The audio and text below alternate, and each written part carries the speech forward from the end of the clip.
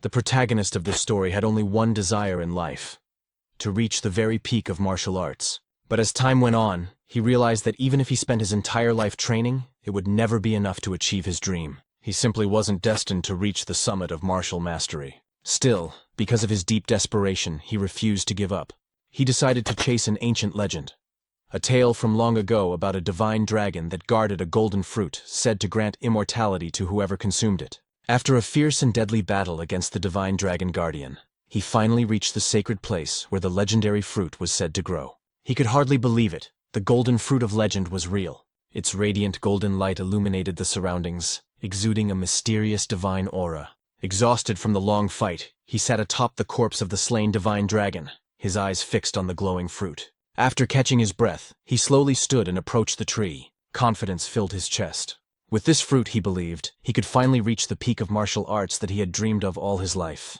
Without hesitation, he plucked the golden fruit and began to eat it. The moment he swallowed, a strange and powerful energy surged through his body. His veins throbbed, his blood boiled, and his entire being trembled as if being reforged by divine power. It was then revealed that this man's name was Gilfus el Dragon, the one hailed as the strongest human in the entire world. But decades later, Gilfus el Dragon had grown old. Now lying weakly on his bed, he was surrounded by his children and grandchildren. They whispered that his time was near and that they must accept that he would soon pass away. His eldest son, Gilliam, held his father's hand tightly. Gilfus, the current head of the El Dragon family, told his son that he didn't want to see sadness on their faces, that his time had simply come. Gilliam forced a smile, his voice trembling as he said that the manor had already grown gloomy when their mother passed away, and it would be even lonelier once their father was gone. But Gilfus gently reminded him not to let weakness consume him, not to be swallowed by grief. Then, as silence filled the room, Gilfus thought back to the golden fruit. He admitted to himself that in the end, perhaps no one could truly believe in the myths of the ancient world. Yet he still felt fortunate, for he had lived long enough to have a family of his own.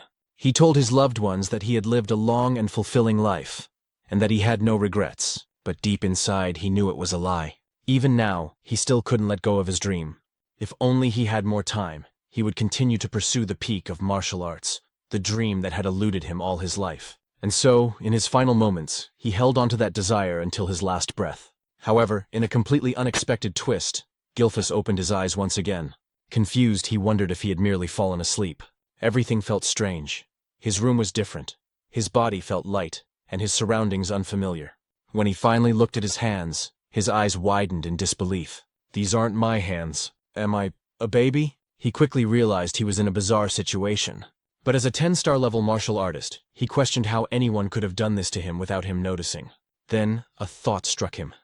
The divine dragon and the golden fruit. He finally understood. The fruit's effect wasn't immortality, but reincarnation. Though unexpected, the realization filled him with joy. He had been granted another chance, a second life, to reach the peak he failed to attain before. Soon he noticed he wasn't alone in the room. When he looked around, he realized he was inside the annex of the El Dragon Manor. Somehow, he had been reborn into the same family. He then noticed that the room was filled with other infants. Just as he was wondering why there were so many babies here, a group of maids entered, carrying baby bottles. But strangely, instead of milk, they carried a red liquid. Gilfus watched as the maids poured the crimson substance into the bottles. He thought they were about to feed the infants, but suddenly, one of the maids carried out a goblin. They forced the bottle into the goblin's mouth. Moments later, the goblin began to tremble violently. A red light burst from its body, and then it exploded into a shower of blood, splattering across the room. Gilfus froze in shock. Fear and confusion filled his mind. What in the world is happening here? One of the maids calmly said that the mixture would be safe if they adjusted the right amount of water. As they began feeding the red liquid to the other infants, another maid picked up Gilfus himself. He looked at the bottle and immediately realized it wasn't milk. The energy coming from it was terrifyingly strong. He could sense that the liquid was dragon blood, and that it was far too dangerous for a newborn's fragile body. But before he could react, the maid pushed the bottle into his mouth. Instinctively, like any infant, he began to drink. Instantly, immense power surged through his veins. His small body trembled from the pain, but Gilfus recognized it. The blood of ancient dragons was coursing through him. He thought, this is dangerous, but maybe this is also an opportunity. At first, he considered stopping, but then he realized, if he could absorb this power, He might surpass even his former self. He might finally reach the true summit of martial arts. With fierce determination, he continued drinking the dragon's blood. His veins bulged, his body convulsed in agony, but his will remained unbroken. "Don't underestimate me," he thought. "I am Gilfus Eldragon." He repeated the words in his mind like a mantra, enduring the pain until miraculously, he overcame it. The maid stared in disbelief as he continued to drink, surviving what should have been a death sentence. Within his tiny body, two colossal dragon energies clashed violently, battling for dominance. When one finally overpowered the other, Gilfus could hardly believe how easily he had absorbed the power. When the two dragon forces finally merged within him, he realized this was the perfect opportunity. After finishing the last drop, he couldn't believe he had survived the overwhelming pain. His body hadn't exploded. Instead, it had adapted. He noticed a few other infants had also survived, which made him smirk inwardly. So, he thought, never underestimate the survival instincts of a newborn. But as expected from a baby's body, exhaustion soon overcame him. His eyelids grew heavy, and despite his triumph, Gilfus Eldragon, the strongest human reborn, slowly drifted into sleep. After 7 years, he was now undergoing intense physical training. While doing one-handed push-ups, a massive boulder was balanced on his feet. When he finally reached his 1000th count, he kicked the boulder upward, and as it came crashing down onto his back, Gilfus couldn't believe the strength his body now possessed. Gilfus Eldragon, the former family head of the Eldragon clan, now lived under a new name, Zeke Eldragon. Zeke thought about how he had achieved such physical power at a young age, realizing it was all thanks to the ancient dragon blood flowing in his veins. It was said that every being in this world possessed something called a source of power, but the ancient dragon blood that had been given to them as infants contained a tremendous amount of that power. Those who survived drinking it developed bodies far stronger than ordinary humans. With the divine dragon source of power within him, Zeke knew he had already surpassed the limits he reached at the same age in his past life.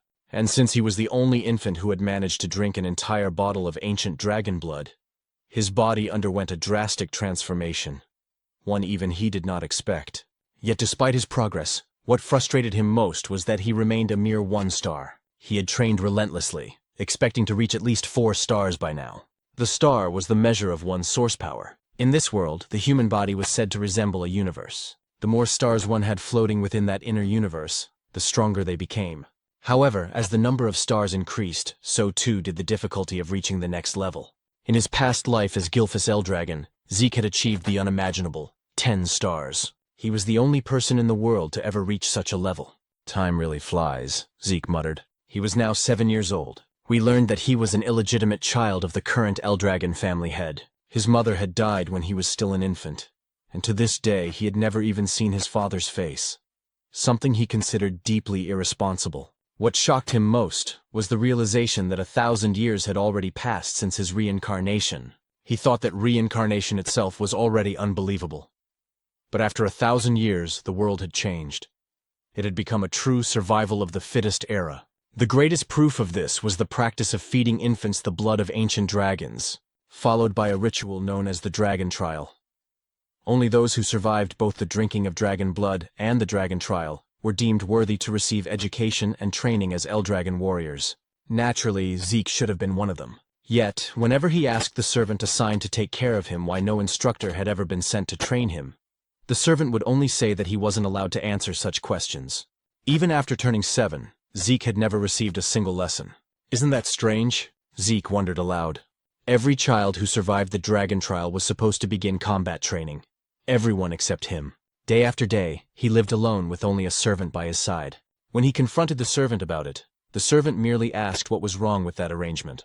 Zeke sighed and said that for now, conditioning his body was more important than combat training anyway. After all, he could teach himself if he wanted to.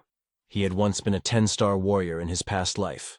Zeke then requested information about the other surviving infants or anything about the main family that could help him. But once again, the servant refused, saying she wasn't permitted to disclose such information. Frustration clouded Zeke's face. "Will you always refuse to answer me?" he asked sharply. The servant's firm and repeated that she couldn't speak of such matters. "Isn't it cruel?" Zeke asked bitterly. "Treating me like this?" But the servant explained that he was only following orders, her duty being to attend to Zeke's daily needs, nothing more. The servant, a 3-star level practitioner, could have easily taught Zeke basic combat techniques. Yet Zeke had no interest in such trivial lessons. After 7 years of living with this maid, he had grown used to the same lifeless responses. Finally, Zeke decided to leave and head into the forest. The servant said nothing, merely watching as Zeke walked away. So, she's really going to let me go? Zeke thought, a hint of irritation in his tone. Deep in the forest, Zeke uprooted wild poisonous herbs and ate them without hesitation. As before, the taste was vile, but this was part of his training method. Then suddenly he noticed something. He took a deep breath, forcing himself to stay calm as he repeated to himself, "Be patient, be patient." He could feel someone, or something, watching him from afar, observing his every move. No matter how hard he tried, he couldn't shake the presence. After a few moments, Zeke sighed. "They followed me all the way here, huh?" When he could no longer stand it, he called out, "You might as well come out if you've got something to say." Then he moved into the tall grass, hiding himself. Moments later, while crouched in the grass, Zeke sensed a dark, oppressive aura nearby. When he looked toward the source, he saw a creature known as an anger boar. What is that aura? He wondered. The black mist surrounding the beast was something he had never seen before, not even 1,000 years ago. As the anger boar grazed on the grass, Zeke suddenly stood and revealed himself, startling the beast. It charged at him immediately, and rather than fear, a smile formed on Zeke's face. He was genuinely thrilled to fight it. The boar lunged forward, but Zeke swiftly dodged, gathering golden energy into his fist. With a powerful strike, he unleashed an explosion that tore through the anger boar's body. He couldn't help but grin at the sight. His attack had been far stronger than he expected. Even as a 1-star, his power surpassed that of most practitioners at the same level. Hoisting the slain creature over his shoulder, Zeke muttered, "It'll be even better once I raise my star level." He was tired of 7 years of being ignored and isolated by the Eldragon family. He wondered if it was time to leave and travel on his own, maybe even venture toward the ocean. Meanwhile, in the distance, a cloaked man watched from the shadows. "What's going on with that boy?" he muttered. Even without formal training, he's reached 1-star level, and he killed that anger boar with a single strike. What puzzled the man even more was how Zeke managed to sense his presence. "That child isn't ordinary," he said quietly. He recalled that Zeke's mother had died young, and his father, the current family head, had shown no interest in him. Without proper guidance, the boy shouldn't have grown this strong. Still, as the son, illegitimate or not, of the Eldragon head, Zeke was bound to remain under the clan's watch. That was why someone like him had been assigned to monitor the boy from the shadows. An illegitimate son, yet the blood of the family head runs through his veins, the man whispered. Could that be why he's so strong? Uncertain, he chuckled softly. That kid will be interesting to watch in the future. Then he disappeared into the darkness. Back at Zeke's home, the boy was packing his belongings, ready to set off on his journey. But suddenly, he sensed several powerful presences outside. 3 4-star practitioners and 1 5-star. What are they doing here? He thought, stepping quietly to the door to listen. From their conversation, he heard them talking about how fresh and clean the air was in such a remote place, and how peaceful it was since there were no nearby rifts. Hearing this, Zeke concluded that they weren't assassins. They didn't sound like bad people at all. Deciding to confront them directly, he opened his door and asked, "What business do you have here?" The group froze in surprise. Then Zeke noticed the emblem embroidered on their clothing, the mark of the Eldragon clan. "Eldragon?" he muttered under his breath, wondering what they wanted from him. The men quickly bowed. "It's an honor to finally meet you, young Master Zeke," their leader said. "We've been sent to escort you to the site of your examination." "Examination?" Zeke frowned in confusion. Annoyance flickered across his face. "They expect me to take an exam," he muttered, "even though they haven't taught me a damn thing yet."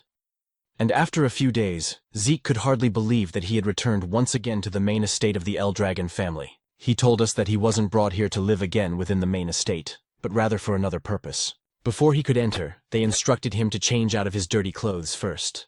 Zeke then began to explain about something known as the Dragon's Nest.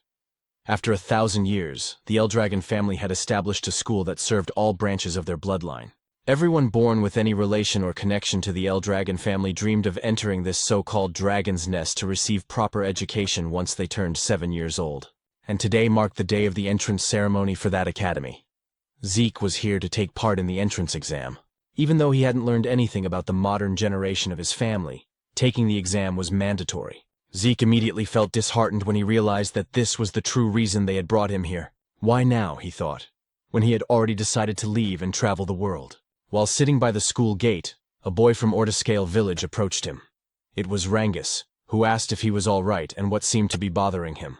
When Zeke asked who he was, the boy formally introduced himself as Rangus and said he had approached because Zeke looked troubled. "Is that so?" Zeke replied casually. After observing the flow of energy in Rangus's body, Zeke quietly thought to himself that the boy seemed shy, but had an unusually strong sense of perception.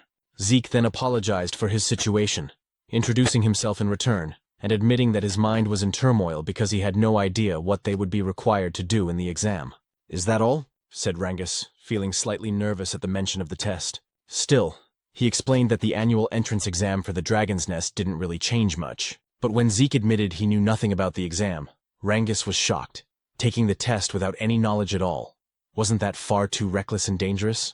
Just as Rangus was about to explain the details of the exam, a loud and arrogant voice suddenly interrupted them. A boastful boy shouted and called Rangus a weakling. Rangus turned around in shock and immediately recognized who it was. It was Retin, also from Mortiscale Village. Mocking him, Retin asked why he was here, suggesting that he must have gotten lost to end up at the Dragon's Nest. He even told him it would be better to go home before he got hurt. "I'm here to take the entrance exam," Rangus replied, though his voice trembled as Retin drew closer, asking if he was seriously going to take the test. Retin clutched his stomach and burst out laughing, saying it was impossible for him to pass. He even insulted Rangus's father, saying, "Your father's a pseudo-dragon, right? What could the son of a pseudo-dragon possibly accomplish?" Rangus's fists trembled as he held back his anger. But Zeke noticed everything. Then it was explained to us that the Eldragon family followed an absolute hierarchy. The ranks were as follows: novice whelp dragons, regular soldier child dragons, captain-level adult dragons, executive elder dragons, also known as elders, and at the very bottom were the pseudo-dragons. Those who had failed to enter or graduate from the Dragon's Nest, considered immature and incomplete dragons. Yet Rangus had long dreamed of proving that even if they were called pseudo-dragons, they were still dragons nonetheless. Zeke was surprised and asked why Retin was so sure Rangus would fail the exam even before it started. "Who the hell do you think you are?" Retin snapped, asking if Zeke had a problem with him. Zeke calmly said he was merely curious why Retin was so confident Rangus couldn't pass. Retin pointed at Rangus and shouted that the reason was obvious. He was just a weakling. Zeke tilted his head and asked if he really said Rangus was weak, because from what he could sense, Rangus seemed even stronger than them. Hearing that, Rangus's eyes widened in disbelief. It was the first time someone had stood up for him. The arrogant boys grew angry and asked if Zeke was seriously claiming they were weaker than a pseudo-dragon, a being they saw as inferior. But before things could escalate, a man arrived and drew everyone's attention. He was the adult dragon examiner, announcing that the Dragon's Nest entrance exam was about to begin, and that all participants should register to receive their numbers. As Retin left, he glared at Zeke and warned that he wouldn't forget his face. Zeke sighed and said there was no need for anger, remarking that the children of this generation seemed to have such short tempers. Rangus quickly replied that wasn't that strange, since they were about the same age. Rangus added that anyone would be angry if told they were weaker than him. "Is that so?" Zeke muttered lightly. Since the entrance exam was mandatory, they had no choice but to take it. Though Zeke was surprised when Rangus said it was actually possible to skip the test. Zeke's eyes widened, and Rangus realized Zeke truly didn't know anything about it. Rangus advised him that it might be better to withdraw now before he got hurt. But Zeke replied confidently that a genius like him would never withdraw from a challenge. Rangus could only shake his head and say that Zeke was overly confident despite knowing nothing about the exam. Zeke simply laughed and said that whatever the test may be, they should hurry since it was about to start. Rangus had no choice but to agree. When they arrived at the testing grounds, the examiner announced that the exam was simple. To pass, they only needed to scratch the stones placed behind him. However, no other weapons were allowed except those provided by the academy. Still, they were free to use their bare hands if they wished, but each participant only had 3 attempts. "That's it?" Zeke said, sounding unimpressed. After surviving the dragon trial when they were still infants, he expected something far more terrifying and intense. But this seemed disappointingly simple. The examiner then called the first participant and instructed him to begin. The boy, nervous but determined, struck the massive stone with all his strength. The sound of metal clashing against rock echoed loudly, ringing in their ears. But to everyone's shock, the boy's sword snapped in half, and the recoil shattered his arm. Zeke was stunned at what he saw. As the boy writhed in pain, the examiner calmly said that he still had 2 remaining attempts, and asked if he wished to continue. But since the boy could no longer stand, the examiner declared him failed and ordered the others to clean up the area. As the injured participant was dragged away, the next number was called. Rangus trembled in fear at what he witnessed, while Zeke grew annoyed. "So this is what they call an exam?" he muttered. He then asked what kind of stones they were using. It was explained that the stones possessed regenerative properties. Any scratches would vanish in an instant. Moreover, they could reflect physical force 100-fold when struck with power. Zeke immediately said that such materials were far too excessive for an entrance exam. But Rangus explained that it was still possible to scratch them if one could properly circulate their source power throughout their entire body before attacking. "I see," Zeke said. He realized that the circulation of source power was far more important than martial arts skills in this exam. After glancing at the other participants, he thought that only a few would be able to pass, including those arrogant boys. As the exam continued, more and more failed than passed. Many were injured badly due to the stone's ability to reflect ordinary physical attacks. Then, after a few moments, the examiner called out Zeke's number. "It's my turn," Zeke said with a calm smile. Rangus, still nervous, asked if he really had no intention of withdrawing. But Zeke simply walked forward, telling him not to worry. As he approached the examiner, the man's eyes widened in shock. Zeke's aura began to flare up, faintly revealing the might from his previous life as Gilphus. The examiner told him to step forward and choose a weapon, but Zeke said it wasn't necessary. His fists alone would be enough. The crowd murmured in disbelief. No matter how skilled he might be in circulating source power, they thought, there was no way he could scratch the stone with his bare hands. His fists would surely shatter instead. Some of them said that not only Zeke's fists, but also his arms would be destroyed, which made Rangus extremely nervous for him. Along with his fear came anger toward himself, thinking he should have forcibly stopped Zeke to prevent him from getting hurt. The examiner then gave the signal to begin. As Zeke approached the massive stone, he placed his hand on it, noting that this was the first time he had ever seen such a material. He thought to himself that it must have been formed over 1,000 years ago. And even now, there were still many things about the current generation that he didn't fully understand, but that didn't matter anymore. He immediately gathered his source power into his fist. While Rangus trembled with anxiety about what might happen to Zeke, our protagonist was actually filled with excitement, because for the first time, he could use his full strength. He decided to use the mysterious stone to measure his current power. Rangus's eyes widened once more as Zeke unleashed the first form of the Dragon Destruction combat technique, Burst Strike, against the stone. A tremendous surge of energy erupted from the impact. Fragments of the shattered rock flew everywhere, and the violent wind from the blast sent dust and debris swirling through the air. In awe yet on guard, Rangus quickly shielded himself from the aftermath, while the examiner's eyes widened in disbelief at what he had just witnessed. As the dust began to settle, Zeke stood there with a smile on his face, remarking that the technique he used still seemed too much for his current strength. Despite the severe injuries to his hand, he laughed at himself, realizing he still needed much more intense training. The other participants were speechless at what they had seen. Retin looked both shocked and annoyed that Zeke had destroyed the enchanted stone. A woman watching commented that Zeke was truly interesting. While the others still couldn't get over what had happened, Zeke waited happily for the examiner to announce the results, but the examiner was still in shock. The stone Zeke had destroyed was known to regenerate itself, and the only ones capable of breaking it were supposed to be those who had already reached the 4-star level or higher. Yet now, a mere child stood before him, having done what seemed impossible. "He's just an illegitimate son," the examiner muttered to himself, then wondered if Zeke's ability came from the blood of the family head that still flowed within him. He also realized that the technique Zeke used seemed strangely familiar. Still dazed, the examiner didn't respond right away, so Zeke called out to him impatiently, asking for the result. Snapping back to his senses, the examiner finally declared that Zeke had passed the test. One of the examiners then handed Zeke a small bottle containing a green liquid. Curious, Zeke asked what it was, but the man only asked if he could leave already since Zeke was blocking the area. Annoyed, Zeke frowned and muttered if everyone in this generation was this rude. Before he could complain further, Rangus ran up to him with excitement, praising Zeke's performance. Zeke proudly grinned and said it was nothing but peanuts. Zeke then asked what the liquid was, and Rangus explained that it was a healing potion, the standard potion of the Eldragon family. "Healing potion?" Zeke repeated. Rangus confirmed it, but since Zeke was an illegitimate son of the family, he suspected it might be poison. However, since Rangus had vouched for it, he wondered if it might actually be a spiritual medicine. The elixir, known as Cloud-Piercing Clarity Wood, was made from extremely rare materials, herbs found only in secret realms, along with the pure source power of divine beasts and the essence of elusive phantom beasts. When used, it could heal not only fresh wounds but also old scars and injuries. On top of that, it could enhance one's source power. Because the ingredients were so rare and the process so complex, such elixirs were rarely seen. After drinking it, Zeke was amazed by its immediate effect on his body. "Is this really a spirit medicine?" he asked Rangus. Rangus replied that he didn't know what spirit medicine meant, but he was certain that the Eldragon family's potions were of far higher quality than any commercial ones outside their domain. Rangus then asked if the potion's effect surprised Zeke that much.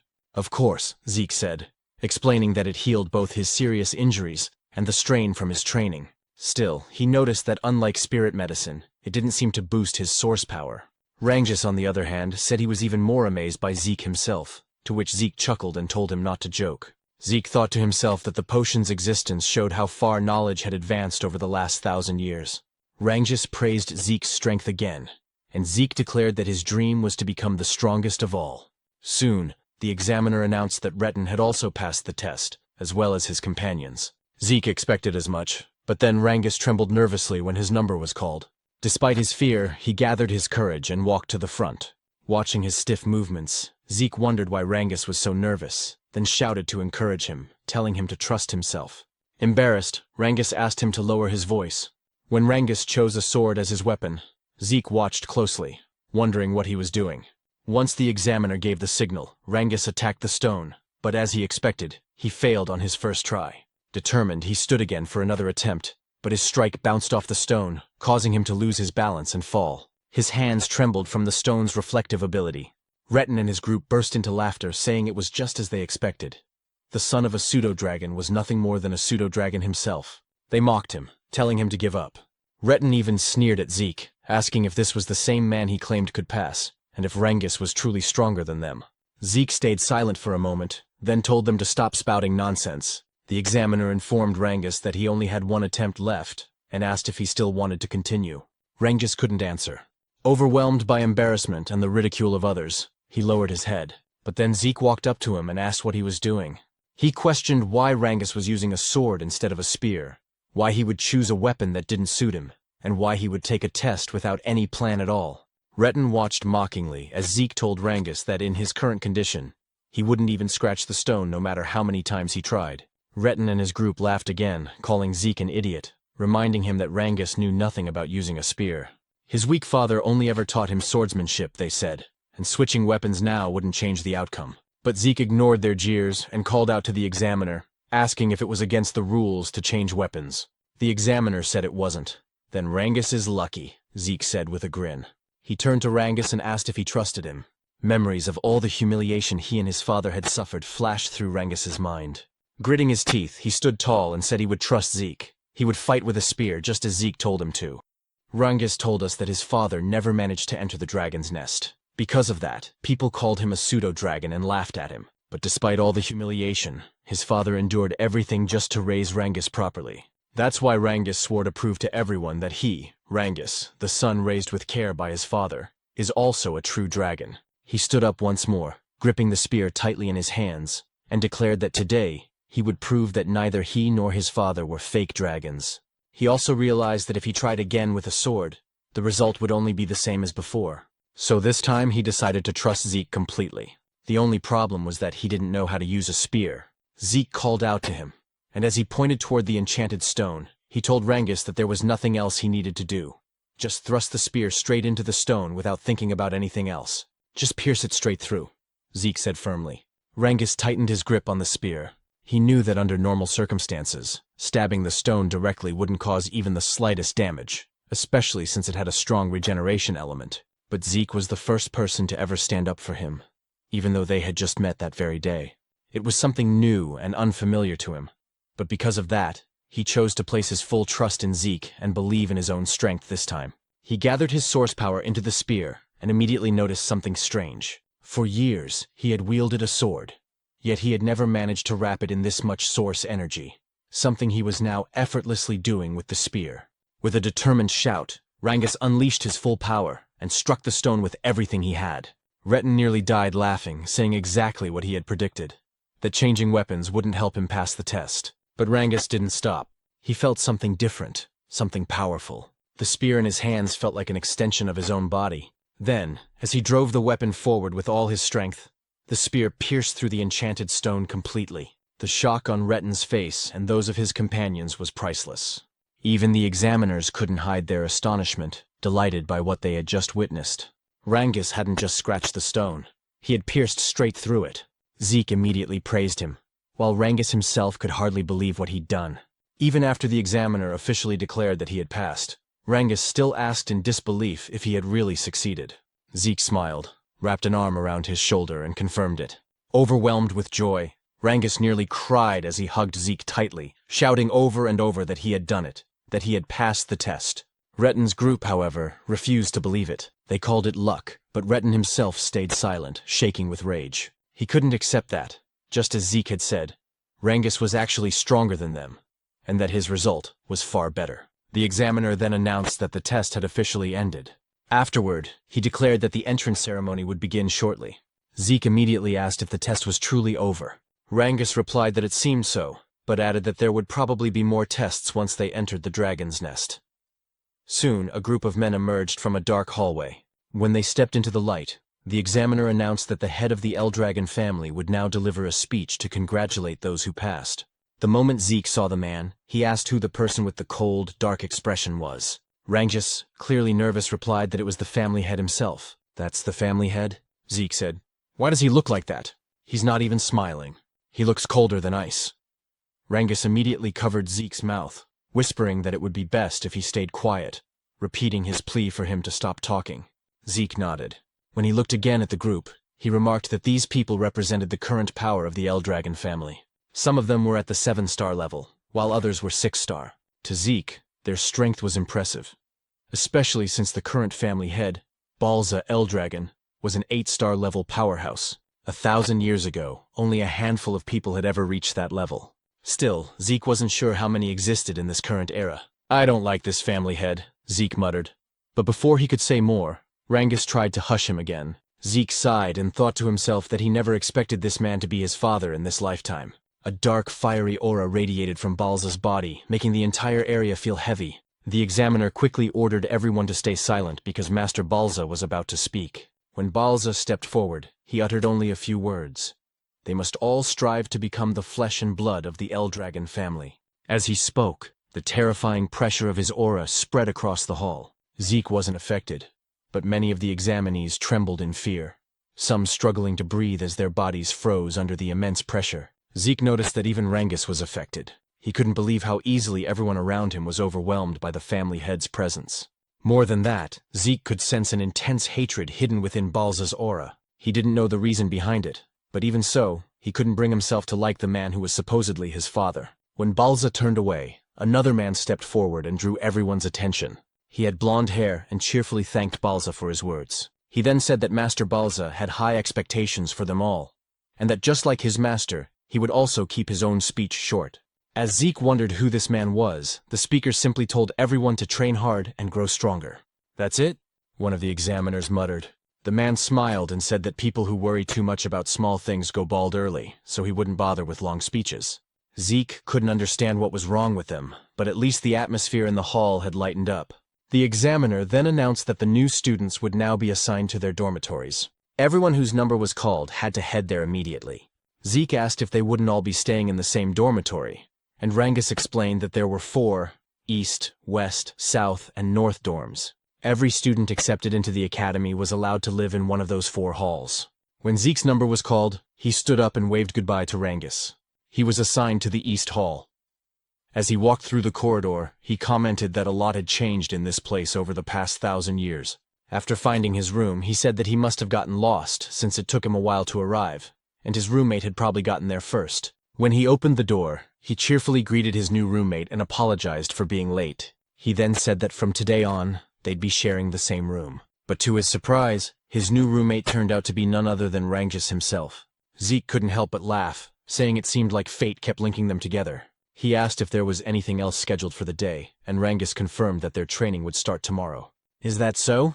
Zeke said casually, prompting Rangus to ask if he hadn't listened to the examiner's earlier explanation. Zeke admitted that he hadn't, on purpose. Rangus sighed and said they should get some rest early, since training would begin the next day. As Zeke gazed out the window, he thought about his plan to escape from the Eldragon family and travel the world. But after what he'd learned about the enchanted stone with regenerative properties and the healing potion, he realized he had discovered many interesting things during the exam.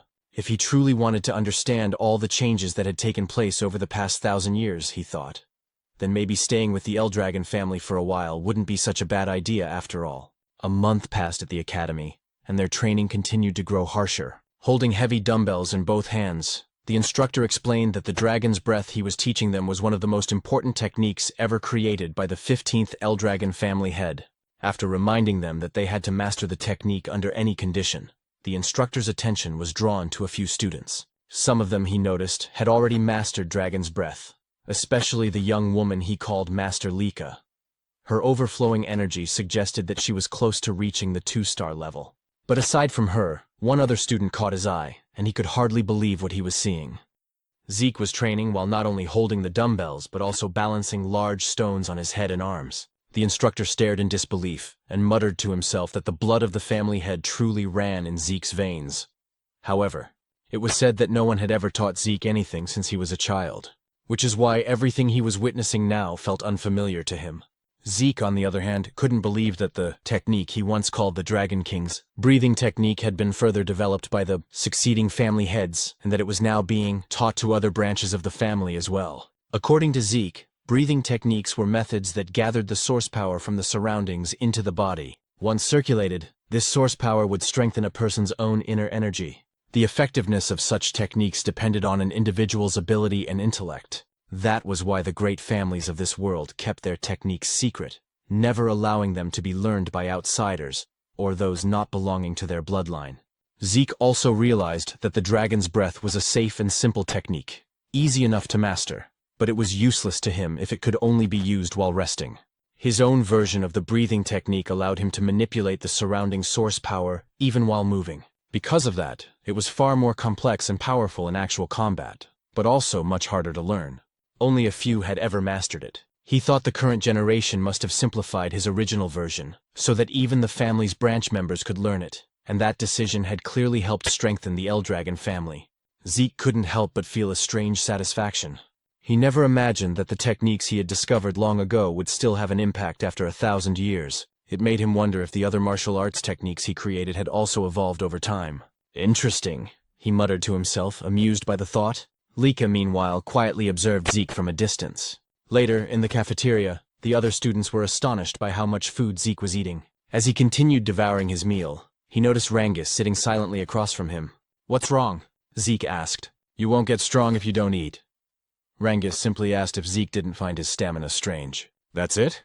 Zeke replied. "You just need to eat more if you want to get stronger. Train harder. Push yourself." He even offered some of his food to Rangus, but the latter politely declined, saying he'd had enough. As Zeke thought about how some of the students were already well trained even before entering the academy, a girl suddenly approached them.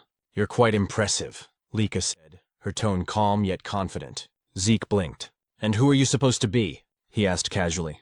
Rangus immediately choked on his food, whispering nervously, "You don't know who she is? That's Master Lika, the daughter of the family head, Lord Balza." "Oh," Zeke said indifferently. "What do you want me to do about that?" "I don't know her." Rangus began sweating profusely. "You can't talk like that. Master Lika is one of the candidates to become the next family head. She's not someone you can just speak to casually." "Is that so?" Zeke replied. "Well, I'm a family head's child too." "An illegitimate one, though?" Rangus froze in shock while Lika looked at him curiously. "Is that true?" she asked. "You're really the family head's illegitimate son?" The narrator's voice continued. Lika Typhona Eldragon, one of the candidates to inherit the Eldragon family, was now standing before Zeke herself. "Why would I lie about that?" Zeke said, shrugging. Lika frowned slightly. "Then tell me, how could an illegitimate child like you destroy the magic stone with your bare hands? How could someone not from a renowned family possess such strength?" "Because I'm Zeke," he replied confidently, turning back to Rangus. "Stop staring and finish your food." Both Lika and Rangus fell silent for a moment. Then, Lika suddenly smiled. "You really are an interesting person," she said before sitting down beside him. "How about serving under me? I'll make you one of my followers." Zeke raised an eyebrow. "What exactly do you mean by that?" "I want you to join me," she said. "Be my ally and I'll be your backer. Every illegitimate child needs allies and influence, don't they? Use your strength to help me become the next family head, And once I do, I'll help you achieve your own dreams. Zeke didn't even hesitate. No, he said flatly. Lika frowned again. Why not? Don't tell me you want to become the family head yourself? As her aura flared with a faint, crackling energy, Zeke could tell that she was close to reaching 2-star level. For someone her age to release an aura like that, she was indeed impressive. Still, Zeke remained calm. You can think and do whatever you want, he said. But I have no interest in being family head or any kind of title. Why? Lika asked coldly. Zeke stabbed his knife into the table. Because I don't need to serve anyone, he said, his voice steady but sharp. I'm the strongest person there is. The cafeteria went silent. Even Lika couldn't believe what she was feeling. Zeke's presence had completely overwhelmed her for a moment. Rangus immediately stepped in to diffuse the tension, urging both of them to calm down. But Lika wasn't the type to back off. Embarrassed and angered by what just happened, she decided to challenge Zeke to a duel. Zeke, however, didn't seem to care and simply continued eating. Moments later, a commotion spread across the campus. Where are they going? One student asked. To the training grounds, another replied. There's going to be a duel between the younger generation. Master Lika herself is fighting. What? Master Lika from the Typhona family? Someone exclaimed. Who's brave enough to challenge her? When they arrived at the training grounds, everyone whispered among themselves, wondering who would face her. Zeke, meanwhile, couldn't believe Lika was actually serious about the duel. Are you all right with this? Rangus asked nervously. You'll be fighting Master Lika. Even if you call her Master, I don't know who she is, Zeke replied bluntly. Rangus sighed. You should at least show some respect, now that I know you're also the family head's son. Do what you want, Zeke said. Still, Rangus tried to explain. What's important now is that you understand who you're up against. Master Lika isn't just anyone. She's the daughter of Lord Balza Eldragon. And she also carries the blood of the Typhona family, one of the 4 great families supporting the Eldragons. She's a prodigy who mastered all forms of the Typhona family's hereditary lightning great sword technique at a young age. Like her father's other children, she has terrifying talent. Zeke tilted his head. I didn't understand a word of that except that she's the family head's daughter.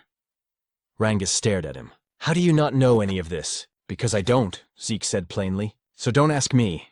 Rangus blinked as Zeke suddenly laughed. But since I don't know anything about her, he said with a grin, that'll just make the fight more fun.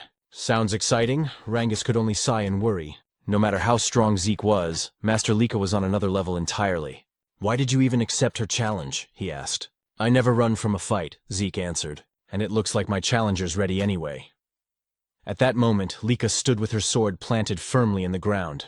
Her aura flared, lightning crackling faintly around her. Are you two done talking? She asked coldly.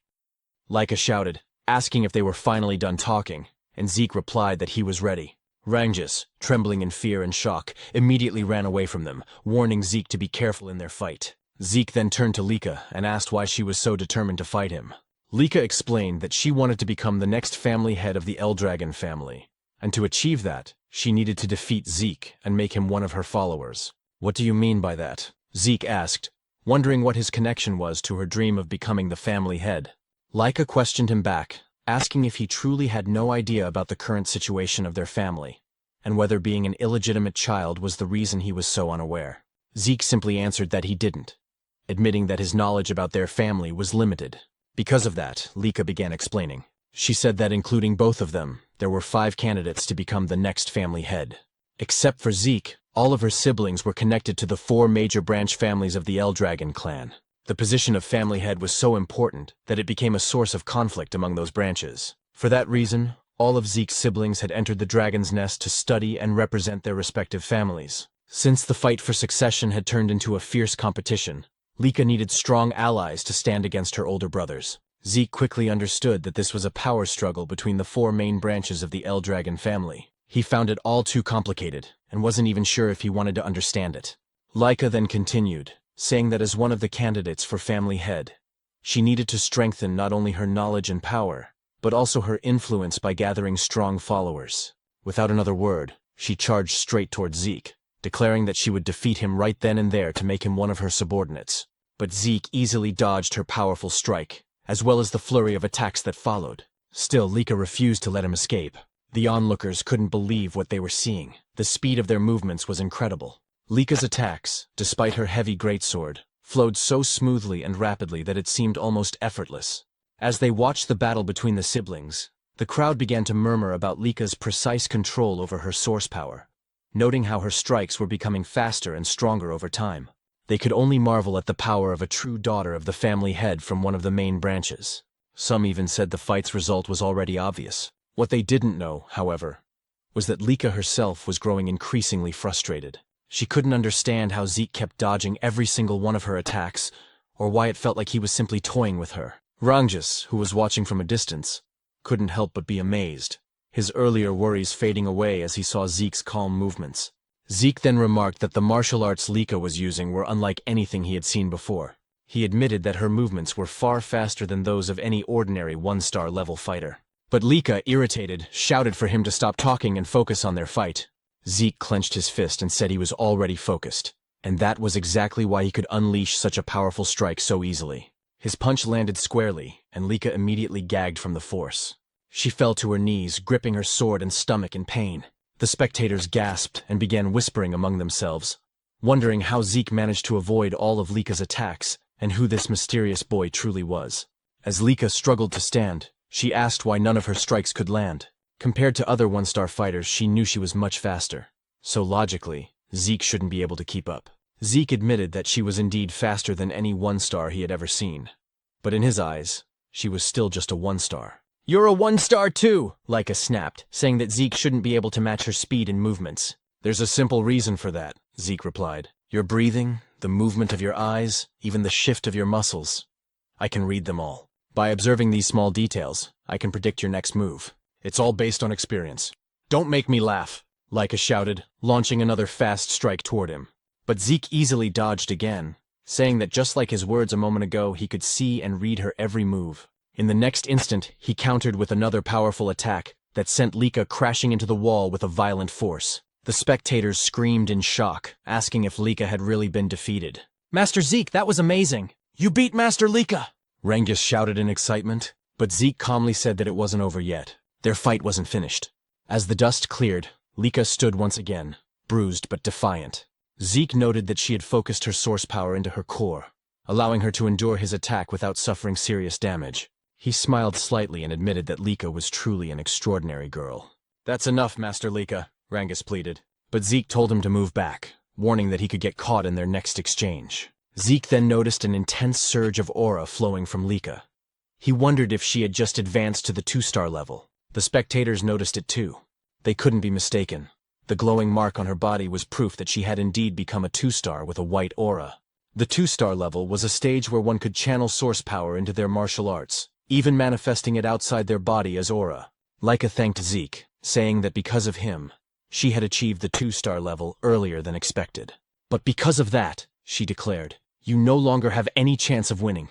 With her aura blazing, she charged towards Zeke, her great sword surrounded by radiant power. Zeke only laughed. He looked genuinely thrilled. "You've really improved," he said with excitement, dodging another rapid strike. "Your speed is incredible now." But his expression suddenly changed when he felt a sting on his cheek. A shallow cut. "I know I dodged that attack," Zeke thought to himself. Lika smirked and asked if he could finally see the difference in their strength. "This is my true ability," she said proudly. "Now that I've become a full 2-star and gained my aura, I'll show you the real power of the true Thunder Greatsword technique." "Oh, then I get to witness a martial art I've never seen before," Zeke said, smiling in excitement. To him, this was turning out to be the most thrilling and enjoyable moment of their fight. Lika suddenly unleashed the Lightning Greatsword technique. Lightning flash. Her sword crackling with blinding golden energy as she charged forward. Zeke was instantly enveloped in a storm of lightning, forcing him to retreat a step back as he shouted, "Wait a second!" What kind of technique was that? How can you manipulate lightning like that? Isn't this too much for a sparring match? Lika smirked, driving her sword into the ground as golden light surged around her. "You seem surprised," she said calmly. Summoning another move, Lightning Net, sparks erupted from the earth, forming a glowing web of electricity that shot towards Zeke, but he narrowly dodged it. As he landed, he muttered to himself, "Her power has grown tremendously. Her strength now is nothing like before. At this rate, this fight won't be easy." The audience murmured in awe, unable to hide their astonishment. Ever since Lika had advanced to 2-star level, the tide of the battle had completely turned. Rangjus, who had been watching anxiously, began to worry. Zeke noticed that Lika's movements were simple, nothing new compared to her 1-star self. but every swing of her blade now carried far greater force. Her lightning greatsword technique was overflowing with power, her aura amplifying each strike. What surprised Zeke even more was the speed. Lika was moving faster than he could have anticipated, and her lightning felt strangely mysterious. Still, he remained confident. Even if she could cloak herself in thunder, he was sure he could counter it. Yet, curiosity filled him. What kind of power was this? What kind of lightning could she command? While evading her continuous assaults, he studied her every move, analyzing her aura and its rhythm. Lika, noticing Zeke's calm smile as he danced away from her attacks, frowned. Still smiling? "You look too relaxed for someone in a duel," she sneered. "Let's see how long that lasts." She dashed forward once more, her sword blazing with light as she used swift thunder, enveloping herself in golden lightning. But again, Zeke evaded at the last moment. She's as fast as lightning itself, he thought, only for Lika to swing her sword mid-charge. The blow struck true this time, sending Zeke flying backward with a powerful shockwave that scattered dust and debris across the field. Rangus gasped and rushed towards Zeke out of sheer panic, but one of the spectators grabbed his arm to stop him. Meanwhile, Zeke stood up, his clothes scorched but his will unshaken. Lika charged again, unleashing another lightning flash, striking him head-on. Yet Zeke still stood tall afterward. How is he still standing? Lika muttered, her brow furrowed in disbelief. Rangus ran toward them, shouting, "Master Lika, stop!" "That's enough. We've already seen your strength." But Lika snapped back coldly. "Do you not understand, Rangus? Stopping mid-battle would be an insult to Zeke." Desperate, Rangus turned to Zeke and begged, "Please, Master Zeke, surrender." "That's enough." Lika chuckled. "He's right. Judging by your condition, surrendering would be wise. If you kneel and pledge loyalty to me, I'll stop." But Zeke only smiled silently. Lika's eyes hardened. "Even as an illegitimate child, you're truly a proud Eldragon," she said with a hint of mockery. She raised her greatsword high, her aura surging. "If that's what you want, then I'll use my full strength to end this." Lightning roared from the heavens as Lika summoned her first secret art, Heaven's Thunder. A colossal surge of golden energy descended, shattering the stones beneath Zeke's feet. Thunderbolts struck his body in a storm of divine fury. Rangus cried out in terror, watching his friend's body engulfed by golden lightning, smoke rising from his charred form. Lika drove her sword into the ground, exhaled deeply, and said softly, "I'm sorry, Zeke, but this is the end." But then, a voice echoed through the crackling air. "Is that so?" In an instant, a brilliant golden lightning aura exploded skyward. Lika's eyes widened in shock as she turned around. "Impossible. How can this be? How do you have a lightning aura?" she stammered. Zeke stood, smiling calmly as golden arcs danced across his skin. "So this is what you call lightning aura," he said casually. "If you're asking how I got it, I honestly don't know." His tone was calm, but his words sent ripples through the crowd. "Impossible," Lika whispered, unable to believe what she was seeing. Zeke smirked. "Truth is, I let you hit me on purpose. I wanted to study your lightning, how it flows, how it behaves. And somehow I learned to use it myself." "That's absurd," Lika snapped. Inwardly, Zeke explained to himself that he had deliberately taken Lika's attacks because her lightning intrigued him. While enduring her strikes, he continuously activated his Dragon King's breath technique. The strange resonance between his breathing and her lightning caused golden energy to gather in his body. Before he knew it, he could manipulate the lightning himself. Maybe Lika has a unique constitution, he thought. And judging from her family's great sword technique, it's likely their whole bloodline shares this lightning affinity. Zeke walked toward her confidently. "I never expected lightning-type source power to be this incredible." This duel turned out to be the perfect training. With a grin, he added, "Thanks to you, Lika. I've reached 2-star level myself." Golden lightning flared around him as he declared, "Our battle isn't over yet." Lika roared and charged again, her greatsword glowing with power, unleashing another blinding attack. But Zeke sidestepped effortlessly and prepared a counterstrike. However, as he moved, he suddenly vanished in a flash and reappeared on the opposite end of the arena. "What just happened?" he muttered. He then realized, when one gains immense source power, it strengthens the body's muscles and nerves. This new lightning aura must have changed my physiology. I can't fully control my speed yet. In the stands, Rangus was speechless. He couldn't follow their movements anymore. Both fighters were blurs of golden light and thunder. Am I just imagining things? Or has Lika not landed a single hit lately? He wondered. Frustrated, Lika shouted, "Are you mocking me, Zeke? Stop toying with me." "I'm not," Zeke replied calmly. "But I will admit, you're a real threat." He then lunged forward, delivering a powerful kick, but Lika blocked it with her sword, the force pushing her backward. Zeke straightened, smirking. I think it's time to end this. End this? Lika repeated, narrowing her eyes. Yes, Zeke replied. I've been thinking of creating a new technique for a while now, and this seems like the perfect time. Creating a new technique? She said in disbelief. Zeke nodded. Exactly. He paused for a moment, then murmured, should I call it a first form, or maybe a special form? Lika blinked, confused. Did he even receive proper combat training? From which family could he have learned that? She wondered, her thoughts spinning. Before she could react, Zeke appeared beside her in a flash, lightning surging in his hand. Dragon Destruction Combat Arts, Special Form, Lightning Peak, he shouted.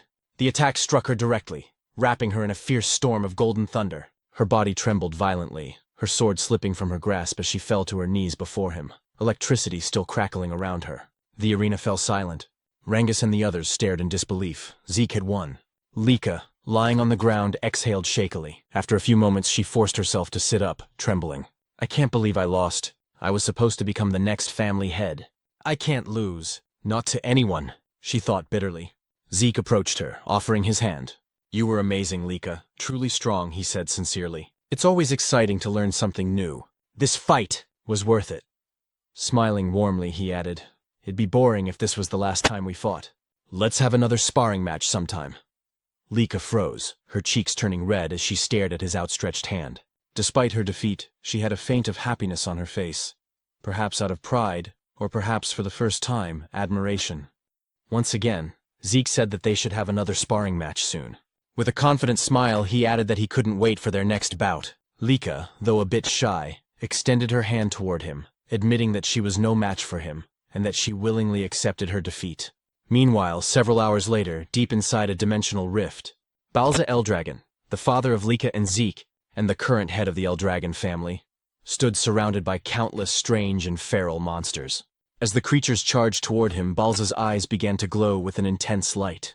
Releasing a crushing wave of aura and dragon pressure, he instantly froze every creature in place. Drawing his sword, Balza invoked the first form, Genesis, of the Dragon Destruction Combat Arts. With a single, fluid swing, all the monsters around him were cleaved cleanly in half. As he sheathed his sword, the Eldragon family soldiers rushed forward to finish off any remaining monsters that might have survived their master's strike. Balza turned toward the exit of the rift, but before he could leave, one of the soldiers called out to him, saying that he had an important report. Balza stopped walking and asked what it was about. The soldier informed him that Lady Lika had reached the 2-star level. Upon hearing this, Balza froze mid-step. His glowing eyes flickered, and his response came out cold and detached. So what of it?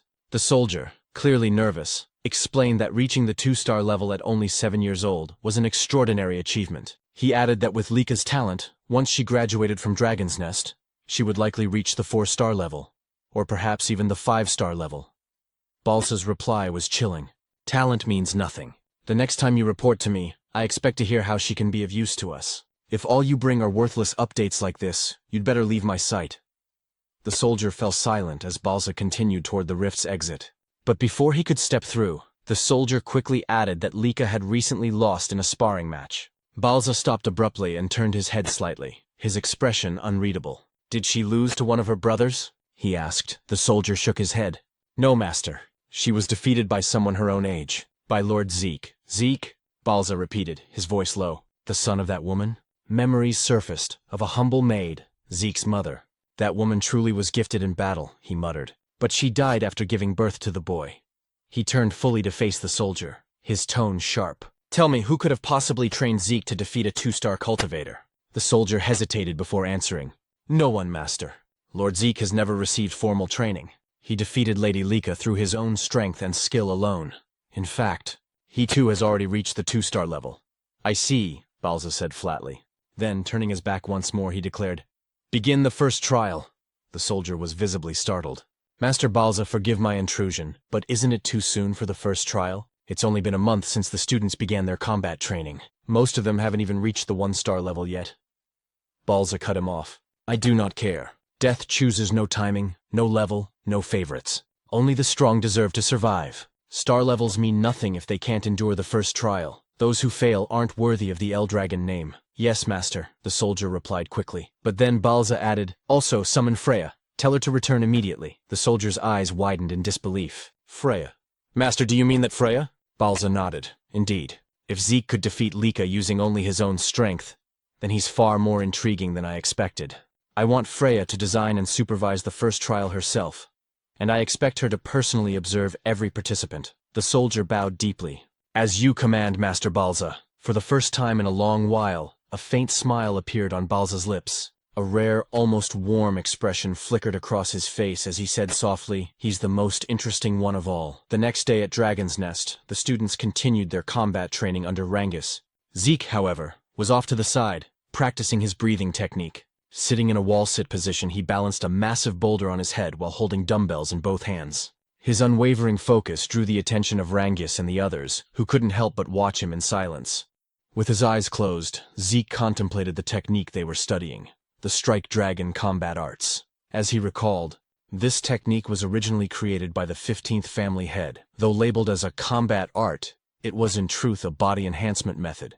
Simple, yet well constructed, allowing even young cultivators to grasp it. Rangus called out, "Zeke, aren't you going to train?" Zeke opened one eye. "What do you mean?" "I mean combat training," Rangus clarified. "We're practicing the Strike Dragon Combat Arts." "I already learned that," Zeke replied casually. Rangus was stunned. "What? But it was only taught to us this morning. How could you have mastered it already?" "Because I'm me," Zeke said with a smirk. "But what's more important right now is that your source power is flowing incorrectly." "My what?" Rangus asked, confused. Zeke set down the heavy boulder from his head and told Rangus to turn around. Placing his hand on Rangus' back, Zeke channeled his aura through Rangus's body, correcting the flow of energy. "There," he said. "That's how your aura should circulate." Rangus turned to face him, grateful. "You've really mastered the Strike Dragon Combat Arts, haven't you?" "That's incredible!" Zeke frowned playfully. "Are you doubting me? What kind of friend are you?" "No, not at all," Rangus quickly said. "It's just, aside from my father, no one's ever taught me like that before. That's why I want to learn everything I can. You, Lord Zeke, already have your own martial arts, strong enough to defeat Lady Lika. I just thought the Strike Dragon Combat Arts might be too simple and boring for someone like you." "It's not boring," Zeke replied. "Actually, I admire its stability. It reminds me of my own Dragon Destruction Combat Arts, though my children never liked that technique. They said it was too difficult and complicated." The Dragon Destruction Combat Arts was indeed a complex and demanding technique, but it possessed immense power. It consisted of 4 main forms, and during his battle with Lika, Zeke had created a 5th. Beyond that, there was even a secret, its final form, a terrifying and destructive ability, the same one he had once used to slay the divine dragon in his past life. He wondered silently how his descendants had handled his other dragon techniques over time. Perhaps they had modified them. The thought only made him more excited. "Anyway," he said, "since I've already mastered the Strike Dragon Combat Arts, I'll continue with my physical training." He smiled faintly. Everyone has their own way of learning techniques. But before he could continue, Rangus suddenly shouted his name. "Zeke, please, teach me. I know it's a shameless request, but I want to get stronger, even just a little." Zeke looked at him for a moment, then nodded. "All right, I'll teach you." Rangus blinked in surprise. "Wait, you mean it? You'll really teach me?" "Of course," Zeke replied. "Why do you look so surprised? You were the one who asked. I just didn't think you'd agree so easily," Rangus said sheepishly. "I'm not lying," Zeke said, "and I know you're worth teaching." Just then, Lika approached them. Though hesitant, she spoke up. "Zeke, I'd like you to teach me too." Rangus turned to her, startled. "You too, Lady Lika? Is there a problem?" she asked calmly. "Honestly, I used to think that no one my age could defeat me. As a candidate to become the next head of the Eldragon family, I was confident in my power. But yesterday's match, it shattered my pride. I still don't know how you managed to use Lightning Aura, or how you wield it even better than I do." Zeke sighed. "So now this is my fault?" he muttered half-jokingly. Determined, Lika continued. "I want to become stronger. Strong enough to defeat our older brothers. And you as well, Zeke. Please. Teach me." Zeke fell silent for a moment, deep in thought. Since Zeke didn't answer right away, Lika asked if he was really fine with it, even though he was also a candidate to become the next head of the Eldragon family. Rangus agreed with her, realizing that even though Zeke was an illegitimate child, Balza Eldragon was still his father, which technically made Zeke one of the successors, whether he liked it or not. Zeke calmly replied that he didn't mind, but the real question was whether Lika's body was in good condition to train, saying that from what he saw in their match, her injuries would normally take at least a month to heal. Lika shook her head and said she had already used a healing potion, so there was no need for him to worry. Zeke and Rangus exchanged a look, whispering to each other. Zeke asked if that medicine truly had such absurd effectiveness. But Rangus replied that if Zeke was referring to the basic potion given during the entrance exam, it definitely wasn't strong enough to heal Lika's wounds so quickly. Because she was the daughter of the family head, she must have used a much stronger kind of potion. Zeke sighed in amazement, muttering that this era truly was something else. Lika nodded, admitting that without the potion, she would have been bedridden for at least a month. But now, what mattered most was her request. Whether Zeke would agree to train her as well. She knew that he, too, needed to train, but she wanted to grow stronger under his guidance. Zeke agreed without hesitation, saying that he never turned down young people with ambition. Both Lika and Rangus were surprised by his answer. Lika pointed out that he was also young like them, while Rangus added that they were about the same age. Zeke chuckled and agreed. Then, with a teasing tone, Zeke asked if she was truly sure about having him as her instructor. After all, he was the one who defeated her. Lika replied firmly that she didn't care about that. She didn't have the luxury to be picky. If she wanted to become the next head of the Eldragon family, she had to become stronger, no matter what it took. Zeke remembered how, during their first encounter, she had mentioned her dream of becoming family head. He asked why she seemed so obsessed with that goal. Without hesitation, Lika answered that if she failed to become family head, she would only be used for a political marriage. She spoke bitterly, saying that in the best-case scenario, she'd probably be forced to marry one of her cousins. But the worst case would be marrying a man she didn't even know. Zeke's expression darkened, anger flickering in his eyes as he asked what she meant by that. Lika said it was natural, considering how valuable the Eldragon bloodline was, especially within the 4 branches of the family. Their source power was special. It could be used in countless ways. That's why the family was obsessed with keeping their bloodline pure. Rangus shuddered, sensing the terrifying aura that suddenly emanated from Zeke. His voice turned cold and sharp as he said that the Eldragon family had truly begun doing disgusting things like this. He clenched his fists, saying he would destroy such filthy and meaningless traditions. But before the atmosphere could grow heavier, several instructors arrived, immediately drawing everyone's attention. Lika blinked in surprise, wondering why they had come, while Zeke muttered that the timing couldn't be worse. He worried that they might have overheard what he just said. Then, from behind them, a woman with fiery red hair appeared. One instructor stepped forward and announced that starting today, they would have a new instructor. Despite how busy this person was, she had taken the time to teach them personally, so they should be grateful. As the red-haired woman approached, she reached out her hand toward Lika and asked if she was Lady Lika. Feeling a wave of danger, Lika instinctively leaped backward. Zeke stepped forward protectively, while Rangus grabbed onto his arm in fear. The red-haired woman smiled faintly, praising Lika's sharp reaction and saying her aura quality wasn't bad at all. Zeke frowned slightly. He hadn't even sensed her presence until now. Rangus nervously asked who she was. The instructor then introduced her as Lady Freya. Freya Fewinkick of the Black Dragon Corps. Freya gave a polite smile and greeted everyone, saying she was pleased to meet them all. She then looked straight at Zeke and asked if he was Lord Zeke. When he confirmed it, she asked if he wasn't surprised by her sudden appearance. Zeke replied calmly that nothing she did was surprising. Freya froze for a moment as Zeke's eyes began to glow faintly, and he commented that her stealth technique was rather interesting. Freya quickly realized why even the family head, Balza Eldragon, was interested in this boy. Meanwhile, Zeke analyzed her movements. He noticed her source power was concentrated in her lower body, following a flow pattern he had never seen before. That must be why her footsteps made no sound at all. A spark of excitement lit up his eyes as he wondered what kind of martial arts she used. Freya then took command of the class. She confirmed that she would be their new instructor. The students began whispering among themselves in disbelief. Lady Freya, the Tempest Wind, was known as one of the strongest warriors in the family. The other instructor confirmed that Freya was a 6-star practitioner under the Black Dragon Corps, the elite unit serving directly under the family head himself. The students were in awe, unable to understand why someone of her rank would come teach at their academy. Freya smiled faintly and said she would indeed train them, but under one condition. They had to pass a simple test. The students gasped at her words. She told them not to worry. The test was simple. They just needed to bring crystal like the one she's holding, and survive for 1 full month inside the Poison Dragon Mountain. Rangus went pale at the name, while Zeke felt a sense of nostalgia. The Poison Dragon Mountain, he explained, was home to countless poisonous creatures. Even brushing against a single leaf could kill an ordinary human instantly. It was a region of pure danger. Zeke recalled how, in his previous life, he had often used that place as his personal training ground. Still, he thought this test might be too cruel for young students. Freya explained the rules.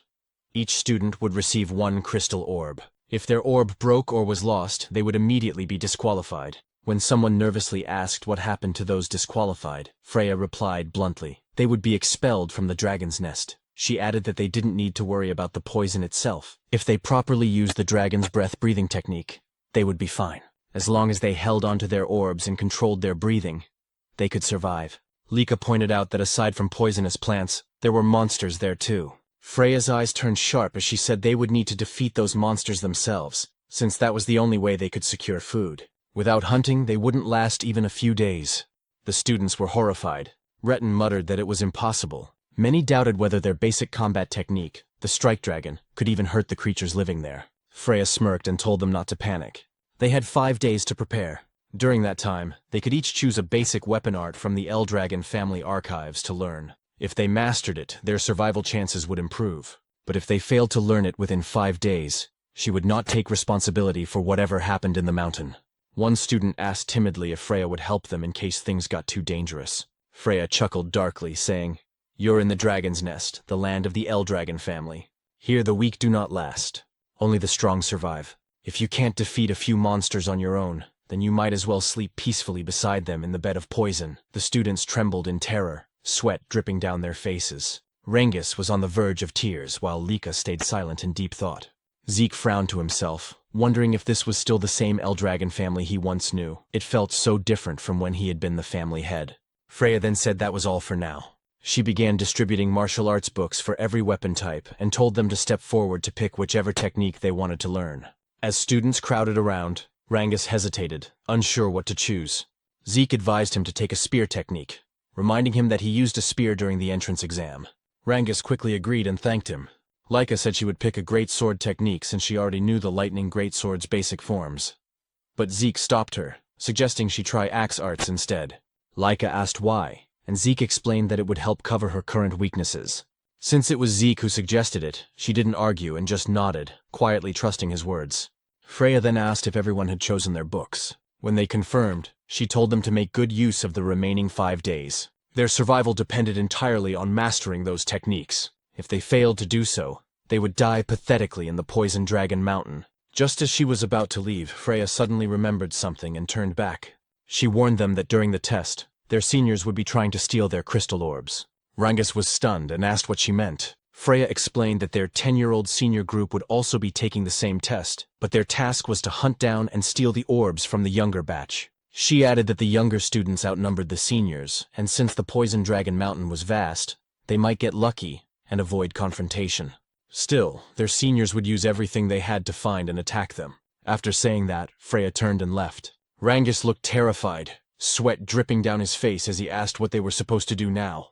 Not only did they have to deal with poisonous monsters, but also with upperclassmen hunting them. Lika frowned and said that every upperclassman was at least 1-star level or higher. If they ganged up on her, she wouldn't last long, and most of their classmates probably wouldn't survive either.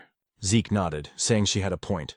If Lika couldn't fight alone, then she should form a group of 2 or 3. Cooperation wasn't forbidden after all. They could help each other hunt monsters and defend against seniors. When Rengis asked about Zeke's plan, Zeke simply said that he intended to go solo and enjoy the exam. Lika sighed and admitted that somehow that sounded just like him. Before they began training, Zeke suggested they eat first. As they walked away, Lika glanced at Rengis and asked if he didn't think Zeke was a little strange sometimes. Rengis shrugged and replied, "Yeah, sometimes." 5 days later, the students gathered before the Poison Dragon Mountain, their emotions mixed between fear and determination. Freya stood before them, a confident smile on her face, and declared that the weather was perfect for the test to begin. Nervously, Rengis said that the exam was finally about to begin.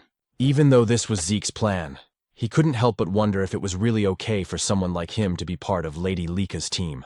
After all, there were many noble-born students she could have chosen instead of him, a mere commoner who hadn't even reached 1 star yet. "We're the same, Rengis," said another student. When Rengis turned around, he recognized them as Raymond and Celine. Celine, who came from the East Hall of Dragon's Nest, admitted she was also a commoner, and couldn't believe she'd been chosen to join Lady Lika in the upcoming trial at Poison Dragon Mountain. Raymond, also from the East Hall, smiled as he looked at Lady Lika. But Lika quickly said that it didn't matter whether her teammates were nobles or commoners. She had chosen them because she recognized their potential and abilities. Hearing this, Rangus fell silent for a moment, then gripped his spear tightly and declared that he understood, and that he would do his best not to become a burden to their group. Raymond followed, saying he would give his all to meet Laika's expectations. Laika smiled brightly and said, "I'm counting on you all." Then she turned to Zeke and asked if he was truly planning to take the trial alone. Zeke nodded confidently, saying he couldn't wait for it to begin. Celine, still nervous, admitted she admired both Zeke and Laika. While she was trembling in anxiety, Zeke was brave enough to face Poison Dragon Mountain on his own. Raymond remarked that it was natural for them to be confident, since the blood of family heads flowed through their veins. But Laika quickly interjected, telling him not to compare her to Zeke, because even she felt nervous. "You're nervous?" Zeke asked. "Is there even a reason to be nervous? Aside from you, everyone here seems like a group of promising students." However, they all replied that there were plenty of reasons to be nervous about the upcoming trial. Laika then asked Zeke if he truly thought the students she picked were skilled. Zeke immediately confirmed it, and thought to himself that Laika had successfully gathered some of the most promising students in the academy. He realized that her eye for talent was indeed remarkable. He praised their group's offense and defense, saying the trial would surely be easy for them. "You're right," Rangus replied with a drop of sweat running down his cheek. "You've always been too confident, Zeke." Freya then asked if all the participants have arrived, and soon noticed that many of the students had already formed groups. Since some weren't yet masters of their weapon arts, forming teams wasn't a bad idea. Freya then stepped forward and announced that the trial would begin shortly. She explained once again that their task was to survive for 1 full month in Poison Dragon Mountain and protect their crystal orbs. They would only pass if their orbs remained intact. Every orb was identical, meaning that if one lost theirs, it could be stolen by others. Many students grew anxious upon hearing this, while Zeke realized that this meant stealing orbs from other participants was fair game. Freya continued, saying that after the new students entered the mountain and settled, upperclassmen would also enter, to steal their crystal orbs. The upperclassmen mocked them, saying that since most of the new students hadn't even reached 1 star, taking their orbs would be easy. Hearing this filled Zeke's classmates with mixed emotions: fear, excitement, and unease. Freya concluded the explanation, and as soon as she announced that the trial had officially begun, the students dashed toward Poison Dragon Mountain. Watching them go, Zeke heard Laika tell him to make sure he survived. He smiled and said he would, but that they should survive as well. Laika then called out to her team, and as Zeke told them to be careful, Freya noticed him. "It's your turn to enter, Zeke," she said. "Right," Zeke replied, apologizing for getting a bit carried away. "Carried away?" Freya asked. "Aren't you nervous at all?" "No," Zeke replied with a calm smile before walking toward the mountain. Freya watched him go, thinking to herself that he was indeed a peculiar boy. That night, at the camp outside Poison Dragon Mountain, one of the instructors asked Freya if the new students would be all right. When she asked what he meant, he said the trial seemed too early for beginners. Another instructor agreed, pointing out that most had only been in Dragon's Nest for a few months, that few had achieved even 1 star, and that they lacked real combat experience. He wondered how many would actually survive. Freya reassured them, saying there was no need to worry. Although the mountain was filled with poisonous creatures, most of them were only 1 or 2 star level beasts, not strong enough to pose serious danger. With a cheerful smile, she said the students would do fine. Then, under her breath, she whispered that she would eventually release that thing. When an instructor asked what she said, Freya simply smiled and replied, "Nothing." She then announced that it was time for the upperclassmen to begin their part of the trial. The older students immediately ran off toward the mountain, their eyes gleaming as they carried their weapons. Watching them leave, Freya murmured, "I wonder how many will survive. I can't wait to see the results." Meanwhile, inside the Poison Dragon Mountain, as the upperclassmen began their hunt, one of them spotted their first target. It was none other than Zeke, still standing motionless at the foot of the mountain. "The newbies entered the mountain long ago," one said mockingly. "Is this guy stupid or what?" Another raised his crossbow and prepared to shoot. But before the arrow could reach him, Zeke effortlessly caught it mid-air. As the upperclassmen stared in disbelief, Zeke snapped the arrow in half and said, "I've been waiting for you." One of them asked what he meant, but another shouted that it didn't matter. Didn't they see how he caught that arrow? Without wasting a second, Zeke dashed forward, his eyes sharp with excitement. "Now then," he said with a smirk, "let's play together." In the deeper part of Poison Dragon Mountain, Celine and her group were under attack by the mountain's monsters. After Celine slew a massive frog-like creature, another one suddenly leapt from behind her. Raymond swiftly raised his shield, blocking the attack and saving Celine just in time. With a powerful swing, He bashed the monster to the ground and drove his shield straight into its body, killing it instantly. Seeing that Rangus was easily defeating his own opponent, Raymond smiled in satisfaction. Lika then praised them for their excellent teamwork, and Rangus gratefully thanked her.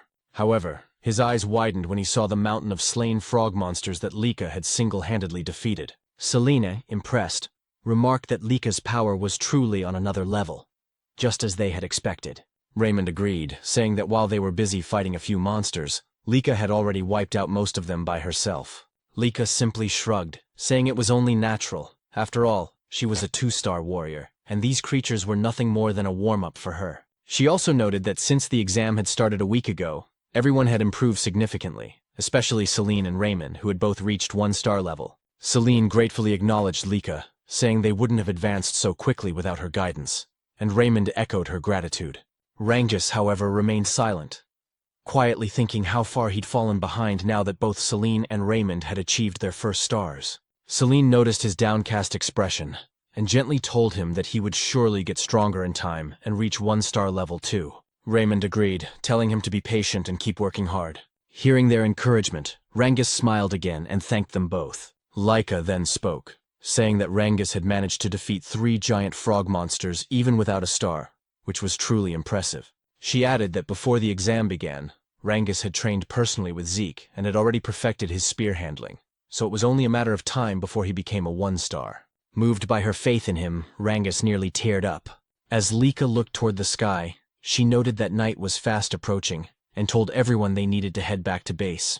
Celine agreed, warning that Poison Dragon Mountain was far too dangerous after dark. While they were on their way back, Lika suddenly stopped. Rangus immediately asked what was wrong, but Lika didn't answer. Her expression darkened as she stared ahead, and demanded to know what a certain student was doing near their base. A moment later, a figure emerged from the tall grass.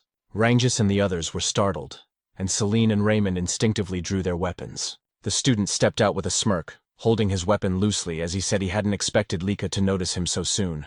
Lika immediately recognized him as one of the upperclassmen and asked if he had come to steal their crystal. When he confirmed it, she realized that at last, an upperclassman had decided to attack their group, and this one was a 2-star. The upperclassman grinned, saying that their current exam required them to steal the crystals from first years, though he hadn't expected his first target to be none other than Lady Lika's group. Lika asked if he still planned to stay even after realizing whose base he had invaded. She warned him that a single upperclassman wouldn't stand a chance against her team, but the upperclassman's grin widened as his expression turned menacing. "Who said I was alone?" he replied. From the grass behind him emerged 3 more upperclassmen, all 1-star level. Their leader sneered, saying that even Lady Lika would have trouble fighting them since her teammates were nothing but burdens. Drawing his sword, he shouted for them to surrender and hand over their crystal orbs. He then charged at Lika with a powerful attack, but she evaded effortlessly and ordered Celine and the others to maintain their battle formation while she handled him. Meanwhile, Rangus, still without a star, struggled to defend against the attacks of his opponent. The upperclassman taunted him, saying it would be better to surrender and hand over his crystal. Rangus hesitated, unsure of what to do, until he remembered a conversation he once had with Zeke. Back then, Rangus had asked Zeke if there was any way for someone weaker, like him, to defeat stronger opponents. He admitted he was still starless, and worried that if stronger enemies appeared, he'd only drag his team down. Zeke's reply had shocked him. "Then you should surrender." Zeke explained that if the opponent was far stronger, 3-star or 4-star, then surrendering was the only logical choice, since a starless person could never hope to win. However, he added that if Rangus ever faced an opponent around 1-star level, there was still a chance. When Rangus asked how, Zeke simply said, "It's nothing unusual. You just have to exploit an opening." "An opening?" Rangus had asked, confused. "Exactly," Zeke replied. "If you can find and exploit an opening in your opponent's defense, you can defeat them, even if they're a 2-star. When Rangus asked how he was supposed to find such an opening, Zeke's answer was simple. Endure. Keep enduring until your opponent shows one. Rangus had been doubtful, but Zeke continued. There's no other way. You can't force an opening against someone stronger. You can only endure until they make a mistake. If you can't even do that, then defeating someone stronger will always be a fantasy for you. Zeke added, if your opponent is someone special like Lika, then you won't last long. But against an ordinary 2-star, you should be fine. He then told Rangus that confidence in his own strength was crucial, and gave him one last piece of advice. Don't overthink it. Don't think about how to create an opening or the difference in power. Just wait patiently, and when it appears, thrust your spear straight into it. Now, in the midst of battle, Rengis clenched his fists as Zeke's words echoed in his mind. Since he was weaker, he had no choice but to endure every attack and wait for the right moment. The upperclassman grew more and more frustrated as Rengis continued to withstand his blows. "Just fall down already," he shouted in anger, unleashing a powerful strike. But in that instant, Rengis saw it, the opening Zeke had spoken of. Without hesitation, he gathered all his strength and thrust his spear straight into his opponent's body. The upperclassman coughed up, collapsed, losing consciousness instantly. As he fell, a radiant light glowed on Rengis's chest, the mark of his newly awakened 1-star. Lika noticed immediately, surprised yet proud that Rengis had taken down his opponent. Meanwhile, the leader of the upperclassmen was in disbelief, unable to understand why Lika's power felt so overwhelming despite them both being 2-star level. Lika realized that ever since mastering the axe arts technique Zeke had recommended, she had learned to channel greater force and energy into her great sword, which explained the vast difference in power. She told her opponent that it was his misfortune to have chosen her group as a target. Then, summoning golden lightning around her sword, she declared, "This battle ends here." Her blade struck with blinding force, and the enemy leader fell unconscious. After ensuring the enemies were defeated, Lika rushed back to her team and asked if everyone was safe. Once confirmed, the group cheered in relief. They had just won their first battle against upperclassmen. Celine and Raymond congratulated Rengis on reaching 1-star level, and Rengis thanked them with a bright smile. Lika looked at her team proudly, realizing that now all of her members had finally manifested their first stars. With that, she said that the next battles ahead would be much easier. Then, with a thoughtful expression, she wondered aloud how Zeke was doing. Meanwhile, elsewhere in Poison Dragon Mountain, a terrified upperclassman was running for his life. Tears streamed down his face as he muttered repeatedly, "Please don't come here. Zeke, don't come here!" He cursed under his breath, trembling in fear, asking himself just what kind of monster that boy named Zeke really was. Moments later, the upperclassmen were running frantically, shouting for help, hoping and praying that Zeke would not follow them. As Zeke dragged along one of the upperclassmen he had just defeated, the others cursed in fear and confusion, asking what kind of monster or demon he was. Holding the corpse of a giant snake beast in one hand, Zeke grinned and mockingly asked what their problem was, wondering aloud if no one else wanted to play with him. The upperclassmen, now completely terrified, called him insane as they continued to flee. Some questioned why a lower-classman like Zeke was the one hunting them down when it should be the other way around. That the upperclassmen were supposed to be the hunters, not the hunted. Suddenly, one of the fleeing upperclassmen tripped and fell. As he struggled to get back on his feet, he froze.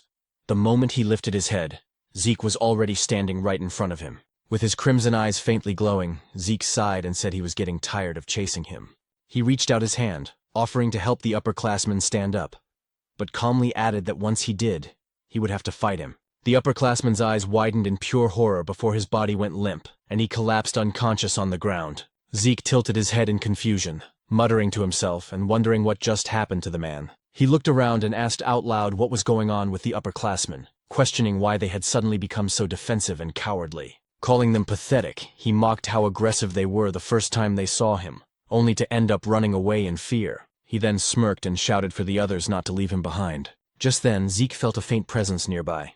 Turning toward his side, he asked whoever was watching him why they didn't come closer if they wanted a better look. When he received no reply, Zeke chuckled and said that since the observer was still watching without interfering, it must mean there was nothing wrong with what he was doing. With that, he said he would stop holding back and continue his little game with the upperclassmen. From the direction where Zeke had sensed the presence, a man emerged. It was one of the overseers monitoring the examination. Beads of sweat rolled down his cheek as he whispered to himself, unable to comprehend what kind of child Zeke was. He had witnessed Zeke defeat upperclassmen who were supposed to be far stronger than him. And even more astonishingly, Zeke had sensed his hidden presence. Realizing the gravity of what he had just seen, the overseer decided he had to report everything immediately. Meanwhile, at the camp outside Poison Dragon Mountain, Freya was taken aback when several observers arrived to make their report. According to them, it had been 1 week since the examination began. At present, 30% of the lower classmen had already dropped out, while the remaining ones were gradually adapting to both their environment and the dangers of Poison Dragon Mountain. One of the observers added that they did not expect many more lower classmen to withdraw from the test. When Freya asked about the upperclassmen, however, The observers exchanged uneasy glances and couldn't answer her directly. Freya's expression darkened, and she ordered them to speak clearly. Finally, one of them admitted that the upperclassmen were constantly fleeing. Freya frowned, momentarily lost in thought, and asked why they were running away. What exactly were they escaping from? She pointed out that, to her knowledge, there were no monsters within Poison Dragon Mountain strong enough to threaten the upperclassmen. One of the observers then explained that they were not running from a monster. They were running from Lord Zeke. Freya raised an eyebrow and asked why they would flee from him. The observer took a deep breath and said that Zeke had been relentlessly attacking and hunting the upperclassmen. At first, they tried to fight back, but eventually they had no choice but to run. Another observer spoke up, asking what kind of person Lord Zeke even was. Based on what he had seen, Zeke seemed to be enjoying himself, gleefully cutting down upperclassmen and hunting them like prey. For him, it was something completely unprecedented. A second observer nodded in agreement, saying that even though Zeke was the son of the L-Dragon family head, he was far from normal. To them, Zeke was no longer just a prodigy. He was something beyond, a true monster in human form. Freya listened quietly, then spoke with a calm but serious tone. She admitted that she had also suspected Zeke was unusual from the very beginning. Unlike the others, he had chosen to take the exam alone, and appeared completely relaxed upon entering Poison Dragon Mountain. That could only mean one thing. Zeke never planned to hide from the upperclassmen. From the very start, his intention had been to hunt them down himself. Remembering the look in Zeke's eyes when they first met, Freya couldn't help but think that the boy was indeed a monster. Suddenly, one of the observers frowned, asking what that strange sound was. Freya's lips curved into a faint smile as she said that what they were hearing was something she had been waiting for. A man then approached and asked Lady Freya where they should place the massive cage they had brought. Freya told them to leave it where it was, and thanked them for their work. When the observers turned to look at the cage, their eyes widened in shock. They immediately asked what kind of creature was inside, and some even questioned whether Freya truly intended to release it into the mountain, as the creature's aura alone revealed it to be at least a 3-star level beast. Far too powerful for any of the students to handle. But Freya, clearly pleased, reassured them that there was nothing to worry about. Adjustments had already been made to the creature. It would only target individuals of 2-star level strength or higher. Ordinary students would not suffer serious harm. One of the observers then asked why such a creature was suddenly being released during the exam. Freya replied calmly that it was a direct order from their family head, Balza. In her mind, she wanted to witness the abilities of the boy whom their soldiers had already begun calling a monster. She wanted to see whether Zeke could survive against such a being. With that thought, she ordered that the mysterious creature be released into Poison Dragon Mountain at dawn. The next morning, deep within Poison Dragon Mountain, Rangus and his team suddenly stopped in their tracks as the ground trembled violently beneath them. Lika frowned, saying she had a bad feeling about the tremor. Raymond wondered if perhaps the upperclassmen had caused it, but Rangus shook his head, saying it was most likely the work of a beast, probably a massive anger boar. Still, Lika couldn't shake off her unease and said that something about it felt different. A moment later, a second, stronger quake shook the mountain. As a giant tree began to fall toward them, Lika's instincts kicked in.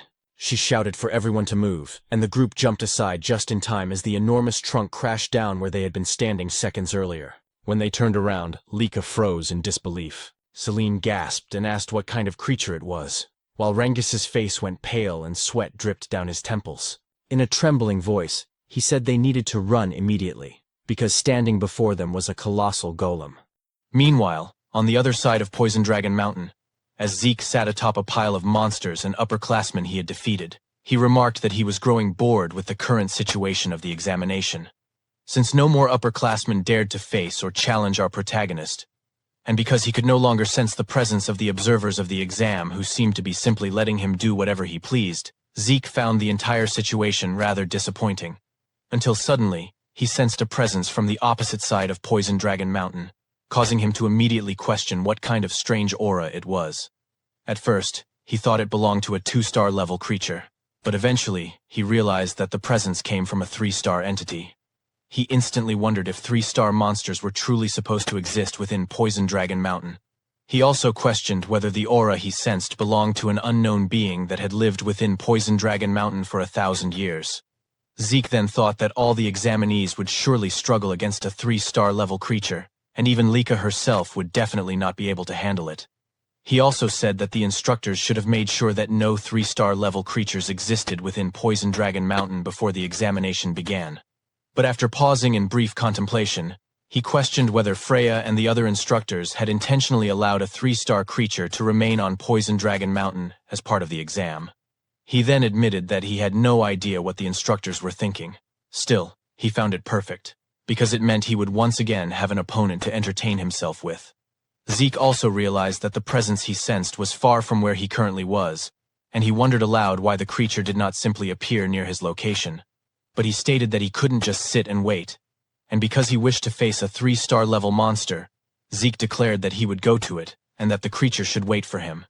Meanwhile, Celine had launched an attack toward the golem, but even with the full force of her strike, it had no effect. She couldn't believe that she failed to inflict even a scratch on the golem's body. Raymond also charged in and struck the golem with his shield using all his strength, yet his attack was just as ineffective as Celine's. This prompted Lika to use her aura and lightning to attack. After noticing that the golem's arm had sustained a scratch, Lika concluded that with aura, she was able to cause damage to the golem's outer shell. In other words, only 2-star levels like her could inflict any harm, and her 1-star companions were incapable of doing so. Rangus immediately called out to Lady Lika to ask what they should do next. Lika instructed them to listen to her orders. She said that after she gained the golem's attention, they would need to seize the opportunity to escape. However, Rangus insisted that they could not do that, nor could they abandon Lady Lika to face the golem alone. Lika told them that they would only become burdens to her in the fight, and she ordered them to observe the golem's arm that she had previously attacked. She added that even with her aura, all she managed was a scratch, and that as 1-star levels, they truly lacked the ability to injure the golem. Raymond admitted that while they indeed could not injure the creature, they could still support Lika in battle, ensuring that every attack she launched would land successfully. When Lika asked what they meant, Rangus stated that he would do everything in his power not to become a burden. Selene agreed, saying that if they worked together to make sure Lady Lika's attacks hit their mark, then they would surely gain a chance to win.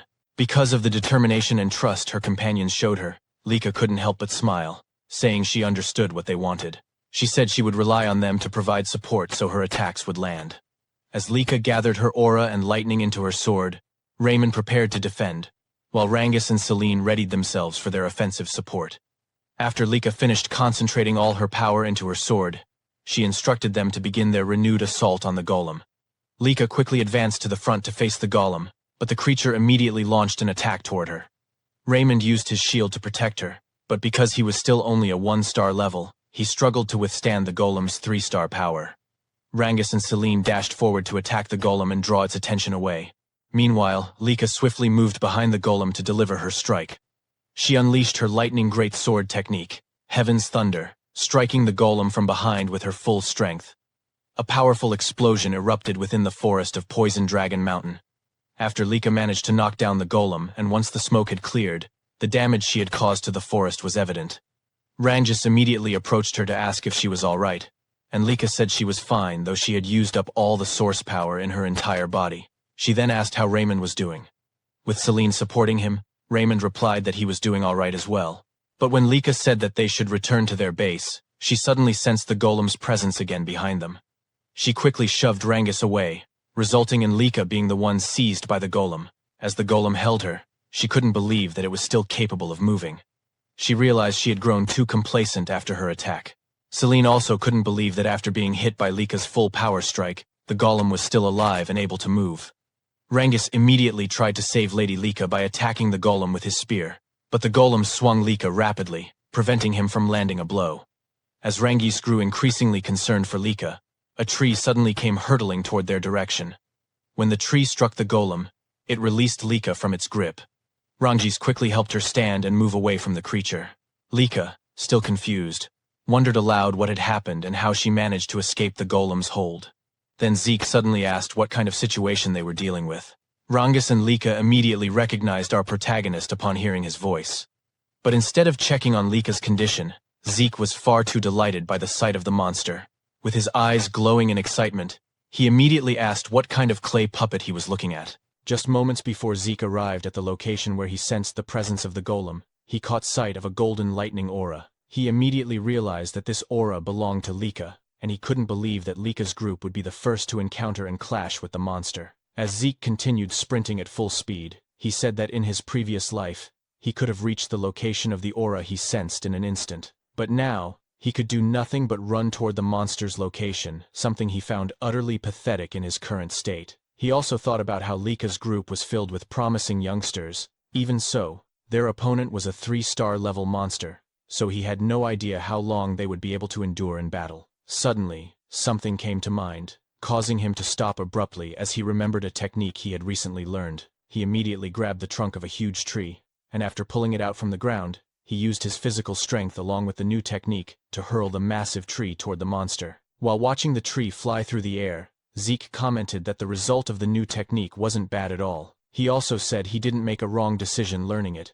because with his current body, he would definitely need this technique, the technique known as nurturing dragon throwing arts. According to Zeke, the basic Eldragon combat manuals were given to them as preparation for the exam. The nurturing dragon combat arts, much like the strike dragon combat arts, didn't contain battle techniques but instead basic movements and source power flow simple instructional texts. But they were perfect for him, especially since in his previous life he had been a long-range fighter possessing a body similar to melee fighters. However, he quickly realized that throwing a tree at the monster wouldn't be enough, so Zeke resumed running toward Lika's location. Rangus, still unable to believe Zeke had arrived, immediately asked if they were all right. Rangus confirmed that they were, but said that wasn't what mattered. They had a bigger problem, the golem they were fighting. Zeke's eyes glimmered as he repeated the word golem, saying so that's what the creature was called. He also said the creature was strange because he could sense its presence, yet he couldn't detect any life force within it. As the golem rose again, it immediately launched an attack toward Zeke, prompting Lika to shout an alarm, with Rangus warning that the golem was extremely dangerous. But even though the golem unleashed a powerful attack, Zeke casually caught its fist with one hand, remarking that the creature was indeed tough. Because of the golem's hardness, Zeke quickly realized that he needed to use aura in order to gradually break through its defenses. With a swing of his arm as he pushed away the golem's fist, he commented that fighting and defeating the golem using normal methods would be too boring. Lika, exasperated, said that Zeke was always too reckless, while Rangus couldn't believe that Zeke actually found the golem boring to fight, considering their group had nearly died and struggled greatly against it. When the golem prepared to attack Zeke again, he immediately noted that because of its large size, the creature was definitely dangerous.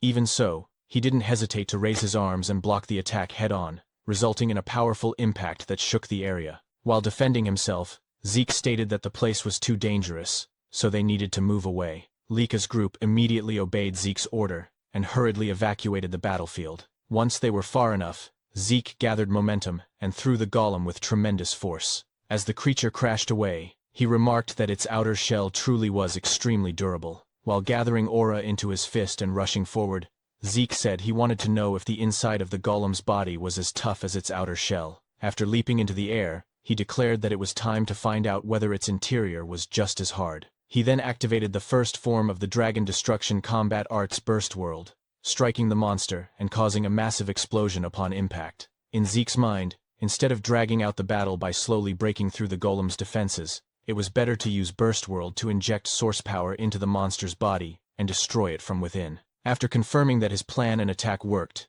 Zeke was overjoyed, saying that fighting this way made the battle far more enjoyable. Meanwhile, 1 month later, at the Eldragon State main building, Zeke was irritated as he questioned why he had been summoned and had his training interrupted. It was then explained that the 1-month exam at Poison Dragon Mountain had concluded safely. After the 3-star golem attack, no other serious incidents had occurred. The number of 7-year-old class members had dropped to 30% from the beginning, due to the harsh environment of Poison Dragon Mountain, but because they were exposed to constant danger and the brink of death, the remaining 30% of the 7-year-old class achieved good results and reached 1-star level. And after the exam ended, Zeke was directly summoned by Balza Eldragon of the Eldragon family. As they walked through one of the hallways in the main estate, Zeke asked what the family head wanted from him. Freya was displeased that Zeke referred to the family head simply as head, so she requested that he address the family head as Master Head, although Zeke argued that it was practically the same.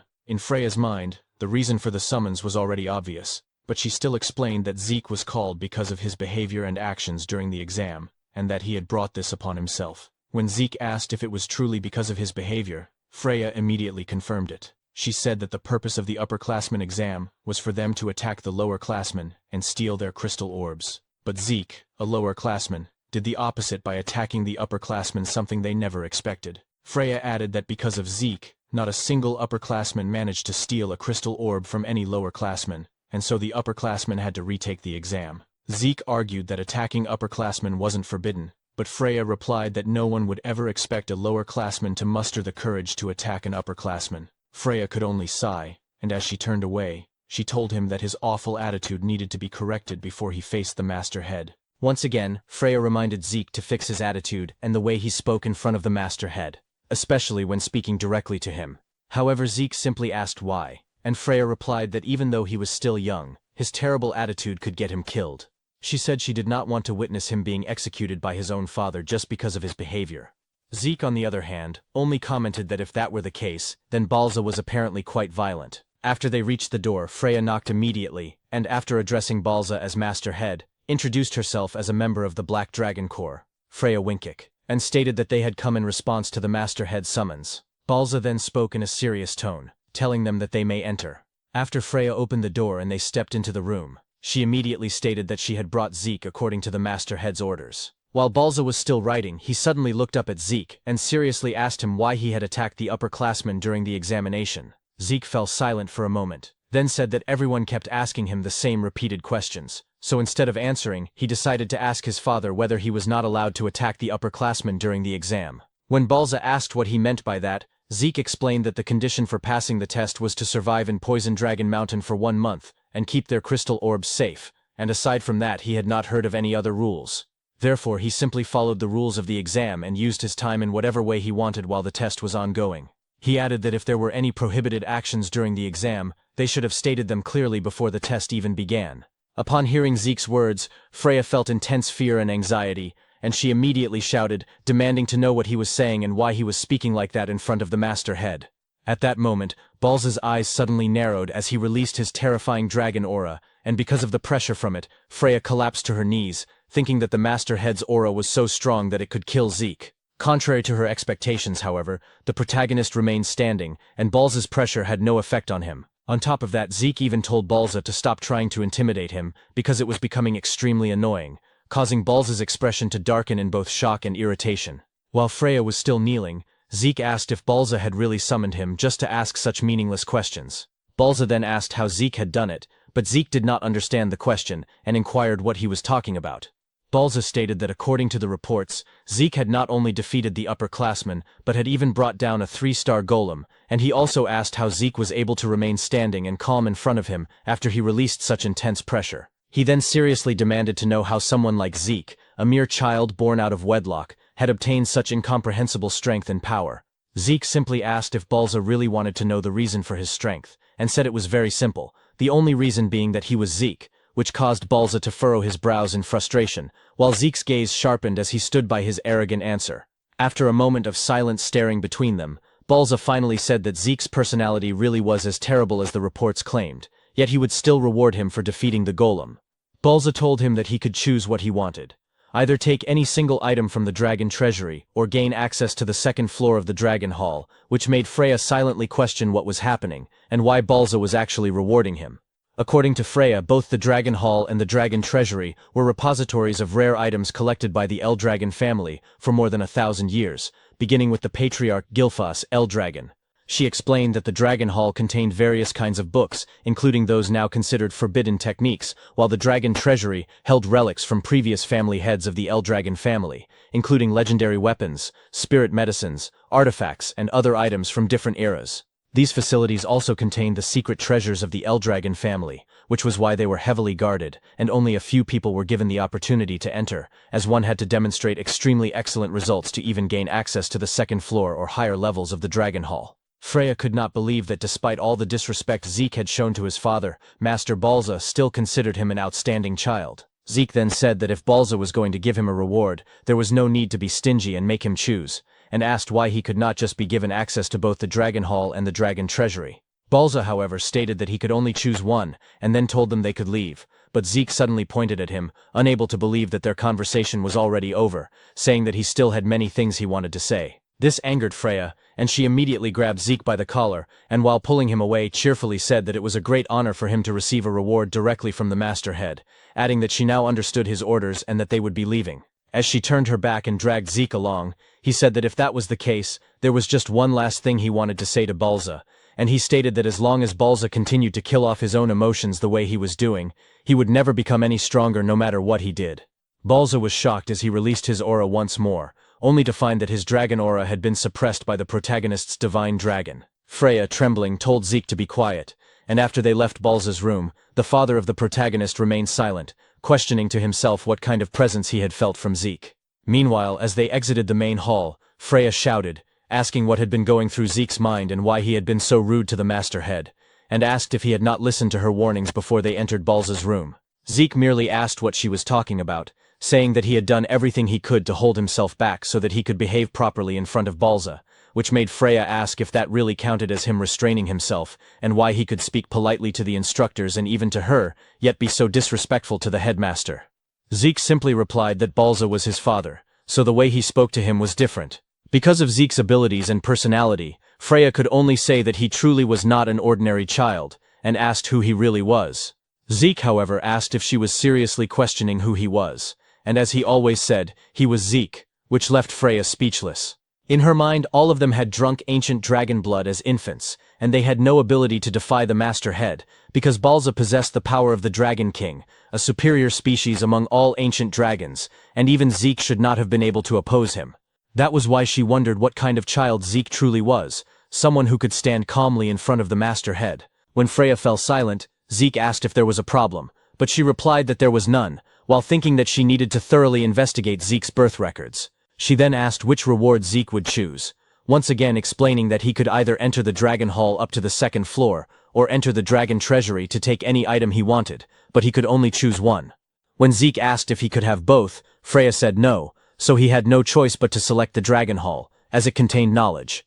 Zeke then thought that he lacked understanding of the current era, and for now he wanted to learn about the new medicines and tools that had been created over the past 1,000 years, but he could only choose one. At that moment Rangus arrived, unable to believe that they would actually be allowed into the Dragon Hall of the Eldragon family.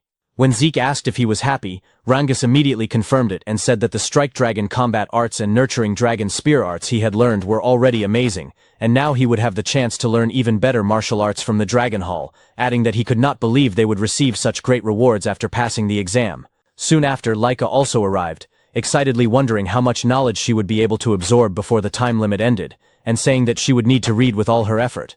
When Zeke asked if there was a time limit to their stay in the Dragon Hall, Laika replied that even though they could only enter the first floor, the basic rules were the same as the higher levels. She explained that each of them would be allowed to borrow one book from the Dragon Hall, but they could read as many others as they wanted, as long as their time had not run out, so managing their time inside would be extremely important.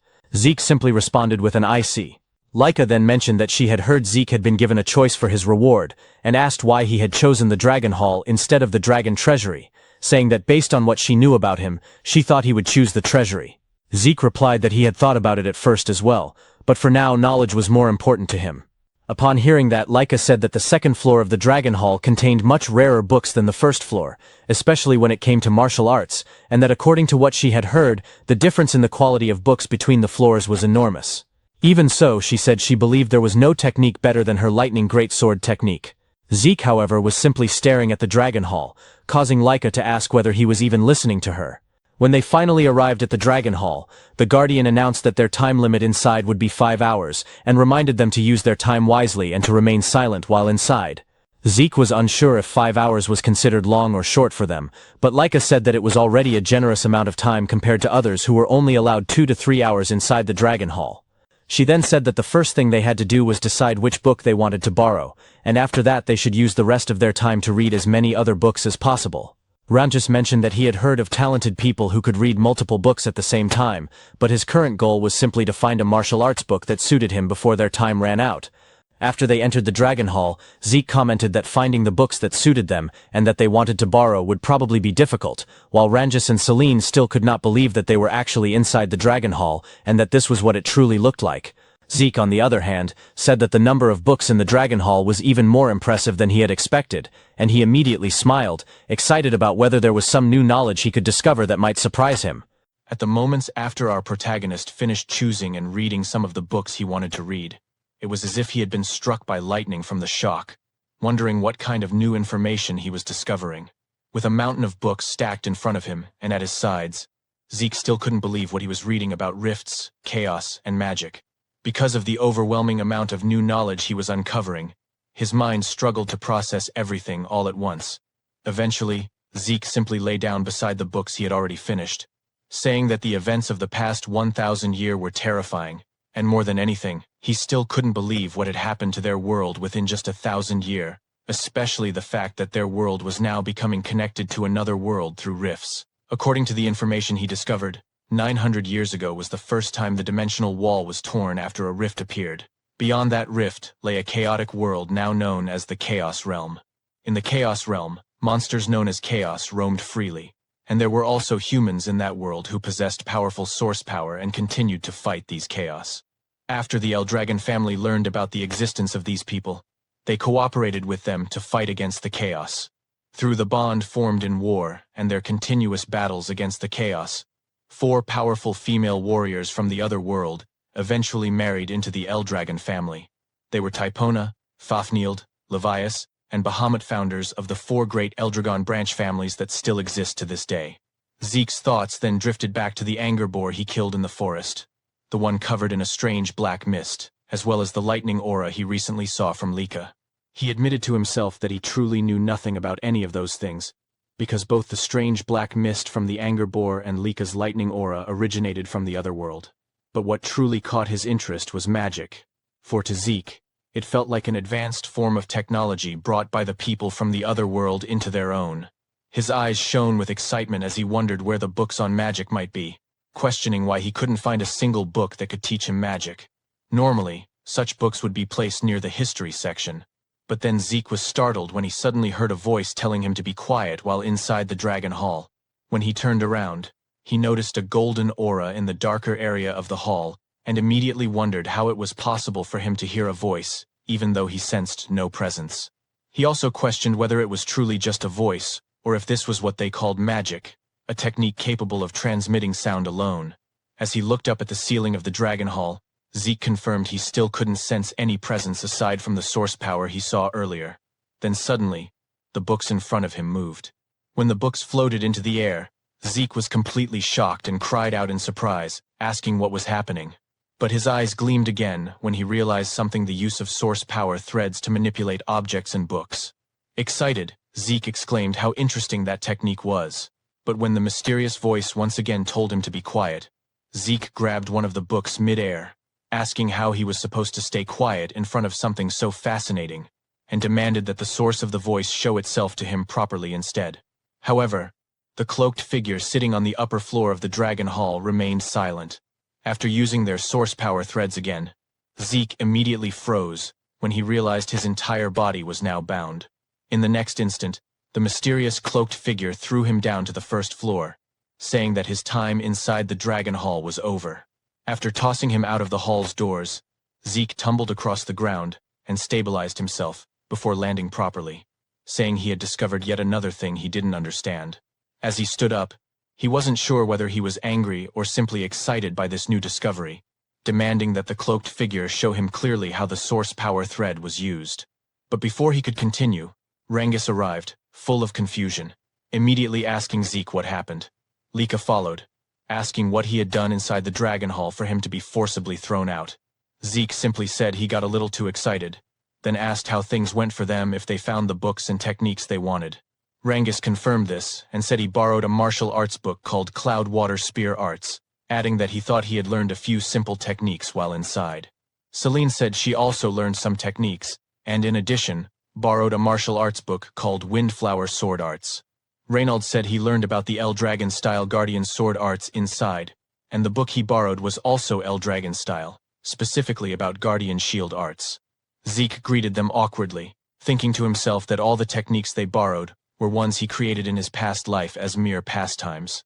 When Zeke asked which book Lika chose, she happily said she picked the Heavy Wave Great Sword Arts, created by the first patriarch of the Eldragon family, Gilfus Eldragon.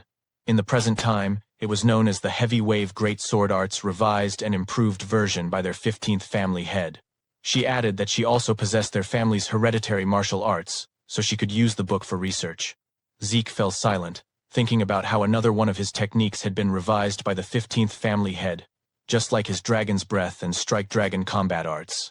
He also remembered seeing many books in the Dragon Hall related to his other techniques from the past, but most of them now had improved versions placed alongside the originals. He wondered if the 15th family head was behind all those improved versions, finding the man more and more intriguing. When Zeke glanced back at the Dragon Hall, he thought that he originally assumed things would become boring after entering it, but now he could no longer wait for the next chance to go back inside. 5 years later, as Lika walked down a hallway, she suddenly stopped and wondered where Zeke and Rangus were. Just then, their classmates arrived and greeted Lady Lika, informing her that Lord Zeke and the others were currently at the training ground practicing. Again? Lika Typhona muttered before thanking her classmates. She was now 12 years old. When she arrived at the training ground, she immediately saw Rangus, Reynold, and Celine preparing to attack our protagonist Zeke, who was now also 12 years old. Meanwhile, in Balza's office, he received a report about the appearance of a special rift. When he asked the person on the other end whether the report was truly reliable, it was immediately confirmed. The man reporting was Ein, captain of the Black Dragon Corps, who stated that according to their investigation, there was roughly an 80% chance that water magic existed inside this newly appeared special rift. Balza responded that the location where the rift had appeared was an extremely troublesome spot, and he questioned why, out of all the places within their territory, the special rift had manifested there. Still, they could not afford to ignore it, as there was a high probability that magic water existed inside the rift. According to Balza, anyone who drinks magic water becomes a mage, because those who consume it gain a special constitution that allows them to convert source power into a different force known as mana. He further explained that the emergence of mana-based magic introduced entirely new techniques to the world, and at the same time sparked fierce territorial struggles over the sources of magic water, known as magic springs. In this age of magic, the number of mages directly determines a house's military strength. However, within Eldragon territory, not a single magic spring existed. For a house like the Eldragon family, which possessed no magic springs, there was only one way to obtain magic water: conquering special rifts. At present, the number of Eldragon mages was extremely small, and including Balza himself, all of them were hardened veterans who had obtained magic water through special rift conquests. Even so, in terms of sheer numbers, they were being overwhelmed by other houses that owned magic springs.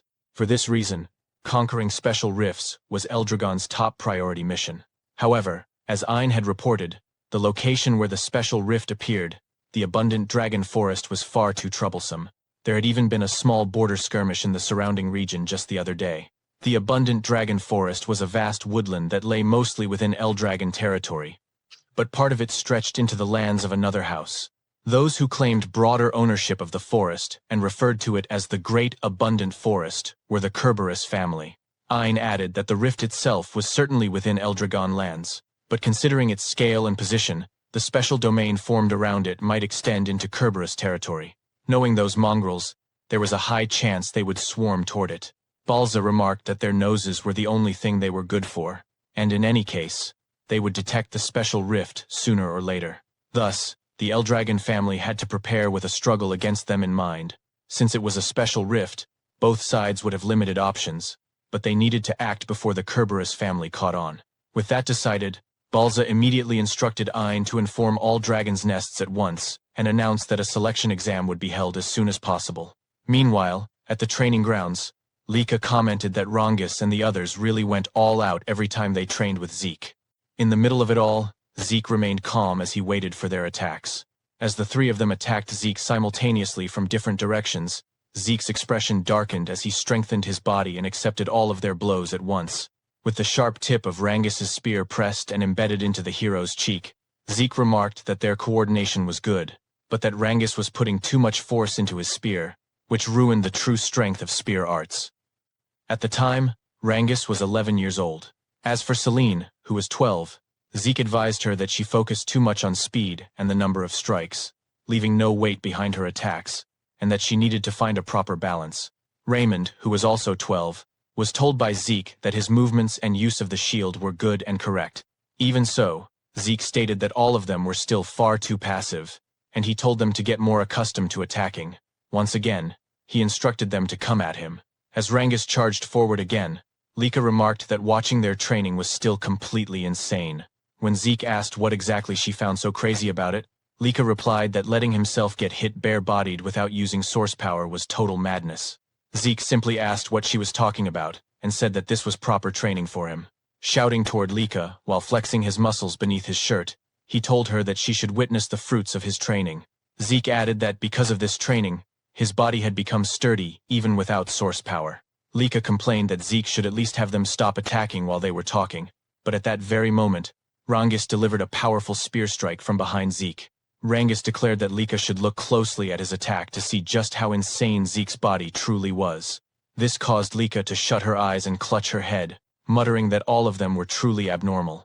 Not only did Zeke refuse to use any bodily defense, but Rangas and the others continued attacking him with full force.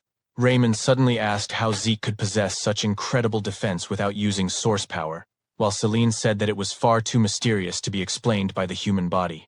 Lika told them not to lump Zeke in with humans, because Zeke was not one of them. She then asked if they knew what the seniors used to call Zeke, and revealed that he was known as the Eastern Hall's demon child.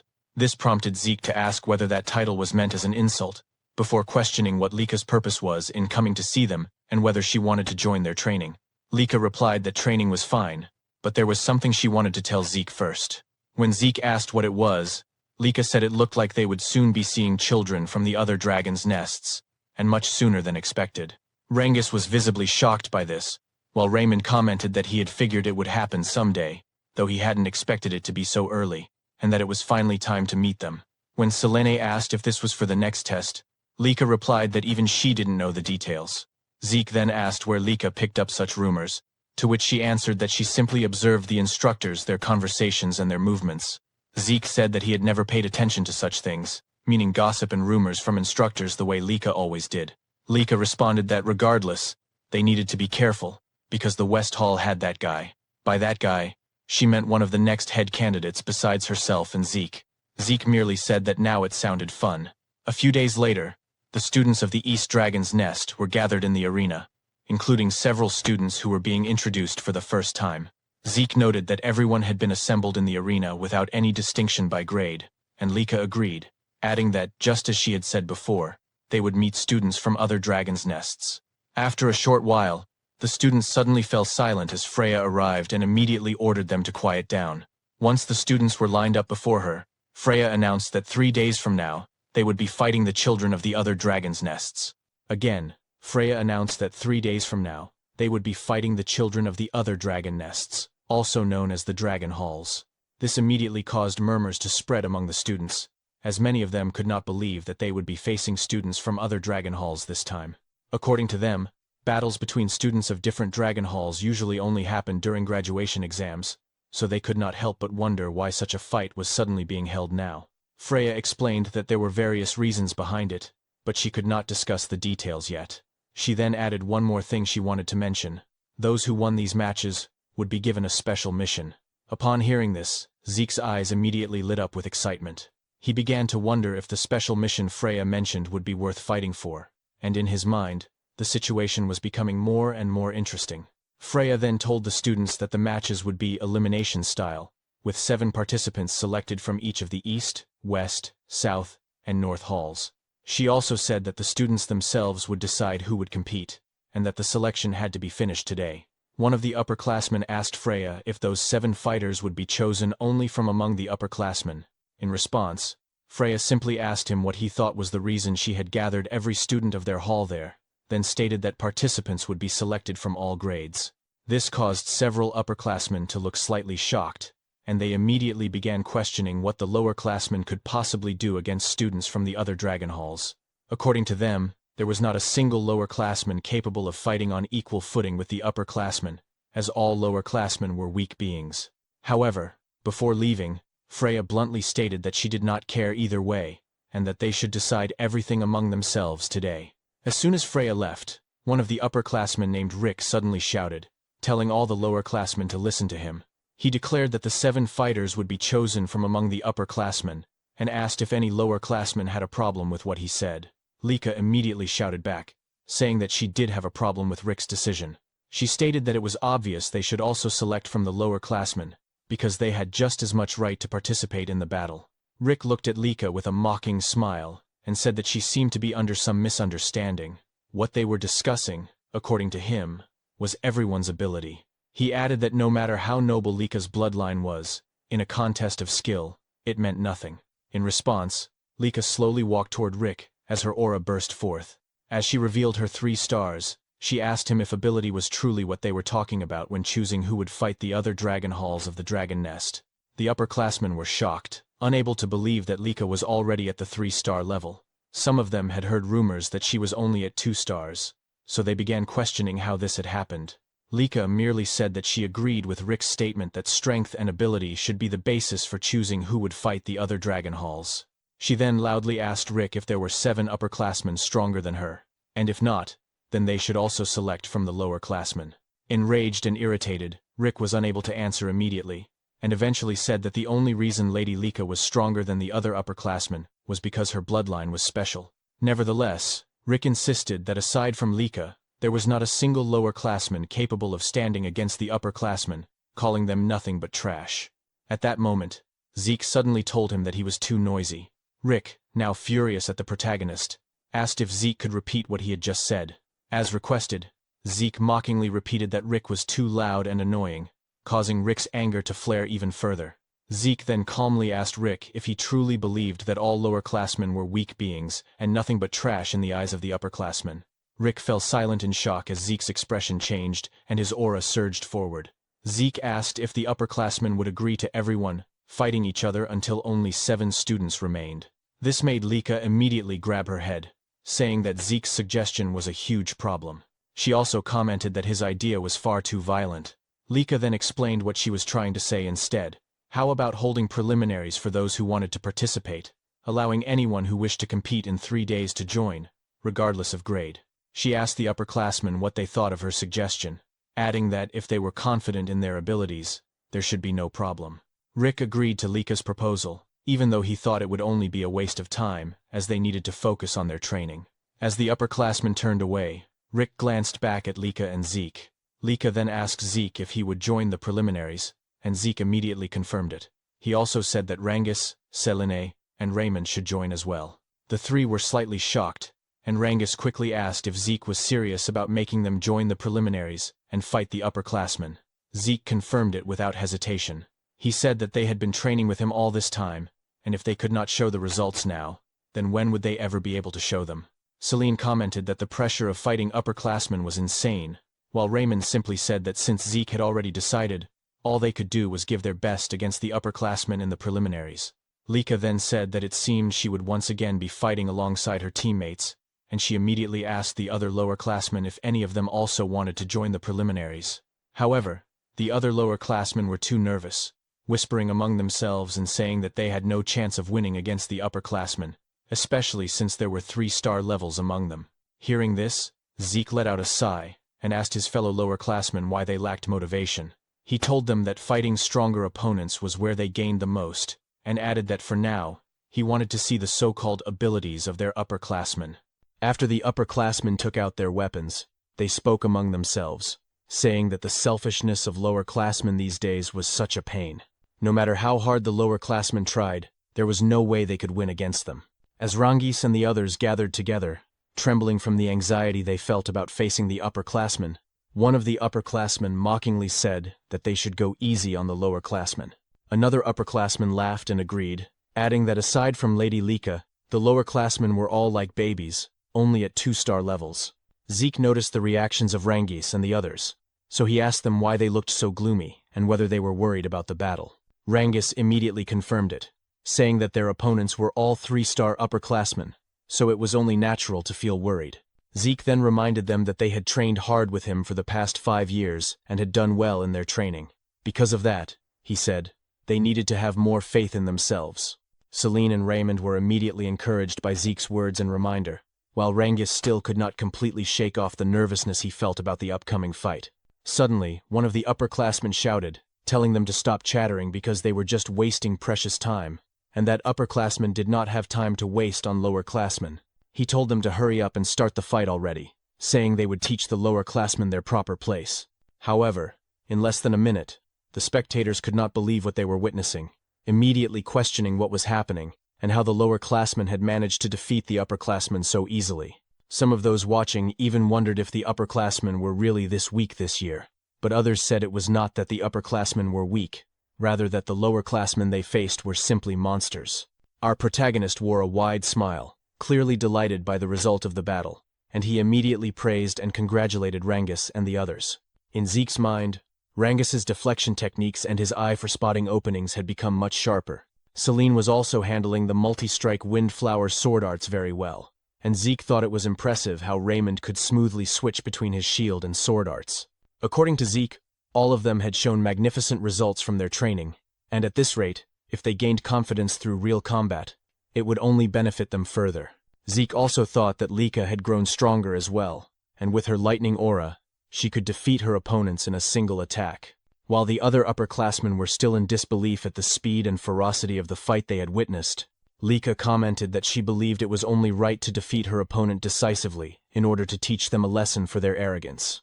However, Rick could not accept the result of the battle. According to him, there was no way 3-star upperclassmen would lose to 2-star lowerclassmen. At that moment, Zeke walked toward him and said that Rick was naive, because even after seeing the results with his own eyes, he was still spouting such nonsense. As Zeke approached Rick, he said that age and the number of stars were merely indicators, because in actual combat, the strong were simply the victors. Zeke added that if the upperclassmen were weak, then they would lose, and that was all there was to it. Rick suddenly pointed his finger at Zeke, shouting and calling him stupid. He insisted that the number of stars was equivalent to power, and asked if Zeke did not even know something so basic. Zeke calmly replied that whether Rick had stars or not, if his heart was destroyed, he would die all the same. Rick fell silent for a moment when Zeke told him not to lose sight of the essence of strength, because in combat, strength was simply whether one could win or not, and nothing more. Rick then shouted again, telling Zeke to shut up and demanding to know who Zeke thought he was. Rick said he was an upperclassman, so a brat like Zeke should not try to twist logic because it would not work on him. He added that he had been going easy on the lower classmen because they were just kids, but because of Zeke's words, it was now too late for Zeke to cry later, as he would not hold back anymore. Zeke simply replied that he was already tired of their war of words. He said that children should act like children and move their bodies before their mouths, and since only the two of them were left in the arena, he asked Rick to show the martial arts he had mastered and was so proud of, as well as how much he had trained. This only made Rick boil with rage, shouting at Zeke not to underestimate him. Rick immediately charged forward with his great strength technique, using all his power. However, before Rick's attack could even land, Zeke's eyes suddenly emitted a golden light, and with a single punch to Rick's face, Rick was sent flying across the arena. After that, Zeke even laughed, saying that Rick had indeed trained well. Because of Zeke's remark, the entire audience fell silent, as did Rick, who remained kneeling on the ground.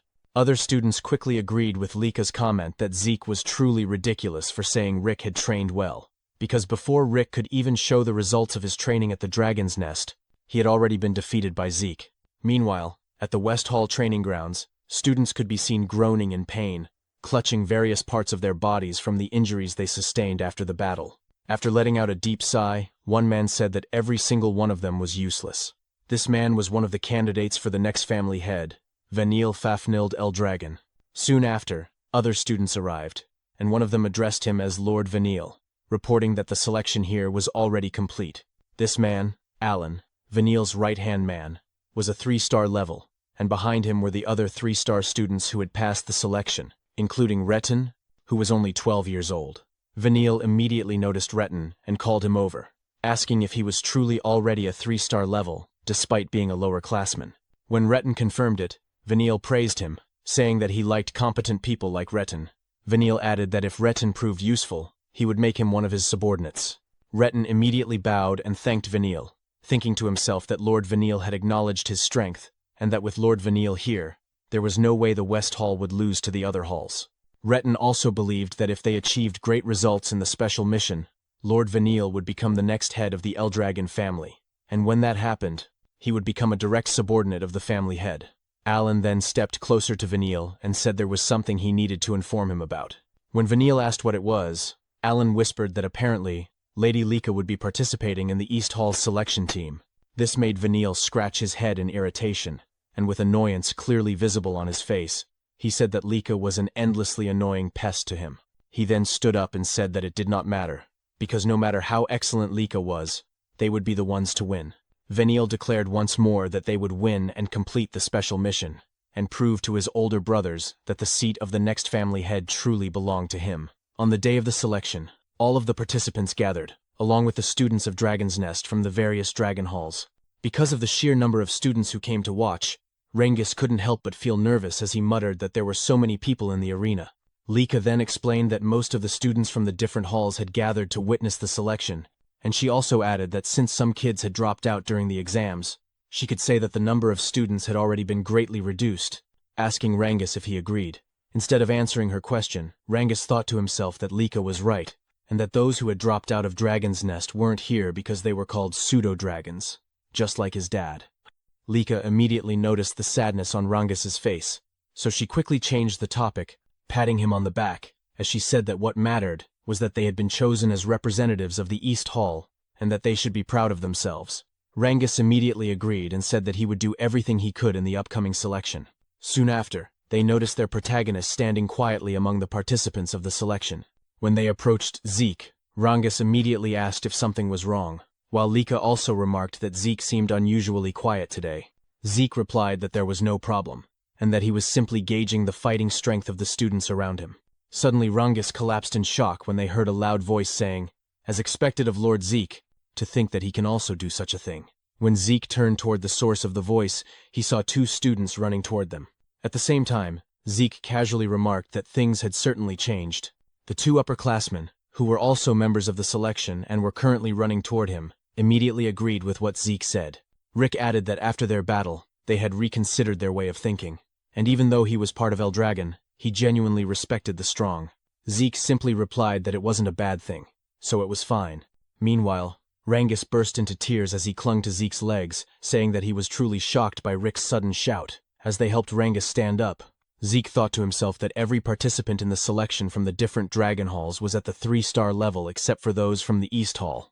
As he expected, there were no 4-star students among the participants, but there were several who already had 1 foot in that realm. That was why Zeke was excited to see what kind of techniques he would witness this time. While they continued talking, a girl suddenly hugged Lika from behind, and Lika immediately recognized her as Sandy. Because of Lika and Sandy's loud voices, Zeke also turned his attention toward them. While still hugging Lika, Sandy said that it had been a long time since they last saw each other and asked how Lika had been. She also asked if anyone was bullying Lika, but Lika simply replied that she was fine. When Celine asked who the person hugging Lika was, Lika immediately introduced her as Sandy, her cousin Sandy Typhona, the daughter of the Typhona family head. This shocked Rengis and the others, as Sandy was also a member of one of the 4 great families. With a serious tone, Sandy asked Lika who these kids were, and Lika answered that they were her companions and also her friends. Sandy then asked if Lika was sure they were her friends, saying that while it was good to get along with other kids, they lacked the ability to be Lika's companions, since Lika was one of the candidates to become the next family head of the Eldragon family. Zeke immediately intervened, saying that it would only become clear when they fought. When Sandy asked who he was, Lika quickly said that he was Zeke, and also one of the candidates like her. Sandy then asked if he really was a candidate, and whether he was the rumored illegitimate child of the current family head. She bluntly stated that she never thought a mere bastard like Zeke would still be alive. Despite Sandy's harsh words, Zeke remained smiling, while Lika was clearly shocked, and immediately asked Sandy why she was acting like that in front of her friends and Zeke. Sandy was surprised by Lika's reaction and said that even if Zeke was an illegitimate child, he was still Lika's rival. She added that Lika wouldn't be able to defeat the other family head candidates with such an attitude. Sandy also remarked that Zeke's group was of poor quality, as none of them were even 3-star level, and asked if the East Hall students were really that weak now. Zeke suddenly cut in, pouting slightly as he warned Sandy that if she kept looking down on them the way she was now, she would end up having the rug pulled out from under her. Sandy's expression immediately darkened, her eyes narrowing as she asked Zeke to repeat what he had just said, questioning whether a mere illegitimate child with no backing other than the family head's blood was actually daring to lecture her. Zeke calmly replied that what he said wasn't advice, but a warning.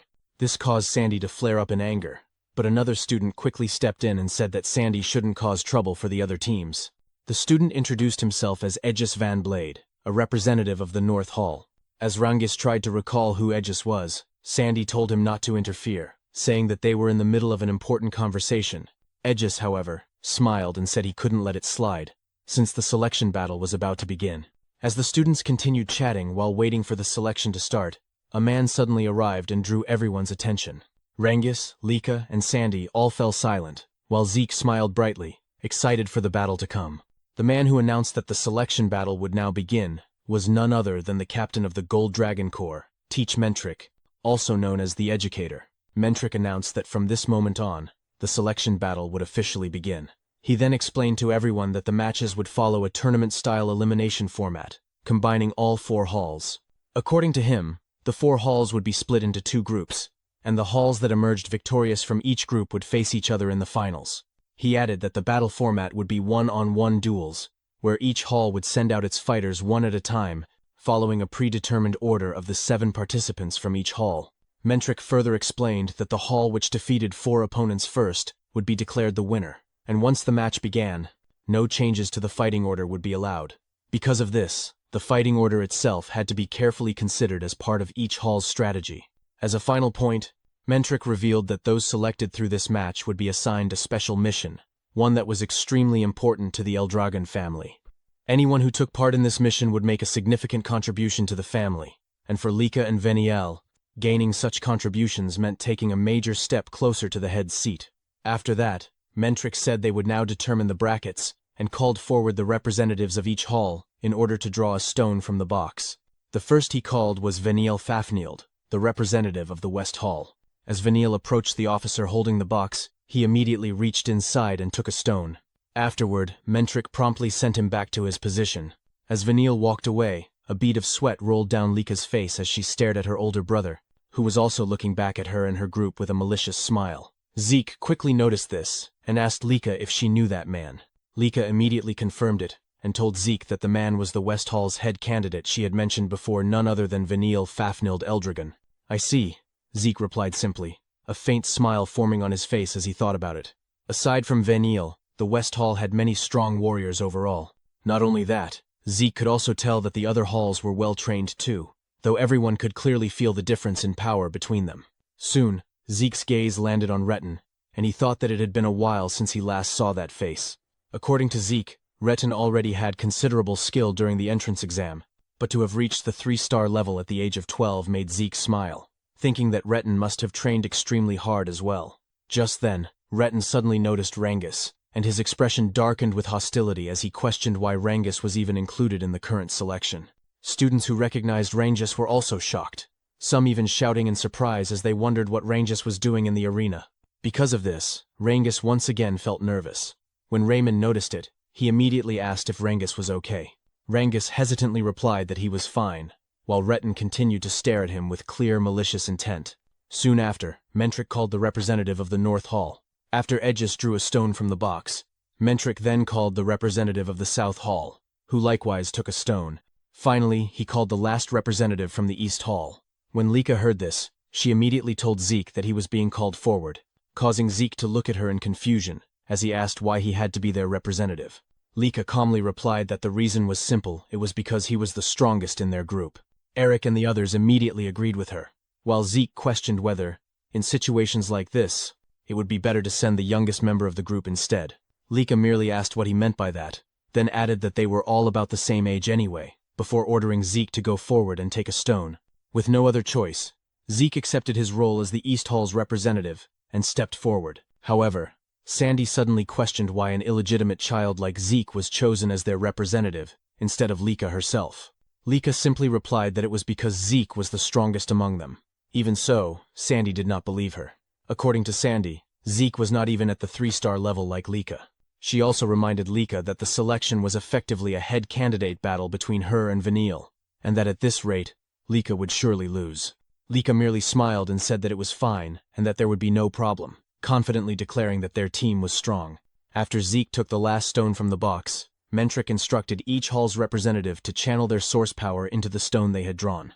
As they did so, the stones began to glow, turning either blue or red, Mentric then explained that the colors would determine the brackets, announcing that the first match would be East Hall versus North Hall, followed by West Hall versus South Hall. Upon learning that their first opponent would be the North Hall, Zeke's group immediately turned their attention towards Sandy and Aegis's team. They soon noticed a particularly tall student, and upon seeing his appearance and the sharpness of his gaze, Reincarnates shuddered in shock and asked if that tall man was truly a student of Dragon's Nest. Lika confirmed it, though she had not expected that they would be facing Sandy's team in the very first match. Meanwhile, Sandy released her lightning aura and told Lika that this was a good opportunity to wake her up. Pointing at Lika's team, Sandy declared that she would thoroughly crush Lika so that she would remember her position and purpose in life. Lika, however, did not waver. As her golden lightning aura surged forth, she told Sandy to bring it on. At the same time, while holding the blue stone, Zeke noticed Aegis smiling calmly as he said that it looked like they would be fighting in the first match, and that he was really looking forward to it. Seeing Aegis's reaction and hearing his words, Zeke replied that it seemed like they would get along, adding that he too was looking forward to the battle and could not wait to fight anymore. Meanwhile, after a brief moment of silence filled the entire arena, Mentric declared that the first match would take place between East Hall and North Hall. As soon as everyone heard the announcement, Eric immediately told Lord Zeke that he would do everything he could to win his fight. However, despite his determined words, his expression betrayed him, causing sweat to trickle down Lika's cheek as she nervously asked Zeke if Eric would really be all right, since his anxiety was clearly visible. Zeke simply agreed with her observation. Soon after, Mentric asked whether both groups were ready for the match, and once Eric stepped into the center of the arena to face his opponent, Mentric immediately ordered the start of the battle. Eric charged at his opponent right away after gathering his source power into his fist. As Zeke and the others watched from the sidelines, Zeke couldn't help but wonder what the outcome of Eric's match would be. Lika responded by saying that judging by their appearances, it was going to be a tough fight, and she quickly asked for Zeke's opinion. Zeke simply replied that there was no such thing as a guaranteed victory in any battle, unless they were talking about himself, since he was confident that his wins were always absolute. Lika then clarified that she wasn't referring to him but to Eric, so Zeke decided to just focus on watching the fight. Zeke added that in terms of skill alone, North Hall's fighter wasn't much different from Eric, and if Eric fought the way he normally did, he should be able to win. Lika immediately agreed, but pointed out that this was their first time fighting in front of such a large crowd, and the pressure of representing their team was also a heavy burden. As Eric continued to receive relentless attacks from his opponent, Zeke admitted that Lika's words were true, though he also mentioned that Sandy and Aegis Vanblade were exceptions. Zeke explained that both Sandy and Aegis were already on the verge of reaching the 4-star level, meaning they wouldn't be easily shaken. He also remembered that Sandy was Lika's cousin from the Typhona family, which likely meant she wielded techniques from the same lineage, and he noted to himself that this would become valuable battle experience for Lika. After Eric was eventually knocked down by his opponent, Mentric declared that the winner of the first match was North Hall. Because of this, Marin became extremely nervous, and despite her hesitation, she said she needed to win. Lika tried to comfort her, telling her not to be too anxious and that she would be fine, but in just a moment, Marin was also defeated by her opponent, leaving Zeke and Lika with nothing but a sigh. As Eric and Marin trembled, they apologized to Zeke for their losses, but Zeke simply laughed and said he already knew they were completely overwhelmed by the atmosphere of the arena. He added that they didn't need to worry, because if this were a real battlefield where life and death were at stake, the results would surely be different. Zeke cheerfully reminded them that the place they were in now was meant for learning and testing their strength, not for killing each other. He explained that lessons like today's were experiences they could only gain safely here, and that their failures would become nourishment for them on a real battlefield in the future, so they only needed to continue honing their skills. Hearing this, Eric and Marin quickly regained their spirits. However, their team had already suffered 2 straight losses, making the next match extremely important, and Zeke immediately asked if Reincarnates understood that. Reincarnates, already overwhelmed with fear and shock, begged Zeke not to make him even more nervous, saying he had been anxious since morning, and to make matters worse, he would be facing the largest and most intimidating member of North Hall. After seeing his opponent's glowing red eyes, Reincarnates burst into tears with his nose running, hugging Zeke while saying that his opponent was a terrifying upperclassman and he was truly scared. Zeke calmly reminded Reincarnates that he had already fought senior students before when they were forming teams, but Reincarnates insisted that none of the East Hall seniors had looked as frightening as this opponent. Reincarnates also admitted that fighting someone so intimidating in front of such a huge crowd made him extremely nervous, causing Zeke to sigh while gently holding Reincarnates' head. Zeke then wrapped his arm around Reincarnates and told him to carefully observe his opponent, asking what weapon he was holding. After taking a closer look, Ranges saw the massive sword his opponent carried. When Ranges told Zeke that his opponent used a sword, Zeke confirmed it, and explained that Ranges was simply fighting someone holding a sword, so he didn't need to think about anything else. Zeke said that if his opponent thrust the sword, Ranges only needed to parry it. If the opponent slashed upward, he only needed to pull back, and if the opponent swung downward, he only needed to step forward and thrust his spear. Zeke emphasized that Ranges only needed to focus on dealing with the weapon in front of him, just like he always did. Because of Zeke's words, Ranges gradually regained his confidence. When Zeke looked into Rangis's eyes, he realized how impressive Rangis's focus was. Zeke knew Ranges still needed guidance to center himself for now, but once he could naturally enter that focus state, he would grow far beyond his current limits. As Ranges and his opponent stepped into the center of the arena, Zeke couldn't help but wonder how much this battle would help Ranges grow. Meanwhile, the spectators quickly noticed the massive size difference between Ranges and his opponent, commenting that there was no way the scrawny Ranges could match him. After Mentrix signaled the start of the match, Rangis's opponent immediately charged forward and used the triple-leaf sword-style technique called Single Blade Branch, but before the attack could land, Ranges swiftly dodged it. Despite this, the giant opponent declared that Ranges wouldn't be able to escape him and followed up with the Twin Fang Branch technique, launching a barrage of attacks. However, Ranges skillfully dodged and parried every strike. Even so, Lika remained extremely worried, and Celine noticed that Rangis's opponent was gradually moving closer to cut off Rangis's preferred range. Reynold quickly asked Zeke if Ranges would be alright, but Zeke assured them there was no need to worry, pointing at Rangis's eyes and saying he was becoming more focused as the battle progressed. After once again dodging his opponent's sword swing, the giant used another triple-leaf sword-style technique called Leaf Storm Dance to attack Ranges, but before the attack could hit, Rangis's eyes suddenly flashed with clarity. He immediately used his Cloud Water Spear-style technique called Flowing Clouds and Water to parry the sword. The force from their clash caused the giant opponent to lose his balance, and Ranges wasted no time seizing the opportunity. Using another Cloud Water Spear-style technique called Raging Current Strike, Ranges thrust his spear into his opponent's chest, knocking him unconscious and sending him crashing to the ground. Mentrix immediately declared the match over and announced that East Hall had won the third match. Ranges sighed in relief, while Zeke smiled and stated that they should start turning the battle around. Beginning with Rangis's victory, East Hall steadily gained momentum as Celine won the fourth match, and Reynold claimed victory in the fifth match. Soon, the sixth match began between Lika and Sandy. Lika greeted Sandy, saying it had been a while since they last crossed swords like this, while both wielded lightning thunder techniques. Sandy admitted she never expected North Hall's elites to lose to younger students who hadn't even reached the 3-star level. Lika calmly replied that, as she had said before, her companions were strong. Sandy mockingly agreed, admitting she underestimated Lika's companions, but stated that they weren't the real issue between them. As Sandy released her golden aura, Lika was visibly startled and nervous. Sandy declared that Lika's companions were secondary, and that if Lika truly wanted to become the family head, she needed overwhelming power herself. Yet she was only second in East Hall. Sandy questioned whether Lika truly understood how dangerous her position was. Lika answered that she fully understood her standing, and while glancing at Zeke behind her, she said she had not given up on becoming the family head, nor on surpassing her sister Sandy, because she believed her current strength was enough to defeat her. Sandy responded by saying she wanted to see that confidence for herself. As soon as Sandy activated her ability, she vanished from Lika's sight, shocking the spectators. In an instant, Sandy reappeared behind Lika, saying she wanted to witness Lika's so-called strength. Lika quickly defended herself with her sword, but Sandy suddenly ducked in front of her and launched another attack.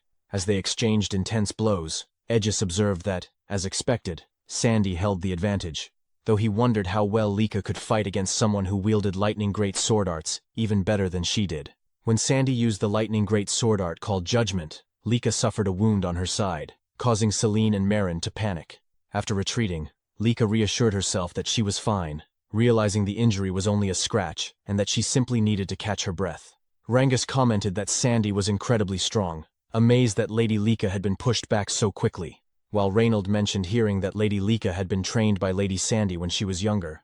Lika then launched another attack towards Sandy, but after easily dodging it, Sandy remarked that Lika still hadn't fixed her bad habit of wildly swinging her sword whenever she was cornered. Lika ignored the remark, and as their lightning auras clashed alongside their blades, a powerful explosion erupted in the center of the arena. Laika suffered multiple injuries during their fierce exchange.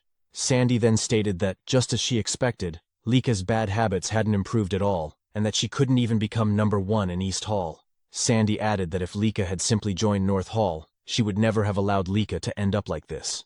Despite her injuries, Lika slowly stood up and declared that the fight wasn't over. Sandy responded that it would be better for her to surrender, because she couldn't defeat her at her current level. Sandy even said that if this was how things would turn out, she should have petitioned their father from the start, and forcibly brought Lika to North Hall. Laika remained silent, and after raising her sword again, Sandy remarked that Laika was being stubborn, leaving her no choice but to teach her a lesson. In a flash, Sandy disappeared once more and reappeared behind Lika, surrounded by lightning, launching another attack. Just as Lika attempted to defend with her sword, Sandy kicked her in the side, throwing her off balance before following up with another strike.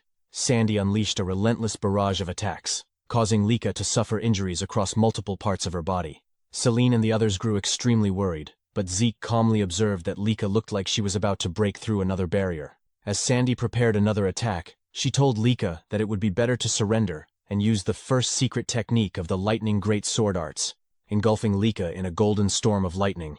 The audience fell silent as they wondered if the battle had ended, but Sandy was shocked when Lika stood up again, saying that now she finally understood how powerful Sandy's lightning great sword arts truly were. Sandy couldn't hide her disbelief, questioning how Lika was still standing, because her last attack should have been the finishing blow. Lika admitted Sandy was right, saying that the old version of herself would have been defeated by that attack. But over the past 5 years, she had been training relentlessly as well, and their match was far from over. It was only just beginning. Before Sandy and Lika's match began, Zeke asked if something was bothering Lika, because she wasn't acting like her usual self. Zeke also asked if she was nervous, and Lika admitted that she was, since her opponent would be none other than her sister, Sandy. Is that so? Zeke asked, and Lika explained that her sister Sandy was the one who first taught her the basics of the lightning great sword arts. She learned the fundamentals from her uncle, the current head of the Typhona family, but whenever she didn't understand something, she would go to Sister Sandy for guidance, making Sandy something like a mentor to her. I see, Zeke replied. Lika then confessed that she had never managed to defeat Sandy even once. She said that although she had grown stronger over the past 5 years, Sandy had been training just as hard as she had. Lika also admitted that, despite everything she said earlier, she couldn't honestly say she was certain she would win against Sandy. Zeke calmly responded that in that case, Lika should remember their training together, and that she needed to recall the 5 long years they spent training side by side. However, the moment Lika remembered their training, her expression suddenly twisted, as if she were about to cry from frustration, prompting Zeke to jokingly ask if training with him had really been that terrible. Zeke then explained that Lika's biggest weakness was her tendency to let her emotions narrow her focus whenever battles became intense. That was why, for the past 5 years, their training had been centered on helping her remain calm during combat. Lika agreed, saying that Zeke had certainly attacked her quite freely during their training sessions, but Zeke simply winked and said that was what true spirit meant. This only made Lika more irritated as she asked what kind of spirit he was talking about and how that could possibly count as spirit. Zeke simply replied that the results of that training were definitely showing, and that Lika should now be able to calmly analyze her opponent's movements even while fighting. Lika admitted that might be true, but she still wasn't sure whether it would be enough to help her fight against Sister Sandy. Zeke assured her that she would soon find out once she faced Sandy, because when someone with Lika's talent truly observed her opponent's movements, she would come to understand just how powerful that ability could be. Zeke also reminded her not to forget that she had been trained by him, the strongest there was, so she no longer needed to worry about past results. Lika said that Zeke spoke as if it were obvious, and she immediately thanked him for helping her relax before her match. Zeke then asked if Sandy had really been the one who taught Lika the lightning great sword arts, and when Lika confirmed it, Zeke said that this would be the perfect opportunity for her. Just like during training, all she needed to do was carefully observe Sandy's techniques, because if she did that properly, she would surely grow even stronger than Sandy. Back in the present battle, Lika stated that she had carefully observed her sister Sandy's lightning great sword arts, even taking Sandy's attacks head-on to study them thoroughly, and now she had finally begun to see through them. When Sandy asked what Lika was talking about, Lika suddenly launched an attack toward her. Because of the after-images created by Lika's sword movements, Sandy couldn't determine whether Lika had slowed down or stopped, allowing Lika to land a successful strike. While Sandy was still shocked by Lika's sudden counterattack, Lika continued to unleash a relentless barrage of lightning-infused sword strikes. leaving Sandy with no choice but to endure each attack. As Lika charged forward once again, Sandy could only question what was happening and why Lika had suddenly become so fast. When Lika attempted to replicate Sandy's earlier finishing move called Judgment, the attempt initially failed. However, Lika quickly realized that her mistake was failing to replicate the tempo variation that Sandy naturally possessed, something Lika previously lacked. Now that she understood it, she simply needed to apply it properly. Sandy argued that such mastery wasn't something Lika could instantly copy just by realizing it. Meanwhile, Rangus and the others watched in awe at the sudden transformation in Lika's movements and attacks. Zeke, on the other hand, laughed in satisfaction, saying that just as he expected, fighting someone who used the same technique always produced remarkable insight. When Eric asked whether Lord Zeke truly understood the sudden changes in Lady Lika's movements, Zeke explained that Lika was learning her sister's lightning great sword arts during the fight itself, and that it was the direct result of their training, which allowed her to calmly analyze her opponent even while under heavy attack. "I see," Eric replied. As they continued watching the battle, Zeke added that Lika used to lose her composure during combat, focusing only on her own sword, but now she was different. She had gained the composure to observe her opponent while fighting, and by studying the same sword style in the middle of combat, she had reached an entirely new stage. Even so, Sandy still couldn't believe that Lika had already managed to copy her techniques, insisting that such an incomplete imitation would never defeat her. However, after another clash between their swords and lightning, Sandy was suddenly sent flying backward, unable to believe that she was being overwhelmed by Lika. Lika immediately rushed toward Sandy again, declaring that as for physical training, she had spent the past years training to the brink of death with a certain someone. As she gathered lightning for her next attack, Lika told Sandy that this was the true strength of her lightning great sword arts now, before unleashing her grand thunder technique. The attack caused Sandy's eyes to widen as golden lightning surged violently across the entire arena. After the attack ended, Sandy remained standing while struggling to catch her breath, admitting that Lika had truly grown stronger, before finally collapsing, resulting in Lika's victory. Even Vanille couldn't believe the strength Lika had displayed, especially in defeating Sandy. As Lika walked back toward Zeke and the others, Zeke immediately praised her, saying that it seemed he wouldn't need to fight after all. Lika smiled happily and said she was glad she managed to secure the victory for her team. She also mentioned that if she had lost, not that she had ever intended to, Zeke would have been the one to face Aegis in the next match. This immediately prompted Zeke to ask if Lika knew Aegis personally. Lika replied that she didn't know him personally, but Aegis was extremely famous, as he was said to be the greatest genius ever produced by the Vanblade family. "Is that so?" Zeke muttered while thinking to himself that judging by Aegis's aura, he indeed stood far above the other participants in this tournament.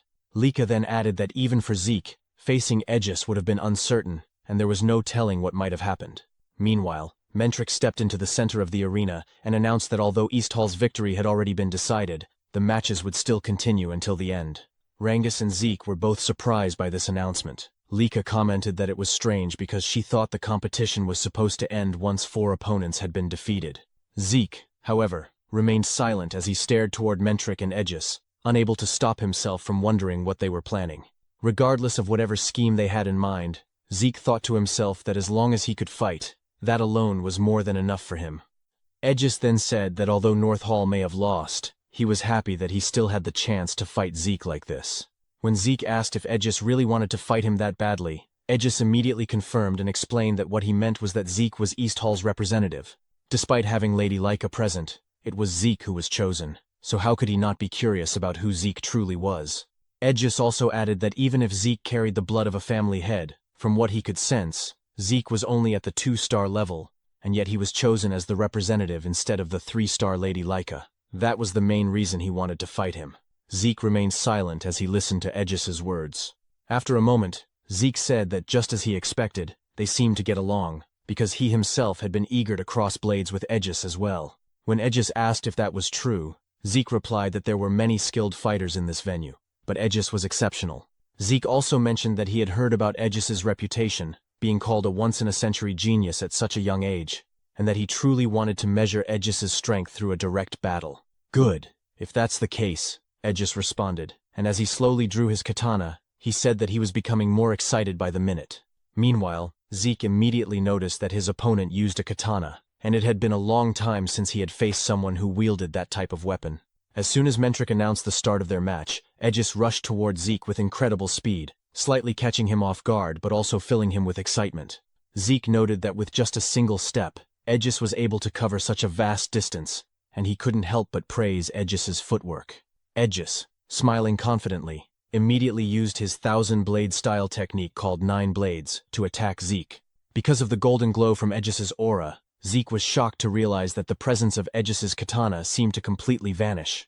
However, before Aegis's attack could strike Zeke's body, Aegis himself was startled when his blade only cut through Zeke's afterimage. After launching his attack, Aegis quickly realized that Zeke had avoided his strike by twisting his body within a split second. Aegis admitted that he was certain his attack would land, but Zeke simply smiled and praised the excellence of Aegis's strike, even asking him to show more of his techniques. Without hesitation, Aegis moved swiftly once again and unleashed another 1,000-blade style technique called Wave Blade toward Zeke. As Zeke carefully observed Aegis's attack, he commented that Aegis's blade trajectory was extremely difficult to read. Suddenly, Zeke was caught off guard when he realized that one of Aegis's attacks was coming from beneath the ground, something he had not anticipated. Even so, Zeke remained calm and continued praising Aegis's skill, saying that although he had no intention of allowing Aegis to cut him, the sword paths of Aegis were truly unpredictable. At that moment, Zeke concluded that Aegis was truly a genius, constantly changing his attack patterns without sacrificing speed or power.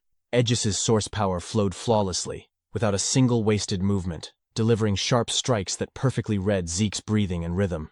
Zeke knew that such mastery was impossible without relentless training. Meanwhile, because Zeke kept evading every attack, Aegis admitted that he couldn't believe he still couldn't catch him. Aegis praised Zeke, saying that he was truly incredible, and asked what kind of training Zeke had undergone. Zeke simply asked if Aegis really wanted to know what kind of training he did, and then casually invited Aegis to train with him after their battle was over. Moments later, Zeke suddenly moved toward Aegis to launch his own attack. As Zeke's eyes flashed with determination, he struck forward with his fist toward Aegis.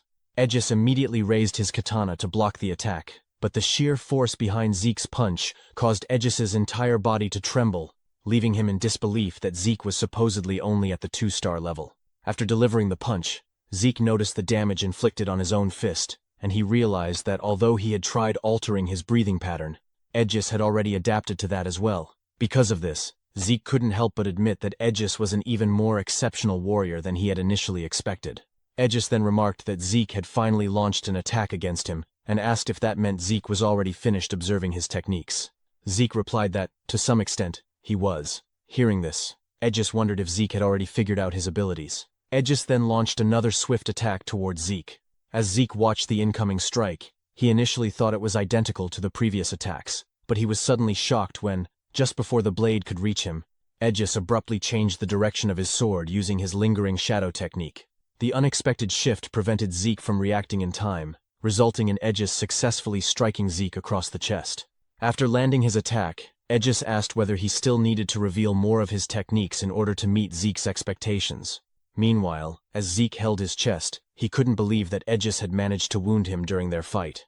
Even so, Zeke continued smiling, admitting that their battle was becoming more and more enjoyable. Meanwhile, as the intense battle between Zeke and Aegis continued, Sandy slowly regained consciousness. Their teammates immediately ran toward her, anxiously asking if she was all right. Sandy quickly responded that she was fine. Soon after, she realized that she had lost her match against Lika. Even so, as she recalled how Lika had defeated her, Sandy could not help but smile and let out a soft sigh.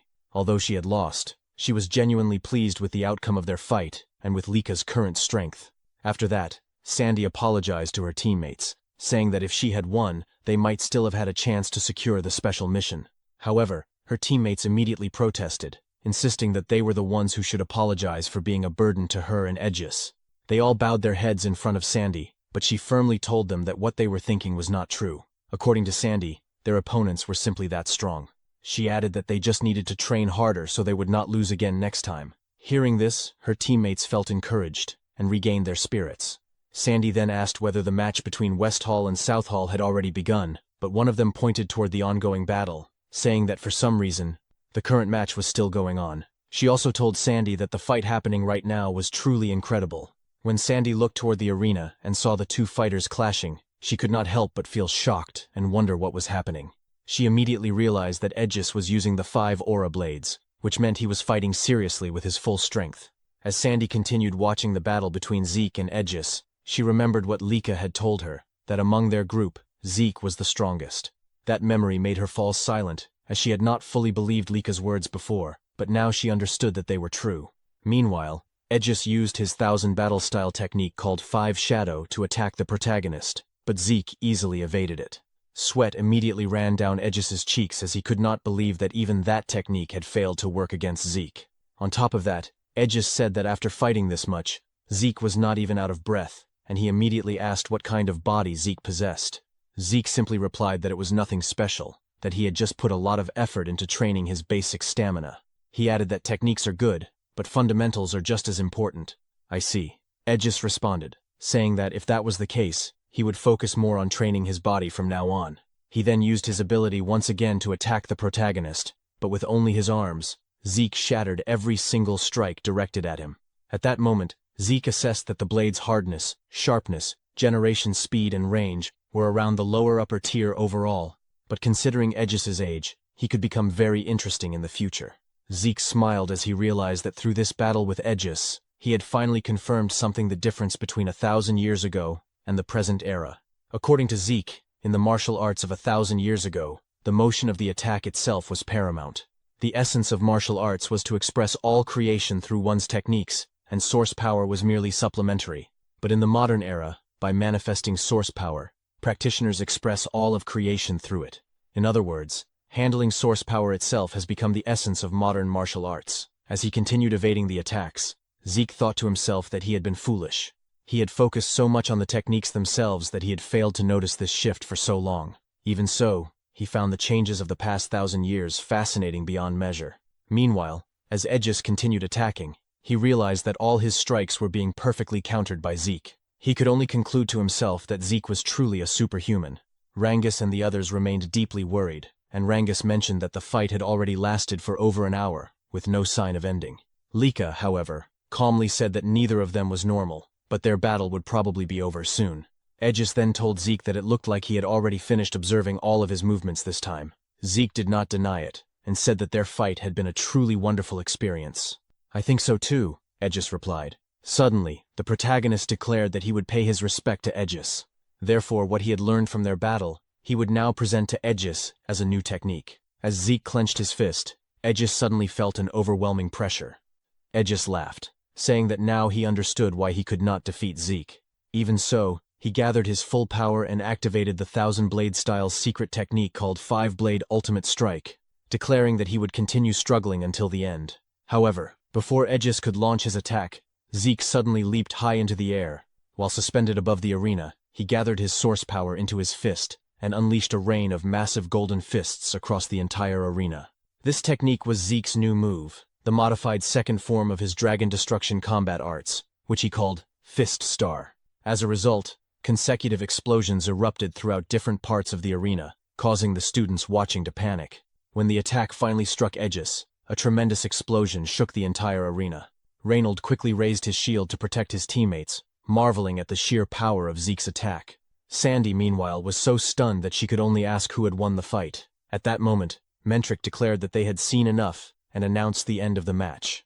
As the smoke gradually cleared, Aegis's broken katana became visible. Lying on the ground, Aegis could only laugh, saying that he could not even move a single finger. He admitted that Zeke's strength was overwhelming, and that he still had much more training to do if he wished to catch up. Though sweat continued to drip from Zeke due to exhaustion, he smiled as the victory was declared in favor of East Hall. The spectators could hardly believe what they had witnessed, and could not stop asking what kind of battle they had just seen, as well as how Aegis had been defeated.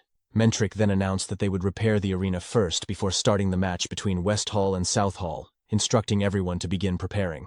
Rangus and the others were filled with admiration and joy, as they had not expected Zeke to defeat Aegis. Lika commented that Zeke had once again destroyed the arena, and that he was strange in so many ways.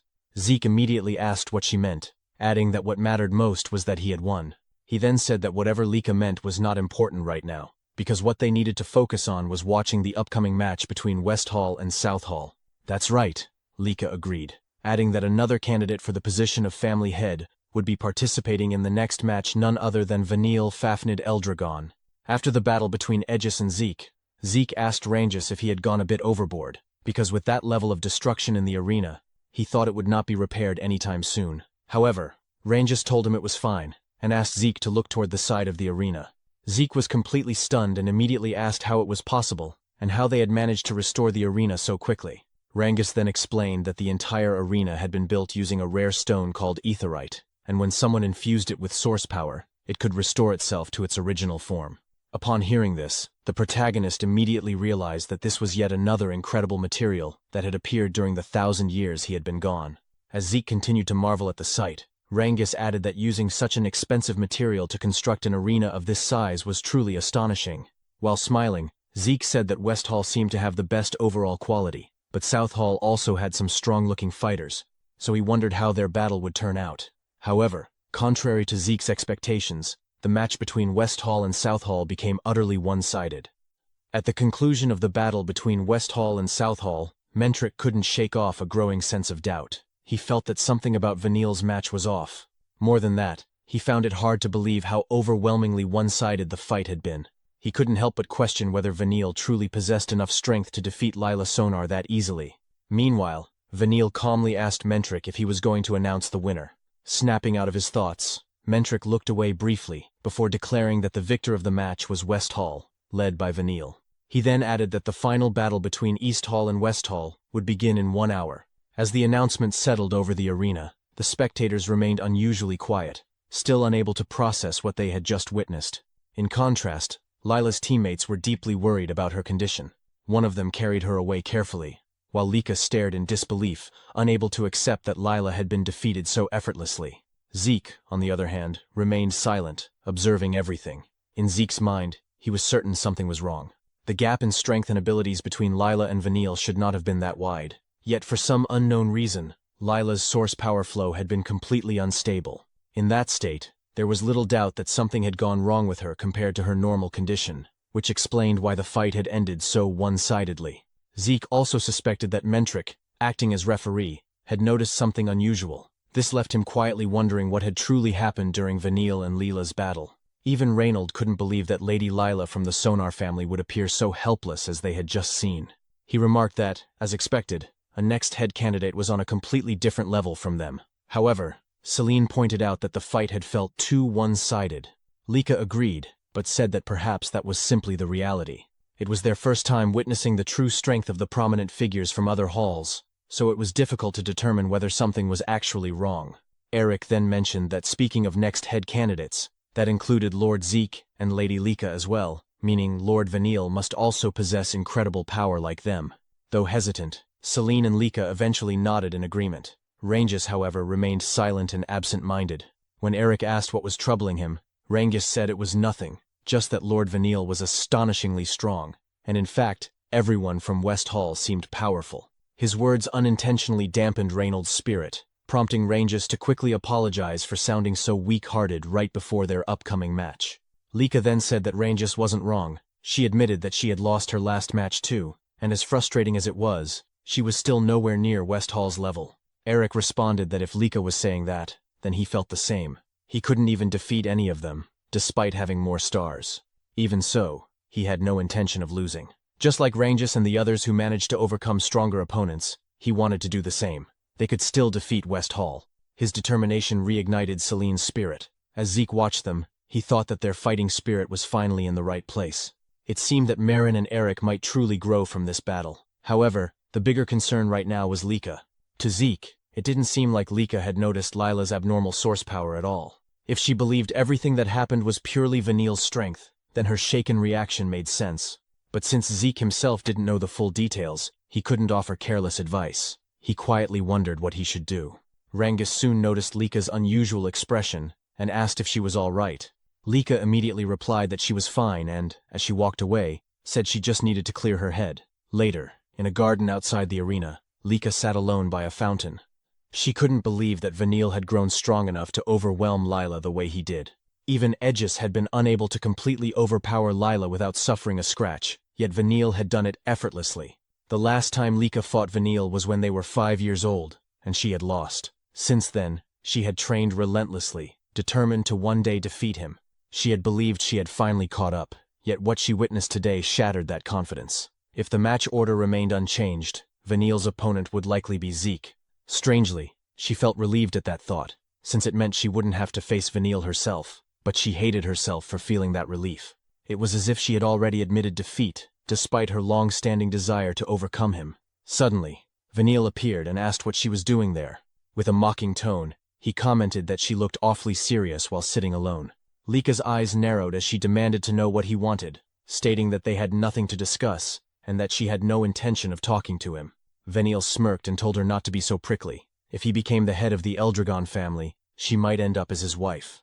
At those words, Lika stood abruptly and told him to be silent, declaring that she would be the one to become family head.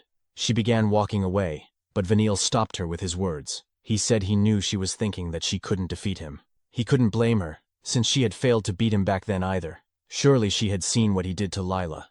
As he casually draped an arm over her shoulder, he said he was certain she was thinking she couldn't defeat him after witnessing that fight, asking if he was wrong.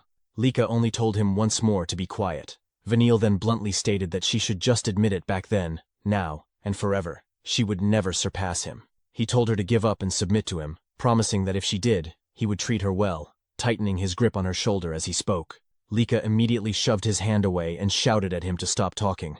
Vanille merely remarked that her reaction wasn't cute at all. Without another word, Lika walked away. As she left, Vanille coldly muttered that after placing his arm around her and gripping her shoulder like that, it was already the end for her. He then turned to his subordinate and said they both knew what needed to be done next. The subordinate replied that Vanille could leave everything to them. He then asked whether they shouldn't prepare for the illegitimate brat, Zeke, the same way they had prepared for Lika. Vanille responded that they could handle Zeke during the match, or even set things up while fighting him.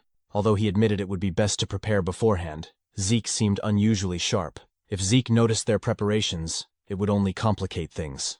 Besides, from what he observed, Zeke had deliberately allowed himself to be hit at times, so arranging things mid-battle would suffice. His subordinate agreed.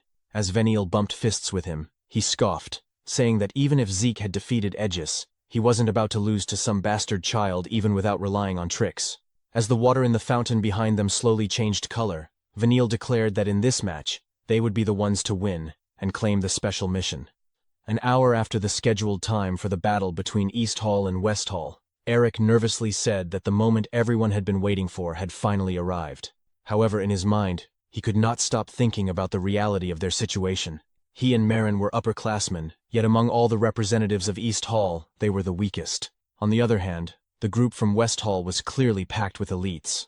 Because of that, Eric could not help but feel a deep sense of anxiety and doubt, wondering if they could really win against West Hall. Suddenly, a fist flew through the air and struck him on the head. After punching Eric, Zeke called him an idiot, and loudly asked what had happened to all the confidence he had shown earlier. When Eric admitted that it had only been an act, Zeke shouted and asked him why he was even fighting in the first place. Was he fighting just to lose? Eric immediately replied that it was not like that. Zeke then told him that if he was going to fight, then regardless of the difference in strength, he had to fight to win, and that was what truly mattered.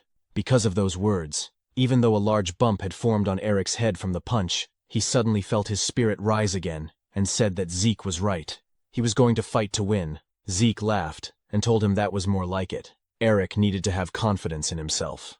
After all, Eric had trained hard before, so he should believe in his own abilities. Eric quickly agreed with everything Zeke had said and thanked him. Suddenly, however, Eric fell silent when Zeke said that he would give him a small parting gift. Zeke told Eric to relax his shoulders because the Great Power Fist style was all about gathering all of his strength into a single point before striking. If Eric tensed up too much, the strength he should be concentrating would scatter instead. Zeke tapped Eric's shoulders and once again told him to relax. Immediately, Eric felt a strange sense of relief and confidence. He smiled and said that right now he felt like he could actually win his fight. Zeke replied that was good, then told Eric to go out there and win. As Eric walked toward the middle of the arena, Lika commented that what Zeke had done was strange. She knew that Zeke had never actually learned the Great Power Fist style, yet he seemed to know a lot about it. She also pointed out that sometimes Zeke seemed oddly knowledgeable about other martial arts as well. When she asked him why that was, Zeke simply smiled and said it was a foolish question. Then he calmly said that the answer should be obvious because he was Zeke. Hearing that, Lika could not believe she had even bothered asking such a question in the first place. Meanwhile, when Eric finally saw the opponent he would be facing, the first thought that came to his mind was that the man was a monster. He had already seen how this man fought in the earlier match. Even so, this time Eric felt confident that he would not lose. Just then, Eric's opponent mocked him, saying that Eric was acting pretty cocky for someone who had lost to a North Hall punk before. Eric firmly told him to shut up, saying that he was not the same person he had been back then. Still, his opponent questioned whether Eric was really so sure about that. At that moment, Mentric announced that the first match between East Hall and West Hall would now begin. Eric's opponent immediately launched forward. Eric was momentarily shocked by the man's incredible speed, and before he could fully react, the opponent used his insect brawl dagger technique called Mantis Slash to attack, while saying that someone like Eric could never change in just a few hours. Eric was forced to fall back while blocking the attack. His opponent could not believe that Eric had managed to defend himself using his aura. Nevertheless, he did not stop. He challenged Eric to try defending his next attack, and immediately unleashed a barrage using his technique called Swarming Locust, raining down attacks on Eric. Seeing Eric struggling in his current situation, the opponent mocked him again, asking what the problem was, and what had happened to all the confidence he had been talking about earlier. He said that he had thought Eric might have actually changed. Meanwhile, after receiving several injuries from his opponent's relentless attacks, Eric admitted to himself that his enemy was indeed strong. But that did not mean he could simply allow himself to be beaten one-sidedly. Eric immediately launched a punch in retaliation, but his opponent easily dodged it and told him that he was far too slow. At the same time, Eric received another blow from his opponent, who confidently declared that there was no way an attack like Eric's would ever hit him. Eric realized that at this rate, he would never be able to catch his enemy. He asked himself what he should do now. At that moment, he remembered Zeke's words he needed to relax his shoulders, because the great power fist style gathered all of his strength into a single point. Eric suddenly fell silent for a moment before making a decision to gamble everything on a single attack. He returned to his stance and began gathering his aura. Seeing this, his opponent sneered and said that a weakling like Eric was surprisingly stubborn. The opponent then used a technique called Stinging Bee Flash in an attempt to break through Eric's defense. However, after taking the attack head-on, Eric suddenly smiled and said that he had finally caught him. His opponent was shocked when Eric grabbed and restrained his weapon. Eric then declared that it was time for him to take Eric's attack. Gathering all the aura he had concentrated into his fist, Eric unleashed the Great Power Fist technique, called Great Power Fist. The powerful blow sent his opponent flying straight into the wall of the arena. The spectators fell into stunned silence. Meanwhile, Zeke simply smiled as Mentric announced that the winner of the match was Eric from East Hall. Eric's opponent had lost consciousness. His eyes rolled back and completely white. Eric's face immediately turned red with joy, and he could not stop himself from shouting in excitement over his victory. Sometime later, when Eric's opponent regained consciousness, he could not believe that he had been defeated by Eric. While holding his injured arm, he suddenly heard someone call his name. It was Vanille. The man quickly went before Vanille and knelt down, apologizing for losing his match. However, before he could even finish speaking, Vanille suddenly attacked him. The brutal act caused intense fear among the members of West Hall, including Retin. Vanille then looked coldly at the rest of his companions and asked if they understood what they needed to do. He told them that they must crush every opponent they faced. None of them dared to object and simply obeyed his command out of fear. Meanwhile, Eric confidently told Marin that she could definitely win her match. Marin nodded in agreement, while her opponent simply stared at her with a serious and unwavering gaze. When Mentric finally gave the signal to begin the fight, Marin immediately released her aura and rushed toward her opponent with great speed. As she charged forward, she used her red flame sword style technique called Spark/Times to launch her attack. However, her opponent easily defended against the strike using his spear. With precise timing, he deflected Marin's sword, causing her to lose her balance for a brief moment. Seeing the opening, her opponent quickly took advantage of it. After moving swiftly to Marin's side, he immediately unleashed the Great Wild Spear style technique, known as Rampaging Pierce, striking Marin hard in the side. Because of the heavy damage Marin received from the attack, she couldn't help but drop to one knee and cough violently. Before she could even recover, her opponent launched another attack without hesitation. As the assault continued, Rangus could hardly believe what he was witnessing and could only mutter that the situation for Marin was looking bad. Meanwhile, as blood continued to spill from the wounds Marin was receiving during the fight, Lika trembled with anger toward Marin's opponent, and even Celine said that she couldn't bear to watch any longer. Eric, now cursing under his breath in anger, was about to rush toward Marin's opponent, but Reynold quickly stopped him, firmly reminding him that he was not allowed to interfere in the fight. Reynold added that the match hadn't been officially called yet, and if Eric jumped in now, the East Hall would lose by disqualification. After some time passed, Mentric finally declared that the winner of the match between Marin and her opponent was the West Hall. While Marin lay there unconscious, her opponent arrogantly stepped on Marin's face.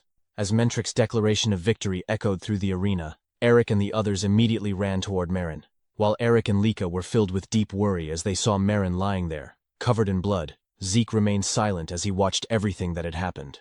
However, the intense anger on his face revealed just how furious he was at the severe injuries Marin had suffered. As Rangus and Celine continued to worry about Marin, Eric shouted Marin's name in desperation. Rangus couldn't help but wonder if Marin would be all right, while Celine said that the injuries Marin had received from her opponent were far too excessive. Zeke, on the other hand, had a look of intense anger on his face, yet he remained silent as he calmly watched their enemies. As Marin's opponent began walking away from the scene, Eric suddenly shouted at him. Raising his voice, Eric demanded to know if there had been any need for him to go that far. The opponent's expression darkened slightly, and when he turned back, he asked if they had a problem.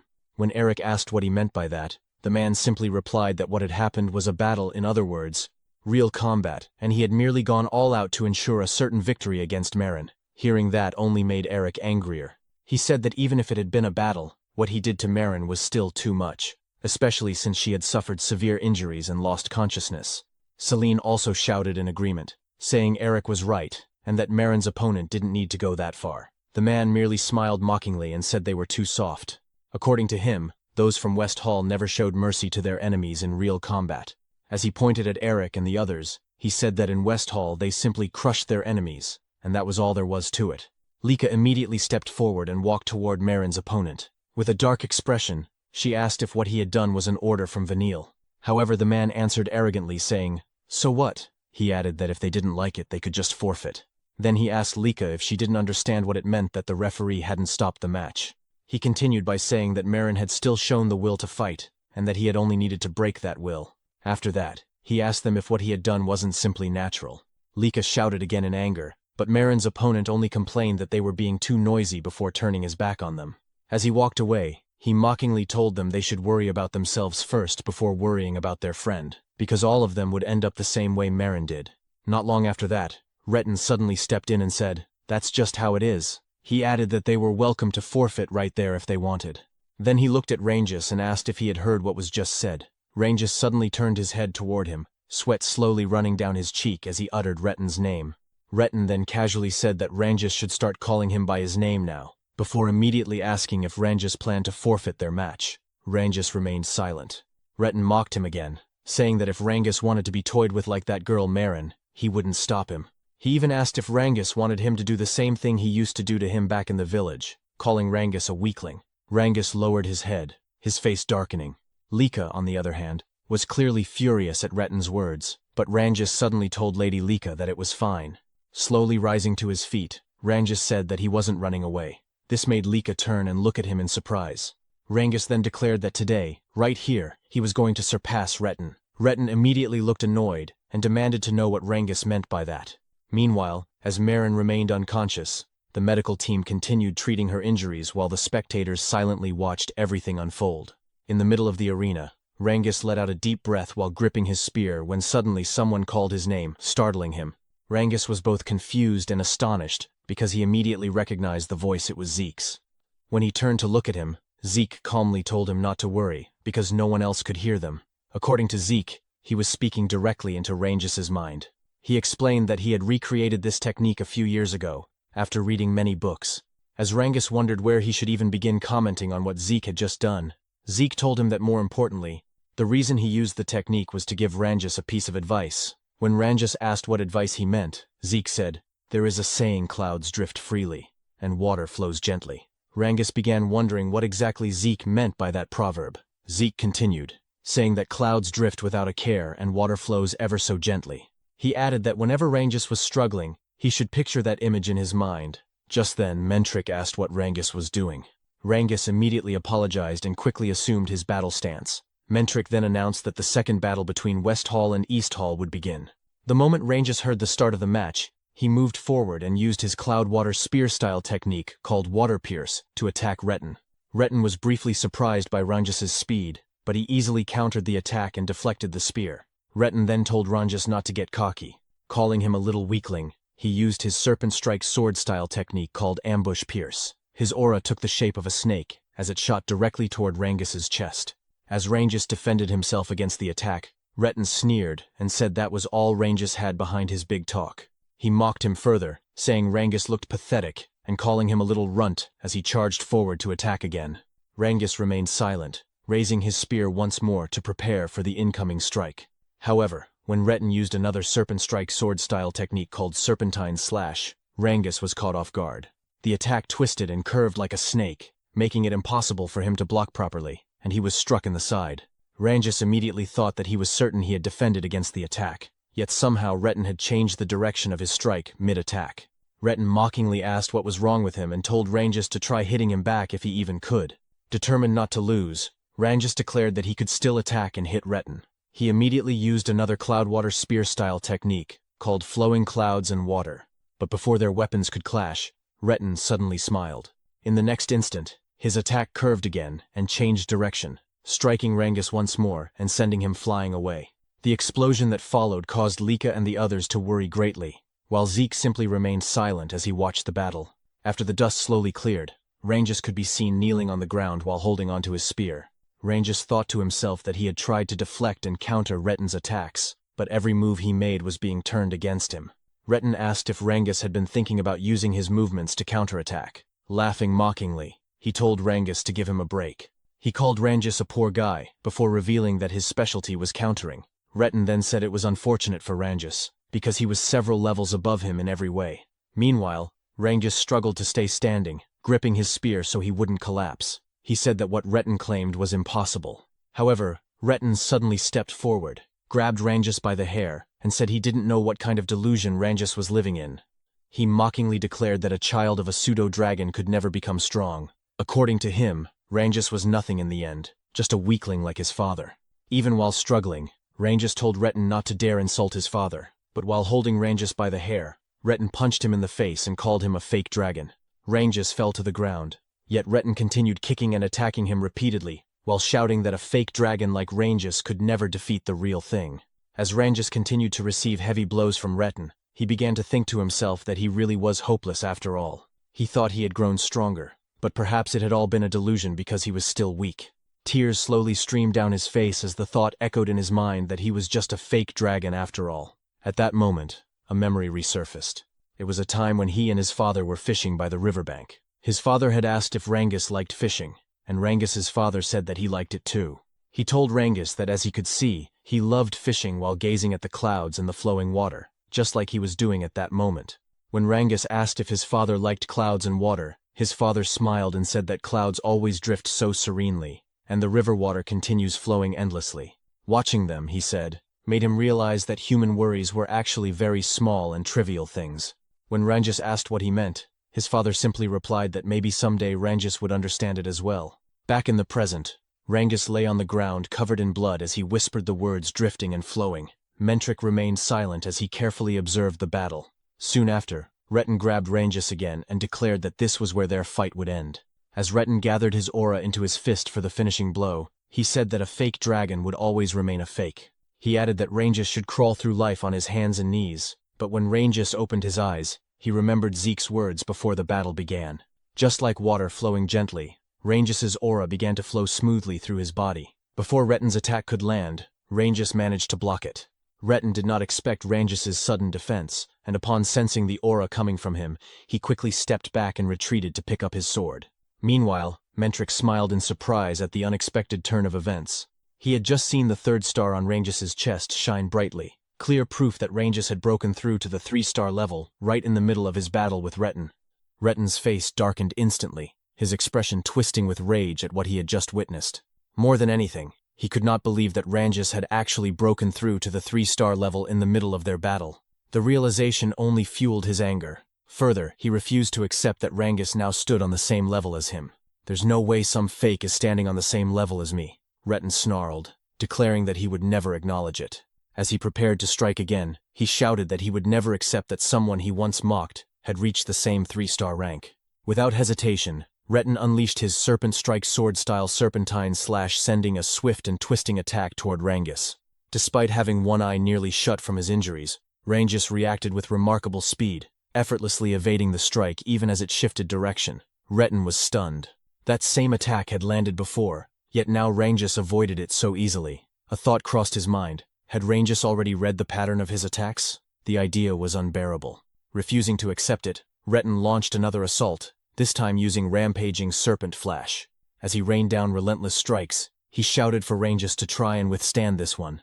But once again Rangus moved with uncanny fluidity, dodging every blow with motions as soft and natural as clouds drifting and water flowing. Lika could hardly believe what she was seeing, while Zeke calmly observed and remarked that Rangus had just taken a step closer to the essence. Curious, Lika immediately asked what he meant. Zeke explained that clouds drift freely and water flows gently, never stopping no matter what happens.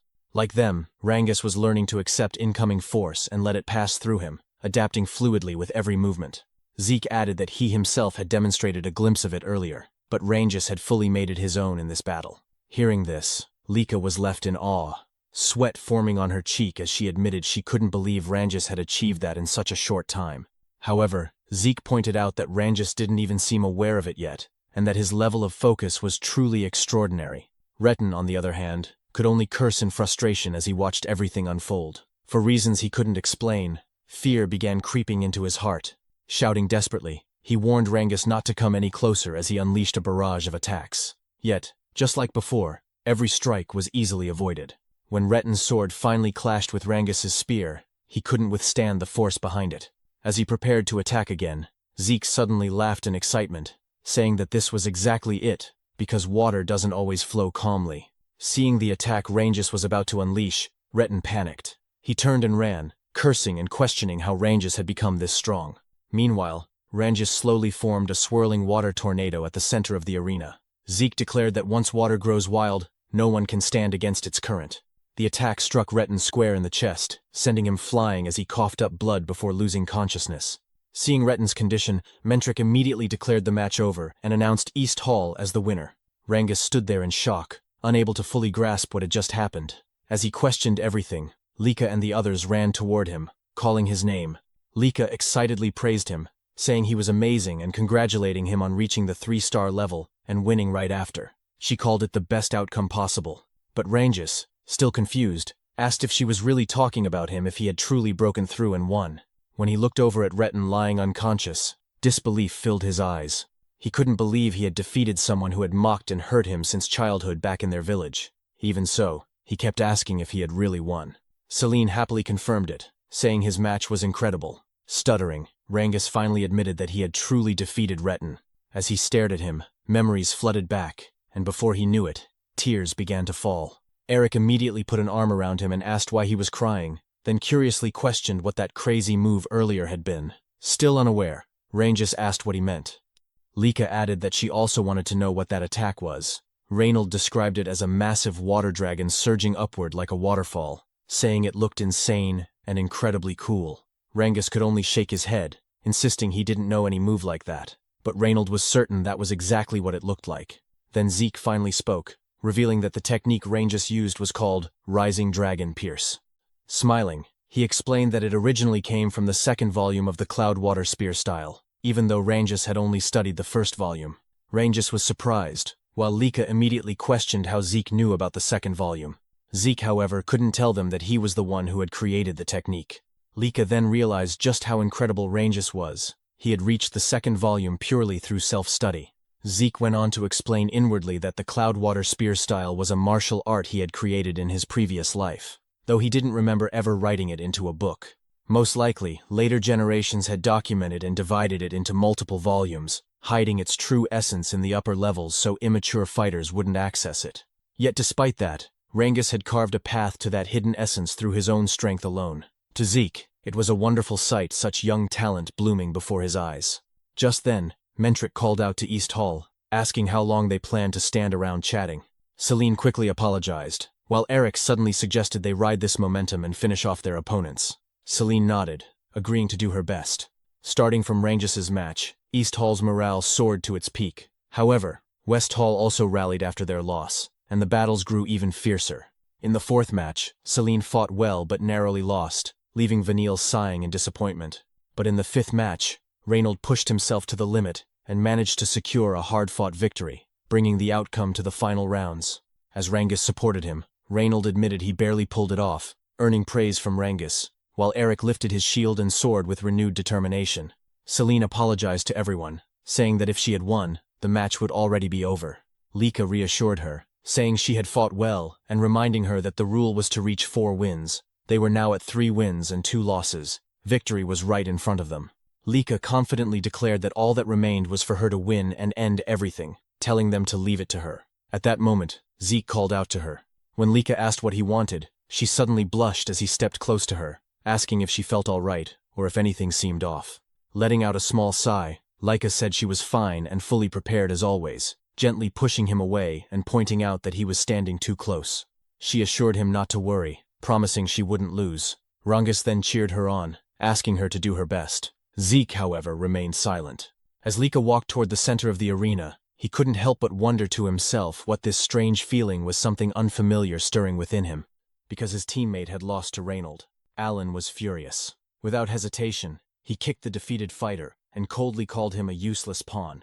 As the man slammed against the wall, Alan added that he was worthless. Still, Alan declared that as long as he won his upcoming fight against Lika, everything would return to how it should be. Suddenly, Lika cut in. With a confident smile, she told Alan that what he wanted would never happen because she would be the one to win their battle. Pulling her sword from where it was embedded in the ground, she prepared herself, and at that moment, Mentric officially announced the start of the match between West Hall and East Hall Alan versus Lika. In an instant, Lika vanished from where she stood and launched her attack. As she charged toward Alan, he immediately noticed her incredible speed. While defending against her strike, a bead of sweat ran down his cheek as he realized that this was the lightning aura user, Lika, the one said to surpass even Sandy in power. After deflecting her attack, Alan quickly moved behind her. As Lika landed, Alan leapt back, creating distance. But Lika did not stop. She continued her assault, once again using her lightning aura to strike. Alan began to think that in terms of raw strength, he might actually lose this fight. Fortunately for him, Lord Vanille had already taken action before the match even began. Whatever ability Vanille had used on Lika now took effect. Lika was visibly shocked, questioning what had just happened, while the audience quickly noticed that her lightning aura had completely vanished. Seeing this, Vanille gave Alan a signal to attack. Without hesitation, Alan charged forward, declaring that Lika couldn't beat him. Absolutely not. Even without her aura, Lika used her physical strength to block Alan's attack with her sword. However, Alan suddenly kicked her in the stomach, forcing her back. Her allies grew increasingly worried as they watched. Eric clenched his teeth in frustration, while Zeke remained silent. Holding her stomach, Lika kept asking herself why she couldn't use her lightning aura. Alan repeated that she would never defeat him, then unleashed a barrage of attacks across her body. Unable to use her aura, Lika had no choice but to endure each blow. It was explained that a warrior's body is deeply connected to the source power within them, and every movement is enhanced by that power. If a warrior loses their source power mid-battle, every attack from their opponent can become a fatal blow. Alan struck at Lika's head once more. Despite one of her eyes closing from the damage, Lika remained determined to win. She told herself that she only needed to defend against Alan's attacks until her source power and lightning aura returned. Sandy and Aegis grew more alarmed. Sandy said something was wrong. Lika was acting strange. Aegis agreed and wondered if her source power had stopped functioning, questioning how that could have happened. Meanwhile, after enduring Alan's relentless assault, Lika suddenly dropped to her knees in the middle of the arena. She coughed and struggled to breathe. Even Alan was surprised that she could withstand so much without her source power, as expected of someone on par with Lord Vanille as a candidate for the next head. When Alan glanced toward Vanille, he saw him smiling grimly as he gave a clear order to kill Lika. Alan's expression darkened. He admitted that Lika had held out for quite some time, but this was as far as she would go. Rangus could no longer contain his worry and shouted, pleading for the match to be stopped, as he tried to rush toward Lika. However, Reynold blocked him, stating that he could not interfere. Zeke, who had remained silent until now, suddenly darkened in expression. His eyes glowed with anger, and his fists ignited with aura as he saw Alan preparing his next attack. Lika, sitting helplessly in the center of the arena, was filled with fear. She could barely move her body as Alan closed in. Just then, a golden bolt of lightning flashed across the arena. In an instant, Sandy appeared in front of Lika, sword in hand, shouting at Alan and demanding to know what he was about to do. Alan was momentarily stunned and halted his attack. Zeke let out a quiet sigh of relief, realizing he no longer needed to intervene. He knew that if he stepped in, East Hall would be disqualified, handing victory to West Hall. Alan questioned Sandy, asking why she was interfering. Sandy angrily replied that Alan should not pretend innocence. He had clearly tried to kill Lika, and she demanded that he confirm it. The audience fell silent in shock. Alan smirked and accused Sandy of being overly violent in her thinking, insisting that he would never do such a thing to a family head candidate. At that moment, Edges stepped into the arena and questioned Alan as well. From his position, the last strike had looked far too dangerous. Alan grew irritated and asked if they were accusing him. Edges calmly replied that if Alan disliked being accused, he should be more careful with his actions. He pointed out that anyone could see Lika could not use her source power, and attacking someone in that state with aura was unacceptable.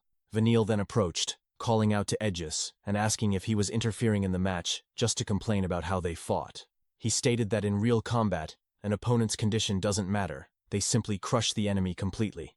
According to Vanille, West Hall fights as if every match is a real battle. Sandy, still furious, argued that even so, there should be limits, that this was a match, not a death duel. Vanille mocked them, calling them soft and saying that was exactly why they lose. Edges remained silent, but Sandy's anger only grew.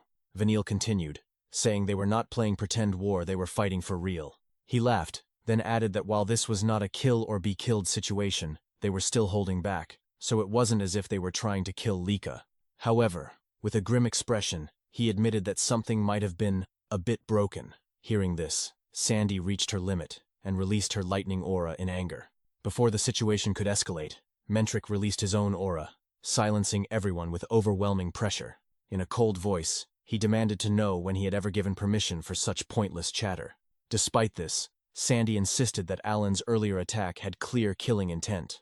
Mentric dismissed her, stating that someone who did not belong in the arena had no right to speak. He added that fools had no business disrupting the match, and whether the fight continued or ended was his decision alone. Edges immediately apologized. Mentric then declared the match over West Hall had won. He ordered everyone not involved in the next match to leave at once. Edges quickly lifted Lika and told Sandy to pick up her sword before they left. As they exited the arena, Rangus and the others rushed to Lika's side, deeply worried. Edges reassured them that she would be fine. He had already given her a healing potion, but she needed time to recover, so he would take her straight to the infirmary.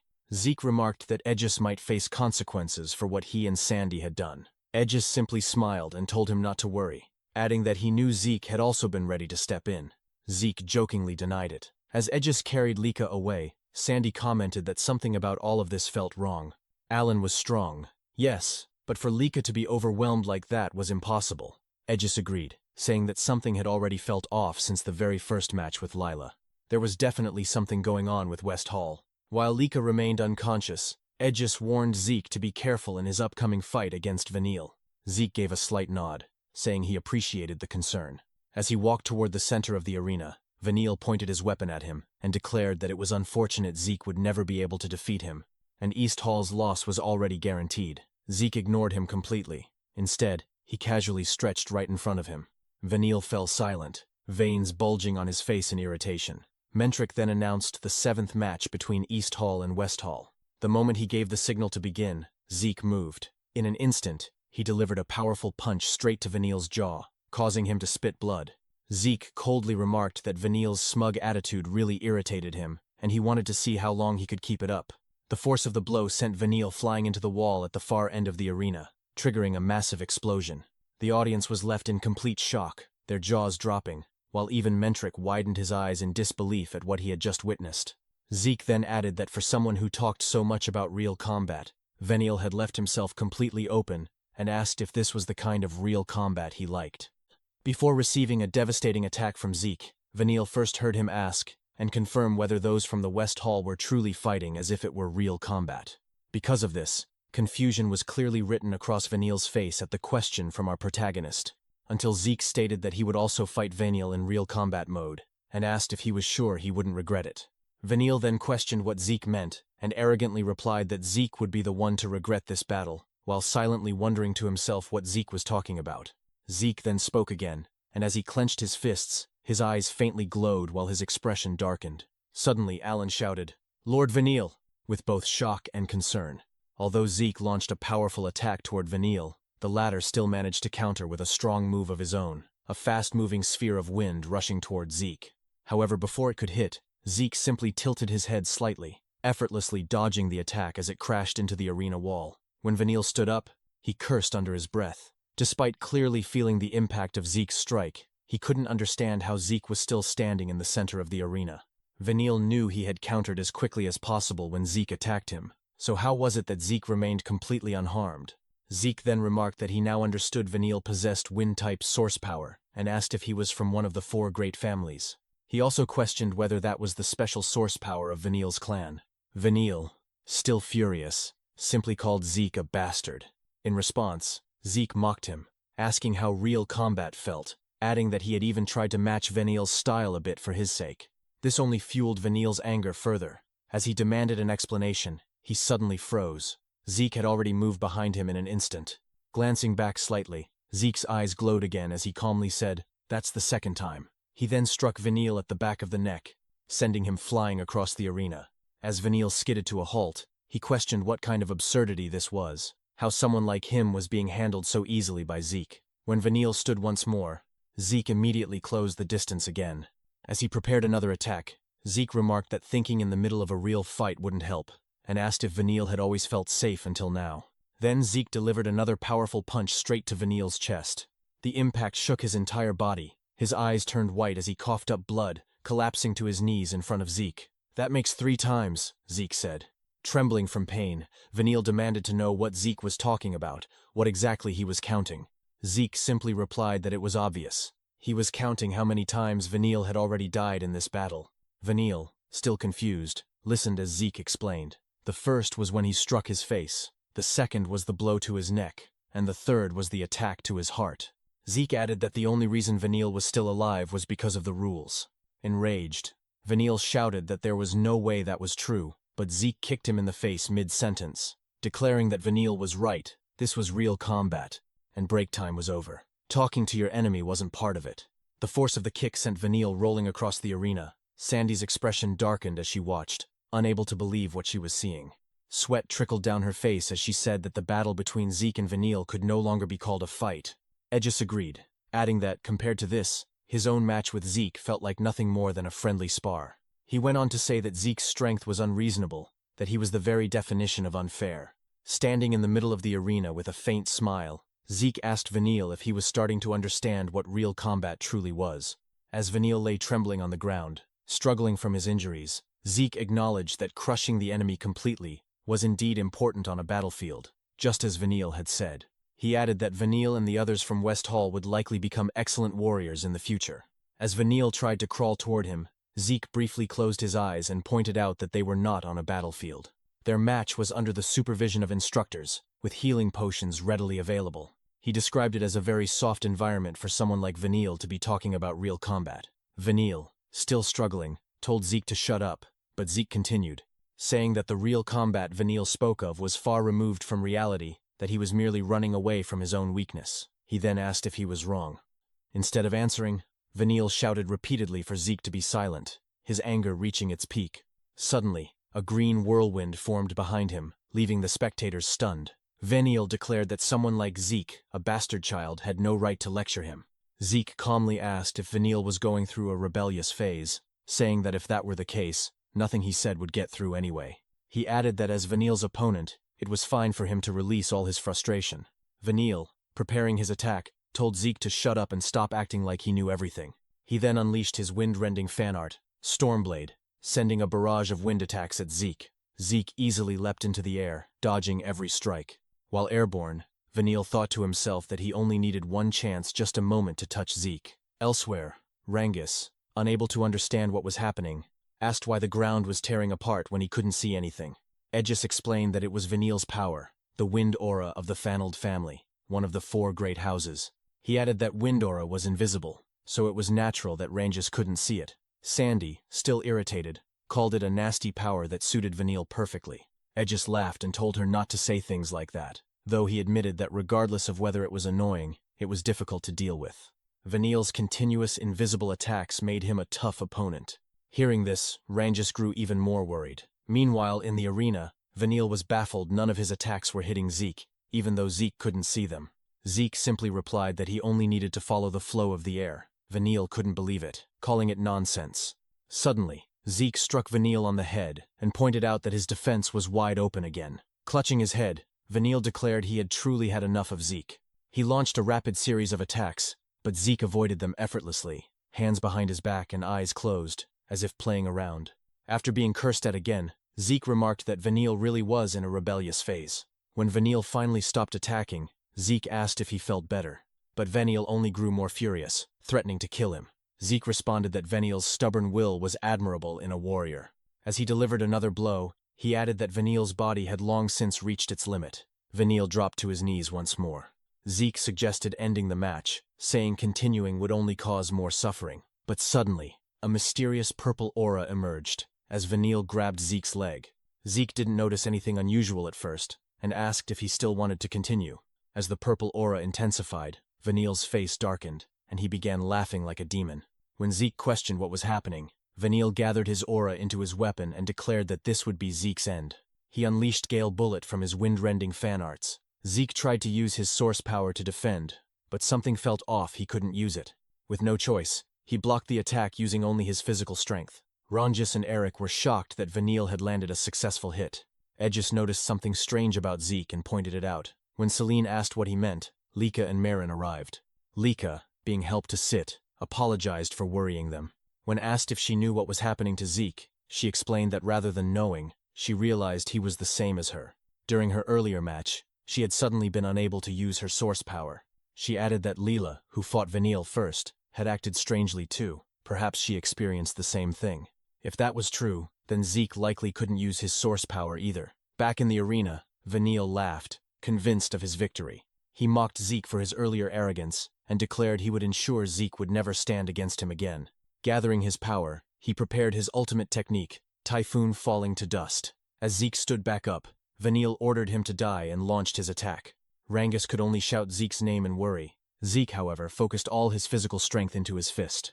Before the attack could hit, he rushed forward and delivered a powerful punch straight to Vanille's face. The impact sent Vanille crashing into the arena wall. As the dust settled, Vanille looked at Zeke with fear and disbelief, sweat dripping down his face. He couldn't understand how Zeke could still fight after everything. His companions were equally stunned, while Lika simply laughed softly, remarking that it didn't seem to matter to Zeke whether he could use his source power or not. Vanille could hardly believe it. Even after unleashing his mysterious power, Zeke still managed to stand despite taking the full brunt of his attack. He couldn't stop himself from wondering how was that even possible. Meanwhile, as Zeke rose to his feet, he noticed a strange purple energy flowing both inside and around his body. It didn't take him long to confirm what it was poison. Because of this, Vanille grew even more furious and confused. How did Zeke figure it out? According to him, that poison shouldn't have been detectable at all. Then, without warning, Zeke spoke.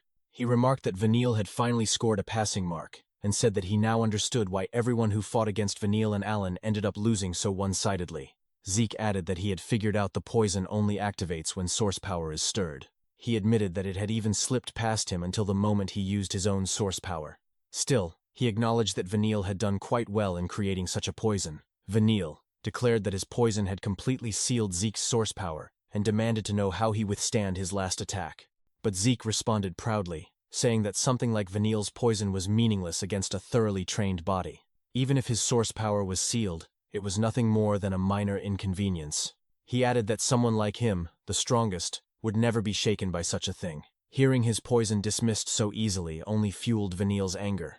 With a furious voice, he asked if Zeke was saying that his creation, his true killing poison, was meaningless.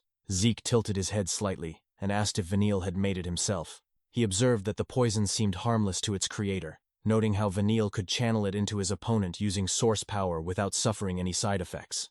Zeke admitted that it was a groundbreaking kind of poison, and that creating something like it was truly impressive. But then he raised his voice and declared that it simply didn't work on him. Taking a deep breath, Zeke forcefully expelled all the poison from his body through his nose. Vanille's eyes widened in shock. Sweat began to form on his face as he watched in disbelief Zeke had detoxified himself, and even expelled the poison through his nostrils.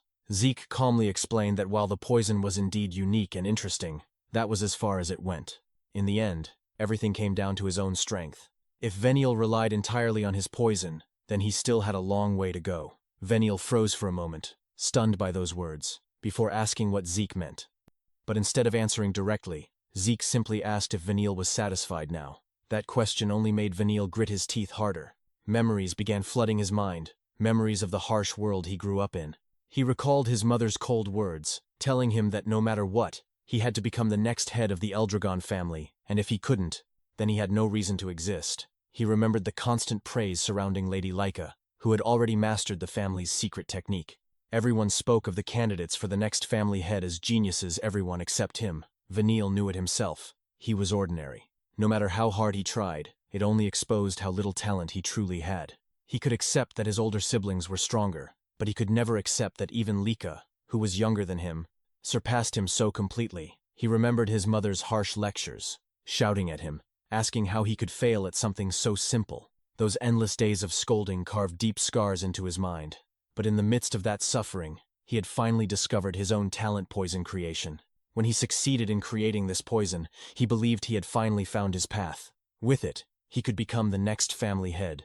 With it, his mother would finally acknowledge him. And yet now, Zeke had effortlessly detoxified it and called it meaningless. Enraged, Veniel shouted, asking what Zeke could possibly know about him. He spoke of how he was constantly compared to geniuses, no matter how hard he worked.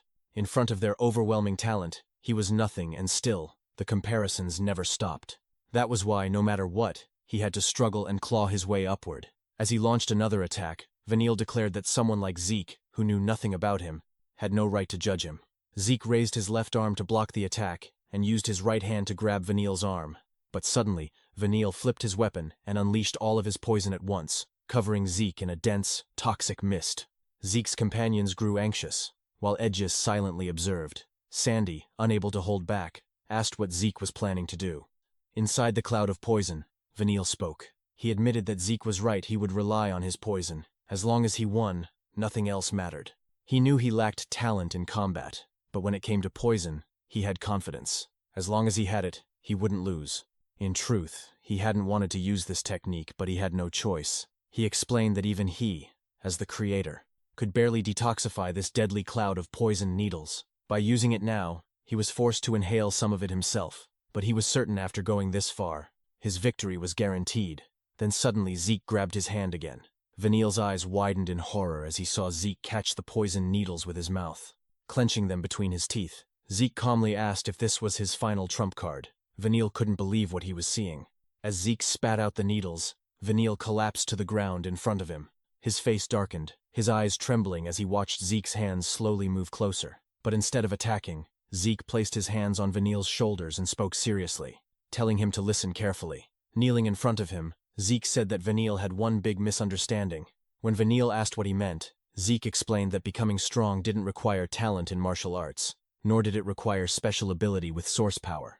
All that mattered was the desire to win every single fight. That, he said, was the first thing Veniel needed to learn because it was the path that would lead him to true strength. Then, Zeke suddenly shouted, telling him that his claim of having no talent for martial arts was complete nonsense. The real problem was that he was using the wrong weapon. He suggested that Veniel should use something with a longer handle, and then casually added that an umbrella would suit him quite well. Veniel blinked in shock, asking if he was serious. Zeke simply replied that it was no joke. It might sound unusual, but like his iron fan, it was a weapon with a long history. With a small smile, he added that almost anything in this world could be turned into a weapon. Veniel fell silent, wondering if there really was a weapon suited for him. Then Zeke placed a hand on his head and said that despite what he thought, on the battlefield, he was more of a warrior than anyone else. That statement left him speechless. Zeke continued, saying that in real combat, Veniel's mindset wasn't wrong as long as he won. Anything was acceptable. But if he clung too tightly to pride, he would never be able to protect anything. To win and to protect what mattered, he had to use every tool at his disposal. His thinking wasn't wrong, he was simply using it in the wrong place. Zeke then stood up and held out his hand, asking Veniel to come with him. Veniel stared at him in confusion as Zeke said that if he followed him, he would make him as strong as he ever wanted to be. When Veniel asked if he could truly become like him, Zeke confirmed it without hesitation, even pointing out that he was already far stronger. He added that once his training began, Veniel wouldn't have time to complain about talent anymore because he would train him relentlessly until he became strong. Veniel stood there in shock, thinking that Zeke spoke boldly. But as he reflected on those words and remembered his desire to grow stronger and earn his mother's acknowledgement, he slowly reached out his hand to accept Zeke's offer. But just before their hands could meet, Zeke suddenly delivered a swift uppercut, saying that he had almost forgotten they were still in the middle of a match. Vanille couldn't believe it. After everything Zeke had said, he still attacked him. But Zeke simply stated that a match was a match. Once Vanille woke up, he should come find him. As Vanille fell unconscious, the poison within his body was expelled. Mentric immediately declared the match over, though even he couldn't believe that Zeke had managed to detoxify everything with just a single punch. He then announced that this concluded the selection matches, and that the East Hall was Pressures, the ultimate champion of the selection. The participants from the different halls of the Dragon's Nest returned as the defeated, carrying with them the weight of their losses. Meanwhile, as night fell, Zeke and his group gathered together and held a small feast to celebrate their victory. Before the celebration could even begin after the selection matches had just concluded, no one could help but glance at Zeke. At the same time, questions began to surface. Wasn't it East Hall that had won the selection matches? Then why were they, along with students from other halls, summoned to attend the celebration as well? Aegis simply laughed and admitted that he didn't know the reason either. As everyone continued to look toward Zeke, he calmly said that he assumed Mentric would explain everything to them tonight. Meanwhile, Zeke kept eating the food laid out in front of them, completely unfazed. He soon noticed that his companions, as well as the students from the other halls of Dragon's Nest, had yet to start eating. With his mouth still full, he asked what was wrong and why no one was touching the food, even pointing out that it would all get cold if they didn't start soon. Lika, however, suddenly spoke up, saying she couldn't understand how Zeke could eat so calmly at a time like this, and asked if he wasn't even curious about what they were about to be told. Zeke simply continued eating, prompting Lika to let out a helpless sigh. Just then, the door opened, and Mentric entered, apologizing for making the students wait. He told them to begin eating, only to notice that Zeke was already devouring the food beside him, so he casually added that everyone else should eat well too. As the meal went on, Mentric explained that the feast was also meant to reward them for participating in the selection matches. Soon after, he called for everyone's attention and announced that he would begin explaining the special mission. Aegis raised his hand and asked if they were even allowed to hear about it, to which Mentric replied that there was no problem Aegis himself might end up participating. This left Aegis confused. Mentric then revealed that a few days ago, a special rift had been discovered on the Eldragon family's grounds. The announcement shocked everyone, including Zeke, who recalled reading about rifts in books before.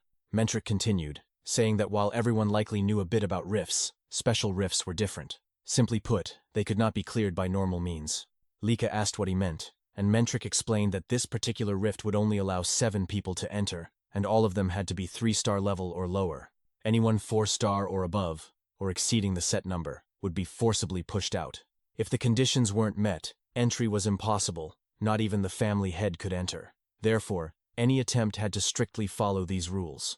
He added that although the Eldragon family did have some 3-star soldiers, rifts had been appearing more frequently lately, leaving them short-handed. That was why the students had been chosen. He also revealed that the special rift most likely contained magic water, something necessary to awaken magic power. At the mention of magic water, the students were visibly shaken. Zeke immediately said he had read about it before, and Mentric confirmed that he was correct by consuming magic water. One could gain the ability to convert source power into magic power, which was essential to becoming a magician. Hearing this, Zeke's eyes lit up as thoughts of magic filled his mind. Mentric went on to explain that the world was ruled by 8 great houses, including theirs, the Eldragon family collectively known as the 8 Gates of Dominion. However, while the other houses all possessed magic springs that naturally produced magic water, the Eldragon family had none.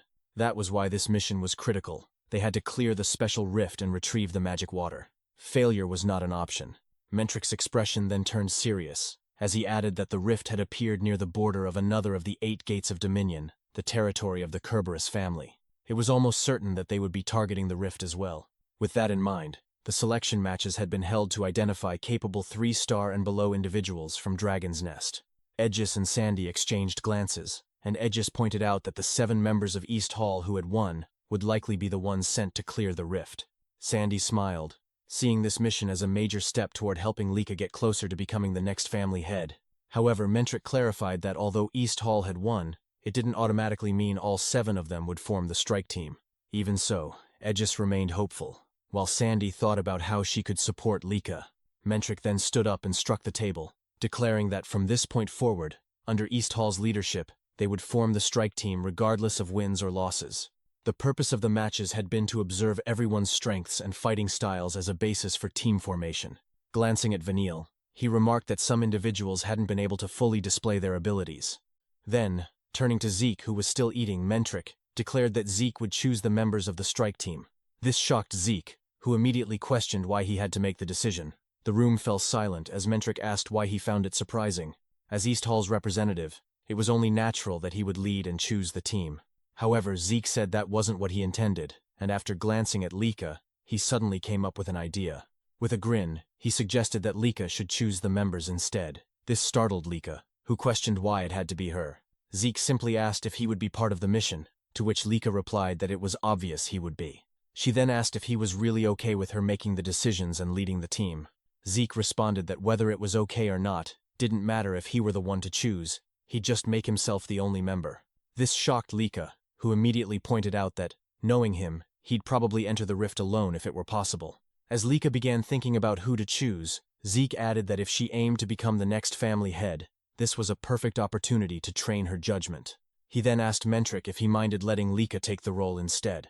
Mentric said he didn't mind and asked if Zeke was sure, reminding him that leading this mission would bring him one step closer to becoming the family head. But with the expression of someone far older than his years, Zeke said he had no interest in that position. This stunned everyone, including Vanille. Edgis quickly asked if he was serious. Sandy echoed the question, and Lika herself sought confirmation. Zeke calmly replied that it wasn't a big deal to him. It all depended on what he personally valued. Edgis insisted that becoming family head would mean having everything the Eldragon family possessed, but Zeke firmly stated that he didn't need any of it. There was only one thing he wanted, the end of the martial path. His words left everyone in stunned silence. Zeke then reassured Lika not to worry about him and told her to focus on choosing her team. Accepting his words, Lika stood and began selecting the members of the strike team. Meanwhile, within the Kerberos family, the family head questioned whether the report he had received was true. His subordinate confirmed that a special rift had indeed appeared in the Great Abundant Forest. When asked if the lizards had already begun moving, a term he used to refer to Balza, the head of the Eldragon family, the subordinate broke into a cold sweat. A heavy pressure filled the room as the Kerberos family head demanded to know why he was only being informed now. The subordinate immediately apologized, explaining that the Eldragon family had deliberately misled them, causing the delay. After hearing this, the family head remarked that he had heard of such tactics before, and noted how unusually active the Eldragon family had been in the forest. It all made sense now. He called them crafty pests. The subordinate added that there was a high chance the rift contained magic water. Hearing this, the family head said that in that case, the Eldragon family would stop at nothing to secure it. He then asked about the conditions for entering the rift, and was told that it required 7 individuals, all at 3-star level or below. The family head noted that while the condition wasn't particularly difficult, the Eldragon family had still beaten them to it, and likely filled all available slots. However, the subordinate revealed that the Eldragon family didn't have enough soldiers to spare, and were instead sending trainees. The family head confirmed this, and questioned whether they were truly planning to clear a special rift with inexperienced youths. When assured that the information was accurate, he was asked what their next move should be, whether they should quickly assemble a team. The family head replied that even if they did, they would already be too late. However, if the Eldragon family was indeed sending trainees, then Balza's heir would undoubtedly be among them. When the subordinate asked what he meant, the family head instead asked how many deception bracelets they had left. The subordinate answered that they had 4 remaining. Upon hearing this, the family head issued his command: use all the deception bracelets if necessary so long as they could eliminate Balza's children. The subordinate hesitated, pointing out that they didn't know when they would obtain more. But the family head dismissed the concern, saying that if they hoarded them, they would only gather dust. It was better to use them now, where they would truly matter. With a cruel smile, he added that he wondered what kind of expression that lizard bastard would make when his child was killed, and that it would be quite entertaining to witness Balza Eldragon's reaction. The day after the celebration, Zeke told everyone that they would all have to become much stronger, and he first called on Eric and Marin, instructing them to return to basic training. He explained that, like Rangis and the others, they would be running every day and building up their muscles, adding that with a solid foundation, they would be able to handle stronger techniques. Eric immediately questioned whether they were really going to train the same way Rangis and the others had trained before, but Zeke responded with a question of his own, asking if there was something wrong. Meanwhile, Rangis and the others were smiling behind Eric and Marin. leaving the two with no choice but to say that there was no problem, even though their answer clearly went against their true feelings. Even so, Zeke was pleased with their response. Soon after, he grabbed and pulled aside a red cloak, revealing a massive boulder, and then called Raymond over, telling him that he would be using the regeneration stone prepared by their instructor. Raymond immediately asked if he would really be using a regeneration stone for his training, and Zeke confirmed it, saying that he remembered how it worked and thought it would be perfect. As Zeke picked up a small shield, he explained that, as they all knew, the regeneration stone could reflect any impact dealt to it multiplied 100 times over, and that it was something they could not break without using source power. Yet he was about to strike it without using any source power at all, which made Eric and Marin wonder what he was planning. Gathering his physical strength into his arm, Zeke struck the regeneration stone with the small shield, causing a powerful gust of wind to surge through the surroundings. Marin could hardly believe it, realizing that Zeke had hit the regeneration stone normally, and that without using source power, the recoil should have been overwhelming. As everyone stood watching, Raymond was left stunned by what he saw, quickly realizing that Zeke had endured the reflected shock from the regeneration stone, using only his shield. Zeke then showed them the cracked shield and explained that, just like what he had done, he wanted Raymond to train by taking the shock head-on or by deflecting it. Raymond acknowledged this, thinking to himself that from now on, he would follow what Zeke had demonstrated. Celine, on the other hand, remarked that she had never imagined there was a way to train using a regeneration stone, but at that moment, Zeke also called her forward. Celine responded immediately, and Zeke instructed her to repeatedly thrust her sword at the regeneration stone. He allowed her to use her source power, but emphasized that she needed to focus all her aim on a single point and not let any of her attacks wander. Celine quickly agreed and drew her sword, launching a series of rapid strikes at the regeneration stone, but her attacks landed on different areas. As Zeke pointed out her strikes, he explained that even when trying to focus on one spot, it was not easy, and Celine immediately acknowledged this. Zeke then said that her training would be to learn how to always strike a single point. Borrowing Celine's sword, he walked toward the regeneration stone and remarked that it had already repaired the damage she had dealt, adding that no matter how many times he saw it, he never got used to it, and that this was exactly why it was perfect for training. He then told Celine to watch closely, and in the next instant, he unleashed a series of rapid attacks with her sword, each one landing precisely on the same point of the regeneration stone, leaving Celine stunned and nearly at a loss for words in her amazement. Zeke then explained that her flower sword style tended to focus on the number of strikes, but it would be better for her to learn to value each blow and aim it properly, and Celine nodded in agreement. Zeke then called Rangus, who answered immediately while wondering what kind of training he would receive. But he was completely shocked when Zeke pulled out a feather and said that it would be used for his training. Zeke used wind source power to make the feather float, and Rangus quickly noticed that it was the same wind source power used by Lord Vanille. Raymond asked when Zeke had learned to use wind source power, and Zeke casually replied that he had acquired it after fighting Vanille, explaining that after taking Vanille's wind aura head-on, he found that he could use it as well, which caused Rangus to stare in shock, finding the situation completely unbelievable. Zeke then placed the feather on the tip of Rangus's spear and explained that what he wanted Rangus to do was to train himself to go with the flow. Rangus realized that the feather was so light that it would be difficult to control, yet he needed to move it freely, and he wondered what it meant to let himself go with the flow. Zeke explained that it was not about following the flow or trying to seize it, but about surrendering himself to it, and that if he could master that, he would eventually be able to create the flow himself. Narrowing his eyes, Zeke then split the feather into two in a single instant, causing sweat to run down Rangus's cheek as he stared in disbelief at what he had just witnessed. At that moment, Lika arrived and called out to Zeke, saying that if they did not hurry, they would be late, and Zeke suddenly remembered that he needed to leave. Quickly tossing Rangus's spear back to him, as he ran off, he reminded them that they all knew their drills, and told them to train hard while he was gone. Rangus and Eric nodded, even though the training assigned to them weighed heavily on their minds, and Rangus felt that he might not be able to accomplish what had been asked of him, leaving him in tears, while Eric tried to calm him despite having his own doubts about whether he could handle his training as well.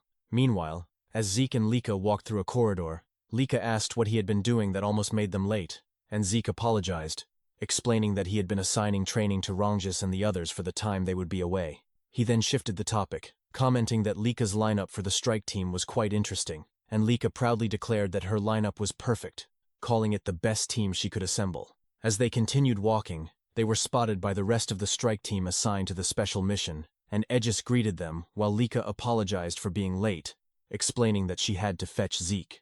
The strike team consisted of Sandy, Aegis, Lila, Vanille, Alan, Zeke, and Lika, and upon regrouping, they immediately prepared to depart.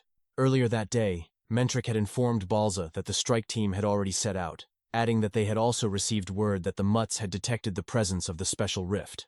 Balza remarked that it was sooner than he had expected, but even if they rushed over now, the strike team would already be inside the rift. One of the men present confirmed this, but raised a concern, saying that after the rift was cleared, there was a chance the Mutts might appear to steal the spoils, and that it would be best if the strike team and the soldiers stationed around the rift's perimeter could link up quickly, though he was unsure if that would be possible. Balza fell silent for a moment, before asking about the strength of the strike team, and Mentric responded that they had gathered the very best of the 3-star ranks, so there should be no problem in conquering the rift, adding that even if they encountered the Mutts, they would be able to hold their ground. However, Balza remained doubtful, and questioned whether that would still be the case with a 2-star among them. But Mentric dismissed the concern and confirmed that the strike team could handle it, even suggesting that Zeke alone might be enough to face the Mutts, which shocked both Balza and the man beside him. Mentric continued, explaining that after observing all of Balza's children over the years, Zeke was the first whose true limits he could not begin to grasp, and the man beside Balza questioned whether Zeke was truly only at a 2-star level, which Mentric confirmed, adding that watching Zeke made him realize once again that rank did not necessarily equate to strength, leaving the man beside Balza silent with sweat forming on his brow. Mentric then narrowed his eyes and revealed that when he first witnessed Zeke's techniques, he felt the same sensation he had experienced when he first saw Balza's dragon destruction combat arts, which shocked everyone present, including Balza himself, who immediately questioned what Mentric meant, since the dragon destruction combat arts were a secret style passed down only from one head of the Eldragon family to the next, strictly concealed and said to be impossible for ordinary people to learn. The man beside Balza dismissed the claim as absurd, questioning whether Mentric was suggesting that Zeke had mastered something so powerful, but Mentric admitted that it had shocked him as well, and having seen Balza's techniques countless times, he was certain of what he had witnessed, even stating that Zeke's martial arts were on par with Balza's dragon destruction combat arts, leaving Balza momentarily speechless. Mentric then thought to himself that Zeke might even surpass Balza, though he quickly dismissed the idea as imagination, while Balza revealed that a few years ago, he had Freya investigate every detail of Zeke's background, including his birth records, yet nothing of value was found, and there was no trace that Zeke had learned martial arts from anyone before entering the dragon's nest.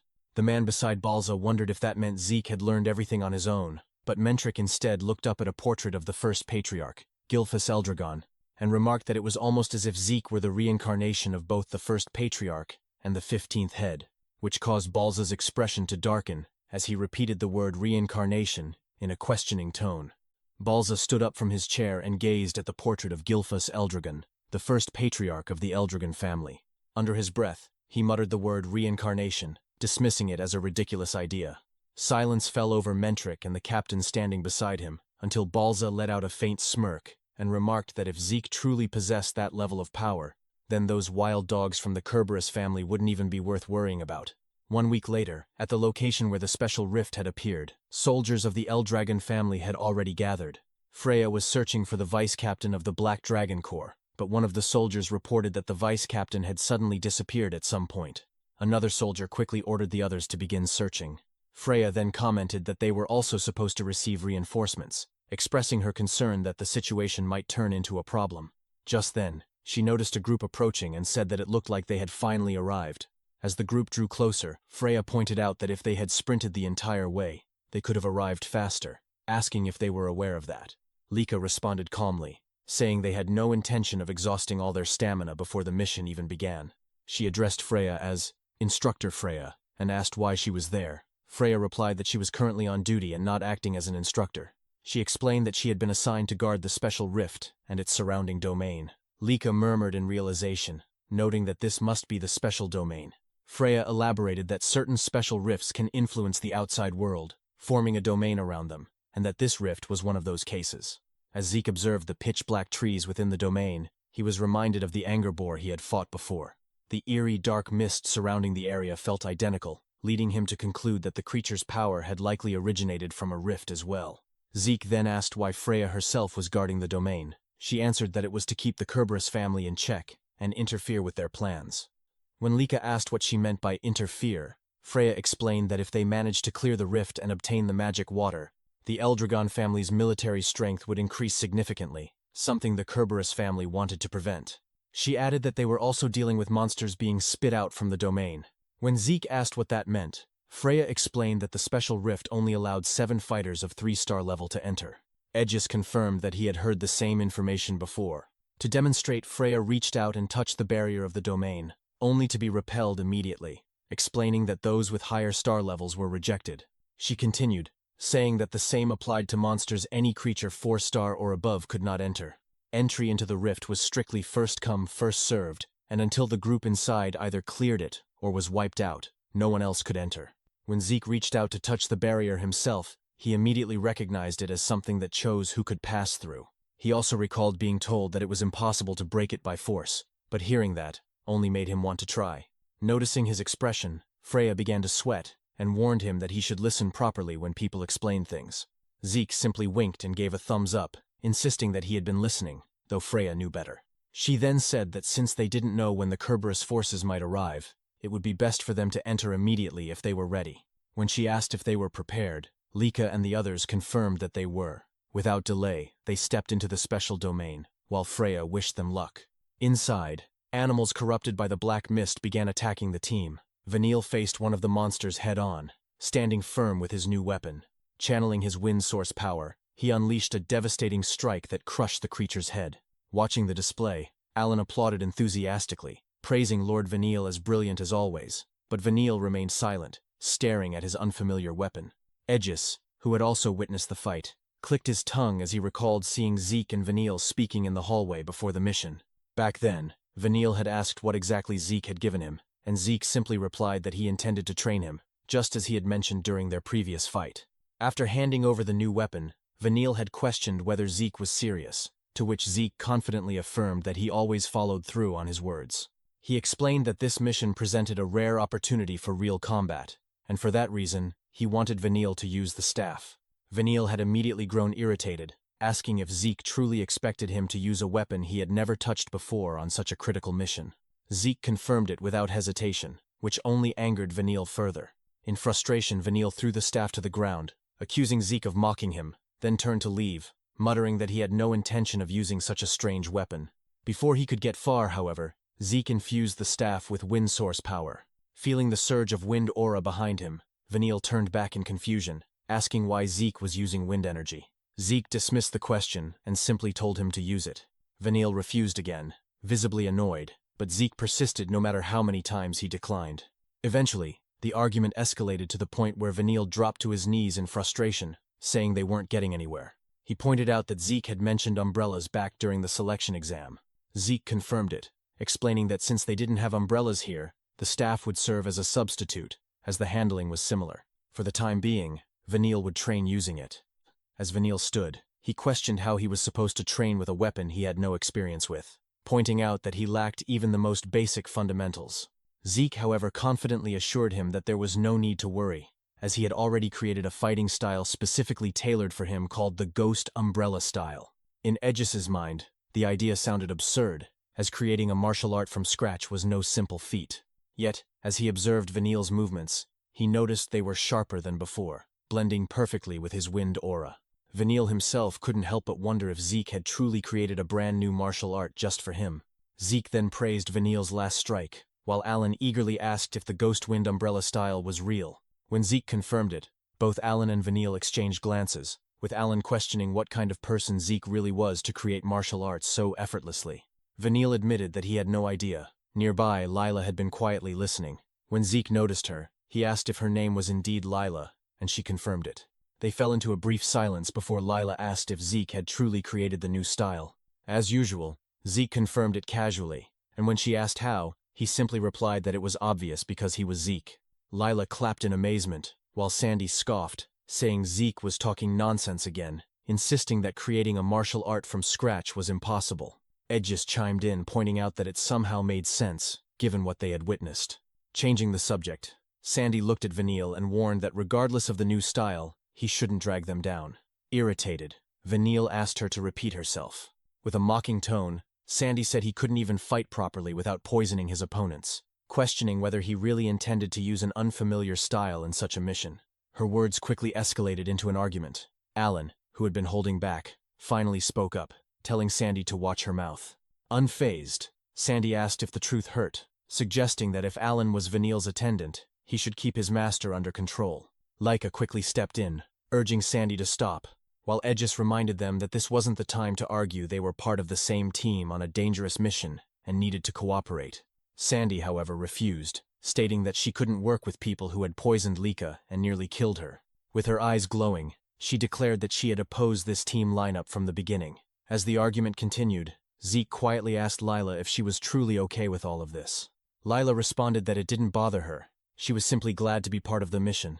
Zeke laughed, commenting on her big heart, while Sandy continued to press the issue, questioning Lika's decision to include Vanille and Alan. Lika hesitated, but admitted that while she had her doubts, their strength made them necessary for the mission. Alan agreed, praising Lika's judgment, though he couldn't resist taking a jab at Sandy, which only enraged her further. As tensions rose again, Lika couldn't help but wonder if this was truly the right team. Zeke, observing everything, realized that the selection matches were still casting a long shadow over them. At this rate, they wouldn't be able to trust one another. He also noticed that despite Vanille's attitude, he seemed to be struggling internally. Zeke understood that with such an unbalanced team, the situation was risky, but if they could come to understand and accept each other, they might become comrades capable of trusting one another with their lives. As they continued toward the center of the domain, they spotted a bright light in the distance. Excited, Lika urged everyone to move closer. Zeke observed it carefully, remarking that it must be the rift itself, noting how it resembled cracks in space. With a serious expression, Lika warned that once they entered, anything could happen, urging everyone to stay sharp. Zeke clenches his hands with excitement and agreed with Lika. Just then, Zeke's eyes suddenly glow as he sensed a new presence from afar entering the special domain. But when Leela asked if something was wrong, Zeke paused before casually replying that it was nothing, urging everyone to hurry and enter the rift. As soon as they stepped into the rift, Lika was struck with shock. Aegis glanced downward, fear evident on his face, while Sandy was already shouting in panic. Before any of them could react, they were suddenly plummeting from the sky toward a dense forest below. Fighting to stay composed, Lika called out to her team, urging them to calm down so they could figure out a safe way to land. But just as she tried to take control of the situation, her eyes widened again in disbelief. A massive creature resembling a giant chicklet had clamped its beak around Zeke's head. Sandy immediately yelled, asking what was happening now, while Lika shouted Zeke's name. Surprisingly, Zeke remained calm, remarking that this turn of events was quite unexpected. Lika, clearly irritated, told him this wasn't the time for that, and urged him to get serious. But Zeke casually replied that he was off duty. Aegis then called out to Lika, reminding her that their immediate concern was surviving the fall. As the forest rapidly approached, he anxiously asked what they should do. Lika clicked her tongue, unable to come up with a solution on the spot. Vanille, growing impatient, snapped at everyone, saying they were all useless, before ordering Alan to use his wind source power. Taking the lead, Vanille activated his ghost wind umbrella style, manipulating the air above them to slow their descent. Alan followed up with his wind-rending fan arts, unleashing whirlwind impact and wind wall to create a cushion of air below, further reducing their speed. As they neared the ground, Aegis managed to grab onto a thick tree branch, while Vanille and Alan used their abilities to land more smoothly. Meanwhile, Lika, Leela, and Sandy crashed into the ground with a heavy thud, their faces buried in the dirt. Sandy quickly got up, shouting at Vanille, asking why he couldn't have made their landing gentler, but Vanille coldly replied that it wasn't his problem. After climbing down from the tree, Aegis pointed out that Vanille and Alan had already softened the impact for everyone, and considering the situation, things could have gone much worse. Lila, wincing in pain, muttered that it still hurt, but at least she was alive. Taking a moment to process everything, Aegis reflected on what had just happened, being thrown into the rift, falling from the sky, and then watching a giant bird snatch Zeke away. With a sigh, he commented that entering a rift like this was far rougher than he expected. Realizing they had no idea what might happen next, he suggested they drink their healing potions while they had the chance. Sandy and Lila immediately followed his advice, while Lika turned to Vanille and Alan to thank them, acknowledging that they had saved everyone back there. Both Alan and Vanille were briefly stunned, clearly not expecting her gratitude. Vanille turned away and muttered that if they lost people here and failed the mission, it would only cause more trouble. Sandy crossed her arms and complained that he could at least accept a simple thank you. Alan, trying to refocus the group, asked what their next move should be, mentioning that Lord Zeke had been carried off somewhere. With a dark expression, Vanille bluntly suggested they could just leave Zeke behind. Lila immediately questioned if he was actually worried, but Vanille brushed her off, trying to hide his true feelings. Sandy scoffed, saying he was terrible at being honest. But unexpectedly, Edges sided with Vanille. He explained that worrying about Zeke right now was likely a waste of energy.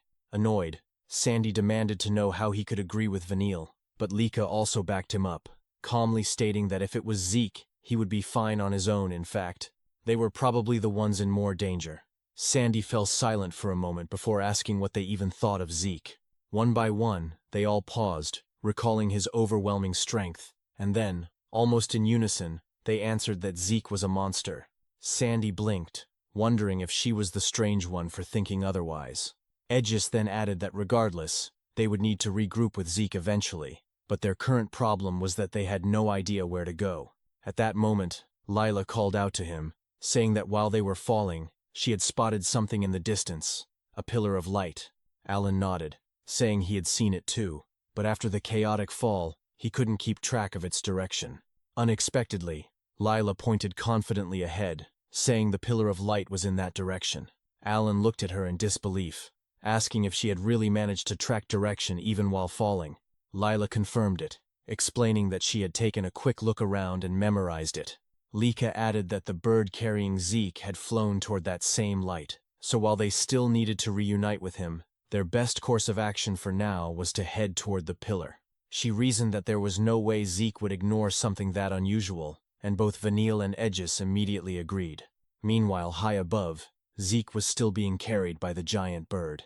Rather than panicking, he found the situation intriguing, noting how their mission had taken an unexpected turn the moment they entered the rift. He admitted that even he had never sensed something coming from beyond dimensions before, making this a valuable experience.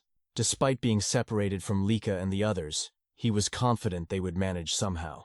Suddenly, the bird came to an abrupt stop mid-air. Zeke casually asked if their little sky trip was over, but instead of responding, the bird simply released him. As he began to fall again, Zeke guessed they had reached their destination. Looking down, he spotted a large nest with 3 small birds inside, chirping loudly. Fixing his gaze on them, he noticed their eager expressions and the way they drooled with anticipation. In that instant, Zeke realized exactly what was happening. He wasn't just a passenger, he was about to become their next meal. Before Zeke could become the next meal for the smaller birds, he smacked each of them away and even gave the mother bird a heavy multi-tiered bump on the head, casually remarking to himself that he had nearly been turned into food the moment he arrived. Tears immediately welled up in the mother bird's eye as one side of her face twitched from the punch, leaving her dazed while the smaller birds chirped in panic around her. Zeke then walked toward the edge of the cliff and quietly observed his surroundings, realizing that he had truly been thrown into one hell of another world. It was only then that he remembered the warning about the monsters called Chaos existing inside the rift as well, and after turning his head toward the birds behind him, he wondered if they were the creatures he had been told about. The birds instantly chirped in protest and shook their heads repeatedly, almost as if they understood exactly what he was asking. Somehow understanding their reaction, Zeke crouched down and gently touched the mother bird's feathers, thinking that they looked far too adorable and harmless to be the terrifying chaos monsters he had heard about. As he continued observing them more closely, he quickly realized that the birds were in terrible condition. Their bodies were painfully thin, their feathers were dirty and damaged, and old wounds covered nearly every part of them. Zeke then asked himself what kind of situation had pushed them into such miserable shape, but before he could think further, he suddenly sensed something strange lingering nearby. He muttered that he had been feeling a weird presence tailing them for a while now, and at that exact moment, a group of unknown creatures came flying toward them at incredible speed. The mother bird immediately let out a loud screech to warn him about the incoming danger, and as Zeke turned around, he finally saw them clearly. Several insect-like monsters covered in a dark purple aura were rapidly approaching the cliff, accompanied by a giant mantis radiating an even more sinister presence. The moment the creatures landed, the giant mantis released a sharp and terrifying hiss that echoed through the mountain air. Despite the tension, Zeke simply stared at the monsters with curiosity and awe rather than fear. Upon glancing back at the trembling birds behind him, he quickly realized that the insects had been hunting them this entire time. To him, bugs hunting birds as prey was already strange enough, but the disgusting aura surrounding those creatures immediately made him understand that these insects were the true chaos monsters. At a single glance, he could already tell that the locust-like creatures were all 3-star level monsters, while the giant mantis standing behind them had reached 4-star level. Zeke silently assessed the situation around him, and because the birds were nothing but skin and bones and barely capable of standing, he found himself unable to immediately decide what to do. He wondered if he should simply leave the birds behind and escape on his own, or if he should stay and help them fight against the chaos monsters. But before he could reach a conclusion, the birds suddenly spread their wings while chirping fiercely, and the wounded mother bird stepped forward despite her condition, preparing herself to protect her chicks even if it cost her life. When Zeke saw their determination to keep fighting despite being cornered, he looked back at the smaller birds and admitted that he liked their resolve. Because of that, he decided that he would lend them a hand, even if only for a little while. The moment the chaos monsters launched themselves forward to attack, Zeke immediately felt their killing intent stabbing against his skin, as if slaughter and destruction were the only instincts driving their existence. With a calm expression, he casually remarked to himself that this was what true chaos felt like. As one of the locust monsters rushed toward him, Zeke instantly intercepted it and grabbed it tightly by the neck. While holding the creature in place, he loosened his grip for a brief second before delivering a devastating punch that completely decapitated the monster in a single blow. Blood immediately splashed across his body and face, as a green aura glowed faintly within his eyes. Yet instead of fearing him, the remaining chaos monsters only became more enraged after seeing one of their own killed. The mother bird nervously chirped as if she could sense the monster's growing hostility, especially after the swarm began charging toward Zeke all at once. However, before the insects could even reach him, Zeke's eyes suddenly glowed with a brilliant golden light, and above him appeared the massive phantom image of a dragon's eye. An overwhelming wave of dragon aura exploded outward from his body, crashing directly into the chaos monsters with enough force to freeze even the 4-star giant mantis in place. Standing there with one eye glowing gold, Zeke calmly pointed toward the swarm and warned them to turn back while they still had the chance, making it clear that he would allow them to leave alive if they retreated now, but if they continued insisting on fighting, then he would personally keep them company for as long as he pleased. The giant mantis seemed to understand every word hidden behind that pressure, because it immediately lowered its head, shook nervously, and avoided looking directly at him. After seeing their reaction, Zeke casually remarked that they had made a wise decision and instructed them to disappear immediately. Terrified by the dragon aura crushing them, the chaos monsters hurriedly flapped their wings and fled the area as fast as they could. While watching them retreat, Zeke noticed that even their escape somehow carried an unnecessarily dramatic flair, though he admitted that he did not really mind since the fight had already ended.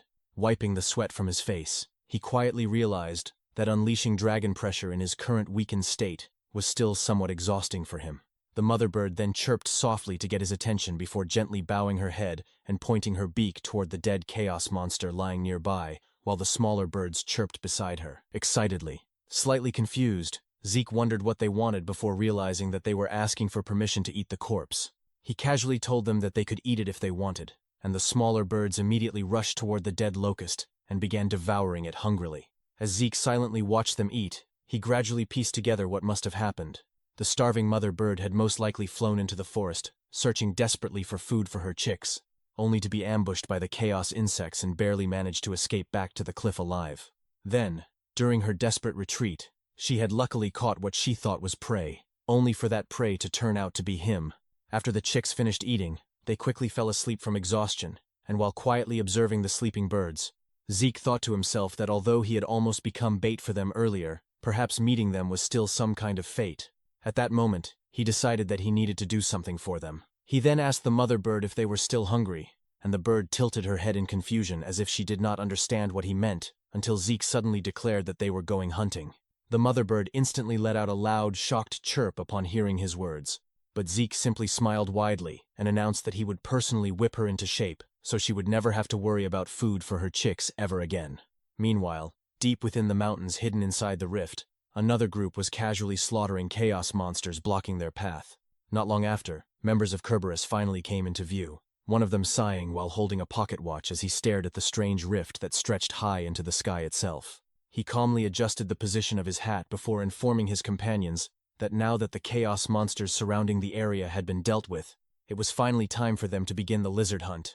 1 week later, Sandy and the others continued fighting against the caterpillar-like chaos monsters without rest, and after Sandy sliced down another wave of the grotesque creatures, she finally snapped and loudly questioned what kind of hellish place they had been thrown into. Vanille, startled by her sudden scream, immediately told her to keep it down and stop shouting so much, saying that she had screamed more during the past week than she had swung her sword. On the other hand, Aegis noticed that the chaos monsters simply never stopped coming, even though they had been fighting non-stop for an entire week already. Lila confirmed it with an exhausted expression and admitted that she was completely sick of dealing with chaos monsters. Aegis only laughed before slashing apart another bug-like creature, then shifted his gaze toward Lika. Covered in golden aura, Lika charged forward with her greatsword and unleashed a thunder net annihilation toward the monsters, summoning violent golden lightning that instantly wiped out every chaos creature surrounding her. After the monsters collapsed one after another, she wiped the sweat and asked if everyone was still all right. While watching her, Aegis was honestly amazed that she could still move after releasing that much power, though deep inside he only hoped that she was not forcing herself too hard, simply because she was the leader. Sandy then walked toward Lika, while loudly declaring that she was absolutely not all right, adding that this had easily become the worst experience of her entire life, before asking if every rift was like this on the inside. Lika shook her head and explained that the type of mixed realm they ended up in depended entirely on the rift itself, and that the chaotic worlds beyond the rifts were all extremely dangerous. Aegis casually grabbed Sandy's shoulder and told her that she had simply gotten unlucky this time, especially since she hated bugs more than anything. The moment he touched her shoulder, Sandy's whole body trembled in disgust before she immediately started shouting at him again. However, when Lika calmly called out her name, Sandy instantly stopped and reluctantly admitted that complaining would not finish their mission. Aegis laughed again, inwardly thankful that Lika was there to keep Sandy under control. He then looked toward the others and remarked that it would be nice if they could finally leave the forest already. At that exact moment, Vanille suddenly sensed something strange and slowly turned around. Using his wind aura to examine the surroundings, he eventually confirmed that the airflow felt completely different compared to before, and declared that the exit had to be nearby. Sandy, still doubtful, asked if he was really sure, while also warning him not to get too close to her while he was still covered in disgusting bug guts. Irritated, Vanille snapped back and questioned why he would even lie after already suffering through an entire week of Sandy's non-stop screaming. Despite that, Sandy only smiled brightly, relieved that her nightmare of bugs might finally be ending. The group immediately rushed through the forest as fast as they could, and after continuously following the direction Vanille pointed toward, they eventually noticed a bright light shining ahead of them. Sandy and Lika became excited after realizing that they had finally found the exit and could finally leave the cursed forest behind. Feeling as though this was the luckiest moment of her life, Sandy happily ran ahead while loudly saying goodbye to the disgusting bugs. However, the joy on her face disappeared the instant she exited the forest and realized that beyond it was nothing but a vast rocky terrain, while the pillar of light still remained far away in the distance. Sandy immediately asked what they were supposed to do now, and in response, Aegis sighed and remarked that this place looked like an entirely new headache waiting for them. While staring at the massive purple pillar of light, Alan pointed out that it was the same pillar they had seen while falling into the rift. Lila agreed, and mentioned that they were much closer to it now. Lika then asked if the light they were seeing was truly what she thought it was, and Aegis confirmed her suspicion, explaining that now that they were this close, it was obvious that the light was coming from the Chaos Stone their teacher had told them about. A few days earlier, before the special rift operation departed from the Eldragon main estate, Mentric had explained to the group that simply recovering the magic water would not be enough to complete the mission. Zeke had asked what else they needed to do, and Lika explained that closing the rift itself was part of clearing it. Mentric confirmed her explanation, and further stated that they needed to destroy the Chaos Stone responsible for maintaining the rift. The moment the Chaos Stone was mentioned, Zeke suddenly recalled reading about it somewhere before. Aegis then explained to him that the Chaos Stone was an ore believed to be responsible for creating rifts throughout the world. Curious, Zeke asked Mentric if the Chaos Stone was merely the source of the rift, but Mentric shook his head and clarified that it was far more dangerous than that. If anything, the Chaos Stone itself was the true threat hidden within every rift. Pointing toward an illustration inside the book, Mentric explained that the Chaos Stone constantly released enormous amounts of energy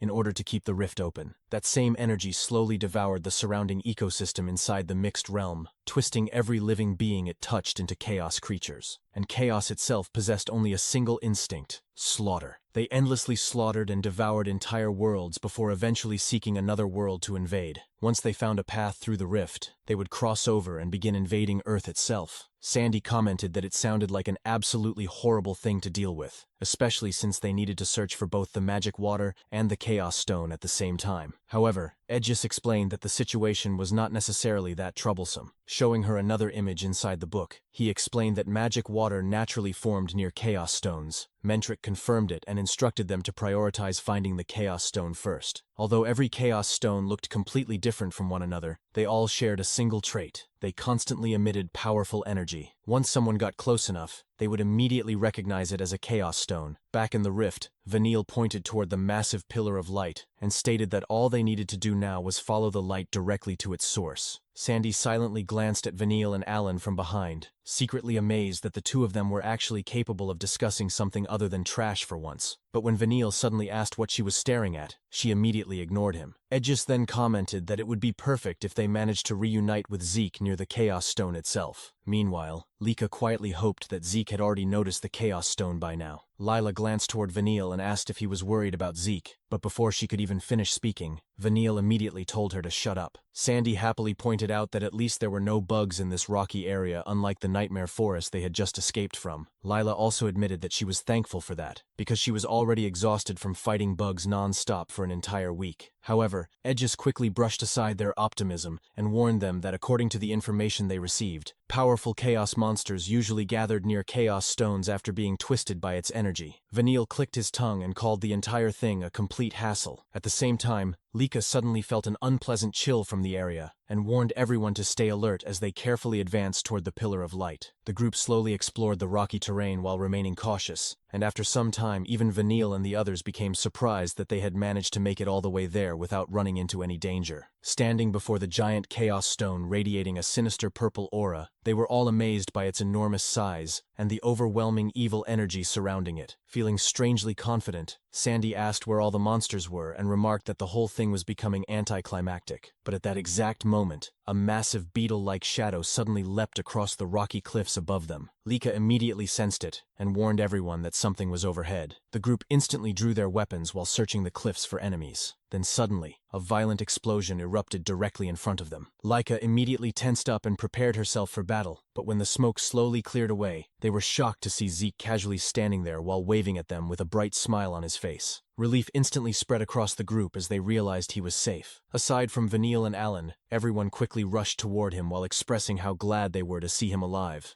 Zeke smiled and told them that he was glad to see them too, adding that they still looked lively enough. However, with a completely exhausted face, Vanille questioned whether they really looked lively at all, while Lila admitted that they were already completely wrecked. Only then did Zeke finally notice how exhausted and battered everyone looked, but before he could continue speaking, Alan suddenly interrupted him and pointed towards something behind Zeke while asking if what he was seeing was actually real. Zeke remained silent for a moment before casually glancing behind himself and explaining that he had accidentally killed it a little while ago. The instant Sandy saw the gigantic dead beetle lying there, every hair on her body stood up, and she immediately screamed in horror at the sight of the massive creature Zeke had defeated. Edgis guessed that the beetle was probably the powerful chaos monster they had heard about, and asked if Zeke had really taken it down alone. Zeke casually answered that the creature attacked him first, so he simply dealt with it. Hearing that answer, Lika then asked if the reason they had not encountered any chaos monsters on their way there was because Zeke had already wiped them all out beforehand. Zeke merely replied that he might have taken care of a few on the way, and that it was probably the reason. After hearing him talk about defeating terrifying chaos monsters as though it were nothing, the entire group silently realized once again that Zeke was completely insane. Zeke then pointed toward the giant rock behind him and asked if it was the Chaos Stone they had been searching for, adding that he figured it was important, so he waited there for the others to arrive. Edgis immediately confirmed it and declared that there was absolutely no doubt that it was truly a Chaos Stone. Zeke then pointed beneath the stone and asked if the glowing liquid below it was the water they were looking for. Slightly surprised, Lika asked what water he was talking about. Zeke walked closer to the Chaos Stone and casually pointed toward the glowing liquid beneath it, before immediately touching it with his finger, while staring at it curiously. Seeing that, Lika quickly took out several bottles and exclaimed that there was far more magic water than she expected. As Lika began collecting the magic water, Edgis explained that a person needed to drink a certain amount in order to receive the full effect of the magic water, and that even this amount might only be enough for a few people. Completely exhausted, Sandy immediately told Edgis that none of that mattered anymore, and urged Lika to hurry up and finish collecting the water so they could finally leave this place. Once Lika finished, she carefully observed the liquid inside the bottles, and explained that according to rumors, the color of magic water determined what type of magic attribute a person could awaken. However, the water they collected appeared almost completely clear. While examining another bottle himself, Aegis corrected her and pointed out that the water actually possessed a strange color. Sandy agreed, while Lila also admitted that its color looked unusual. Meanwhile, Vanille and Alan argued that regardless of the color, there was no doubt that it was genuine magic water. As the others continued discussing it, Zeke's eyes suddenly widened after sensing something dangerous. Without hesitation,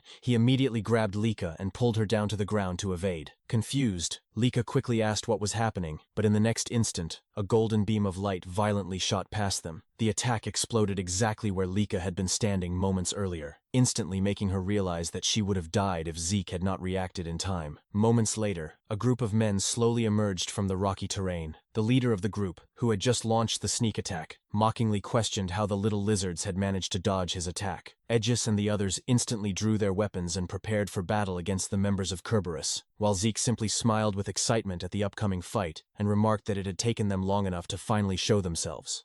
Once again, Zeke told the group of men in black that they had taken long enough to finally show themselves, causing the leader of the group to question what exactly he meant by that. While Sandy was still confused and asking who the men in black even were, Aegis immediately felt a chill run down his spine as he realized how terrible the timing of this ambush was. Without hesitation, he began suspecting that the attackers were members of the Kerberos family. His mind quickly recalled Freya's earlier warning that only 7 fighters below the 3-star rank were allowed to enter the rift, and that no one other than their own group should have been capable of getting inside. As Aegis's expression darkened, he could not understand how the Kerberos family had managed to enter the rift when the quota of 7 fighters had already been completely filled. More importantly, the group standing before them was clearly made up of 4-star and even 5-star fighters, with their leader giving off an especially overwhelming pressure. Just then, the leader calmly revealed that he already knew they were curious about how they had managed to enter the rift in the first place. Raising his hand, he showed them a golden bracelet embedded with a green gemstone. When Lika wondered if the bracelet was the reason, the enemy leader explained that the item was called a bracelet of deception, an extremely rare consumable treasure that allowed its wearer to bypass the entry restrictions of special rifts. The higher the wearer's star rank, the more powerful the bracelet needed to be, while the gemstone determined the maximum star rank it could conceal. It was a rare item acquired through the Kerberos family's own hidden channels, though its effect vanished completely after a single use. Aegis could hardly believe such an item even existed, while Vanille raised his staff and pointed it toward the group, questioning whether they were idiots for openly revealing information like that. However, the enemy leader merely glanced at his pocket watch before coldly remarking that none of the information mattered anyway, because everyone standing there was going to die inside the rift. The moment the leader snapped his watch shut, Zeke immediately sensed something dangerous and instantly shoved Lika away from him. Before she could even process what had happened, the enemy leader unleashed a surprise attack using a rock cannon. A stone engulf in golden energy shot to the air with incredible speed and slammed directly onto Zeke as he raised his arms to defend himself. Lika cried out in shock upon seeing him get hit, but before she could even react further, one of the men in black suddenly rushed toward her with his sword raised. Her entire body stiffened as she instinctively realized death was approaching. Yet before the blade could reach her, Vanille suddenly pushed her backward and intercepted the strike with his wand. The impact was so overwhelming that Vanille was forced down onto one knee from the sheer force alone. Even so, he still managed to tell Lika not to space out on him, before releasing a burst of wind aura that exploded outward and blasted the attacker away from him. But before Lika and the others could launch any kind of counterattack, the members of the Kerberos family immediately prepared another assault and activated Rock Bullet. Countless stone projectiles rained down toward the group from every direction. Aegis and Lila swung their weapons to intercept the incoming rocks, while Sandy and Alan desperately dodged and defended themselves from the barrage. At the same time, Lika drew her greatsword and stepped in front of Vanille before slamming the blade into the ground and releasing her lightning ability to shield him from the incoming attacks as well. However, the moment the enemies saw her using lightning aura, several members of the Kerberos family immediately intercepted her attacks and rushed forward for close combat. Vanille could only grin bitterly in frustration, as Lika warned everyone that the enemies were already closing in. Sandy tightly gripped her greatsword and declared that they would meet the enemy head-on, but when Aegis failed to respond, she quickly realized something was wrong. The distance between them had already become too wide, and their positioning had completely fallen apart. Alan glanced toward Sandy and informed her that the enemy had intentionally separated them. Their group had been split into 3 smaller teams, and each pair was now facing a 4-star member of the Kerberos family alone. Sweat rolled down Aegis's face as he directly questioned the enemy, asking if they truly were members of the Kerberos family, and whether they had come for the magic water. Yet the leader merely coldly responded that he had nothing more to say to the likes of him, causing Aegis to fall silent. Meanwhile, Lika remained deeply worried about Zeke's condition, but she quickly forced herself to focus, realizing that thinking about him now would only get her killed, especially against opponents of this level. 4-star fighters existed in a completely different realm from ordinary people. Through effort alone, a normal person could at best reach the 3-star level, while the 4-star realm was reserved only for those born with genuine talent. Between 3-star and 4-star existed an absolute gap that could not easily be crossed. Lika also confirmed to herself that there was no mistake about the enemy leader being a 5-star fighter. Even if they somehow managed to defeat the enemies in front of them, the moment that leader personally moved, everything would be over. On top of that, the earlier attack had clearly been magic, meaning the enemy leader was most likely an incredibly powerful mage as well. Just then, the leader casually snapped his fingers and ordered his subordinates to finish the lizards. The men immediately obeyed, and purple energy erupted from the ground as they activated a summoning ability. A ferocious beast with glowing purple eyes emerged from the magic circle, resembling a monstrous hound. Lika stared in shock, while even Aegis could not believe that the enemy was capable of summoning monsters. Sandy also stared at the creatures in disbelief, and questioned whether those things were really dogs. But Alan immediately corrected her by saying they were clearly monsters, and 3-star ones at that. Lika gritted her teeth as she realized their situation was becoming more hopeless with every passing second. Yet at that exact moment, Zeke suddenly appeared once more. Standing firmly, he casually lifted an enormous boulder with a single hand, immediately drawing the attention of the enemy leader. Without any warning, Zeke planted his foot into the ground, twisted his body slightly to gather momentum, and hurled the massive boulder directly toward the leader. The enemy leader instantly leapt aside to dodge, and a deafening explosion erupted when the boulder collided with the rock wall behind him. Narrowing his eyes, the leader questioned how Zeke was still capable of moving after taking a direct hit from his magic. However, Zeke merely responded with disappointment, admitting that he had actually been looking forward to seeing what this so-called magic could really do, casually bouncing the giant boulder on one hand as though it weighed nothing. Zeke mockingly questioned whether throwing tiny rocks was truly all they were capable of. Lika immediately asked if he was all right, and Zeke answered with a wide grin. As his eyes faintly glowed, he lightly tapped the boulder once more before twisting his body again and hurling it toward the enemy leader with even greater force than before. The leader clicked his tongue in surprise after seeing the massive rock flying toward him at terrifying speed, but he still managed to evade it at the last second by jumping sideways. After dodging the attack, he heard Zeke casually remark that if the fight was only about throwing rocks around, then even he could play that game too. The enemy leader narrowed his eyes dangerously as he glared at Zeke and cursed him as a little bastard.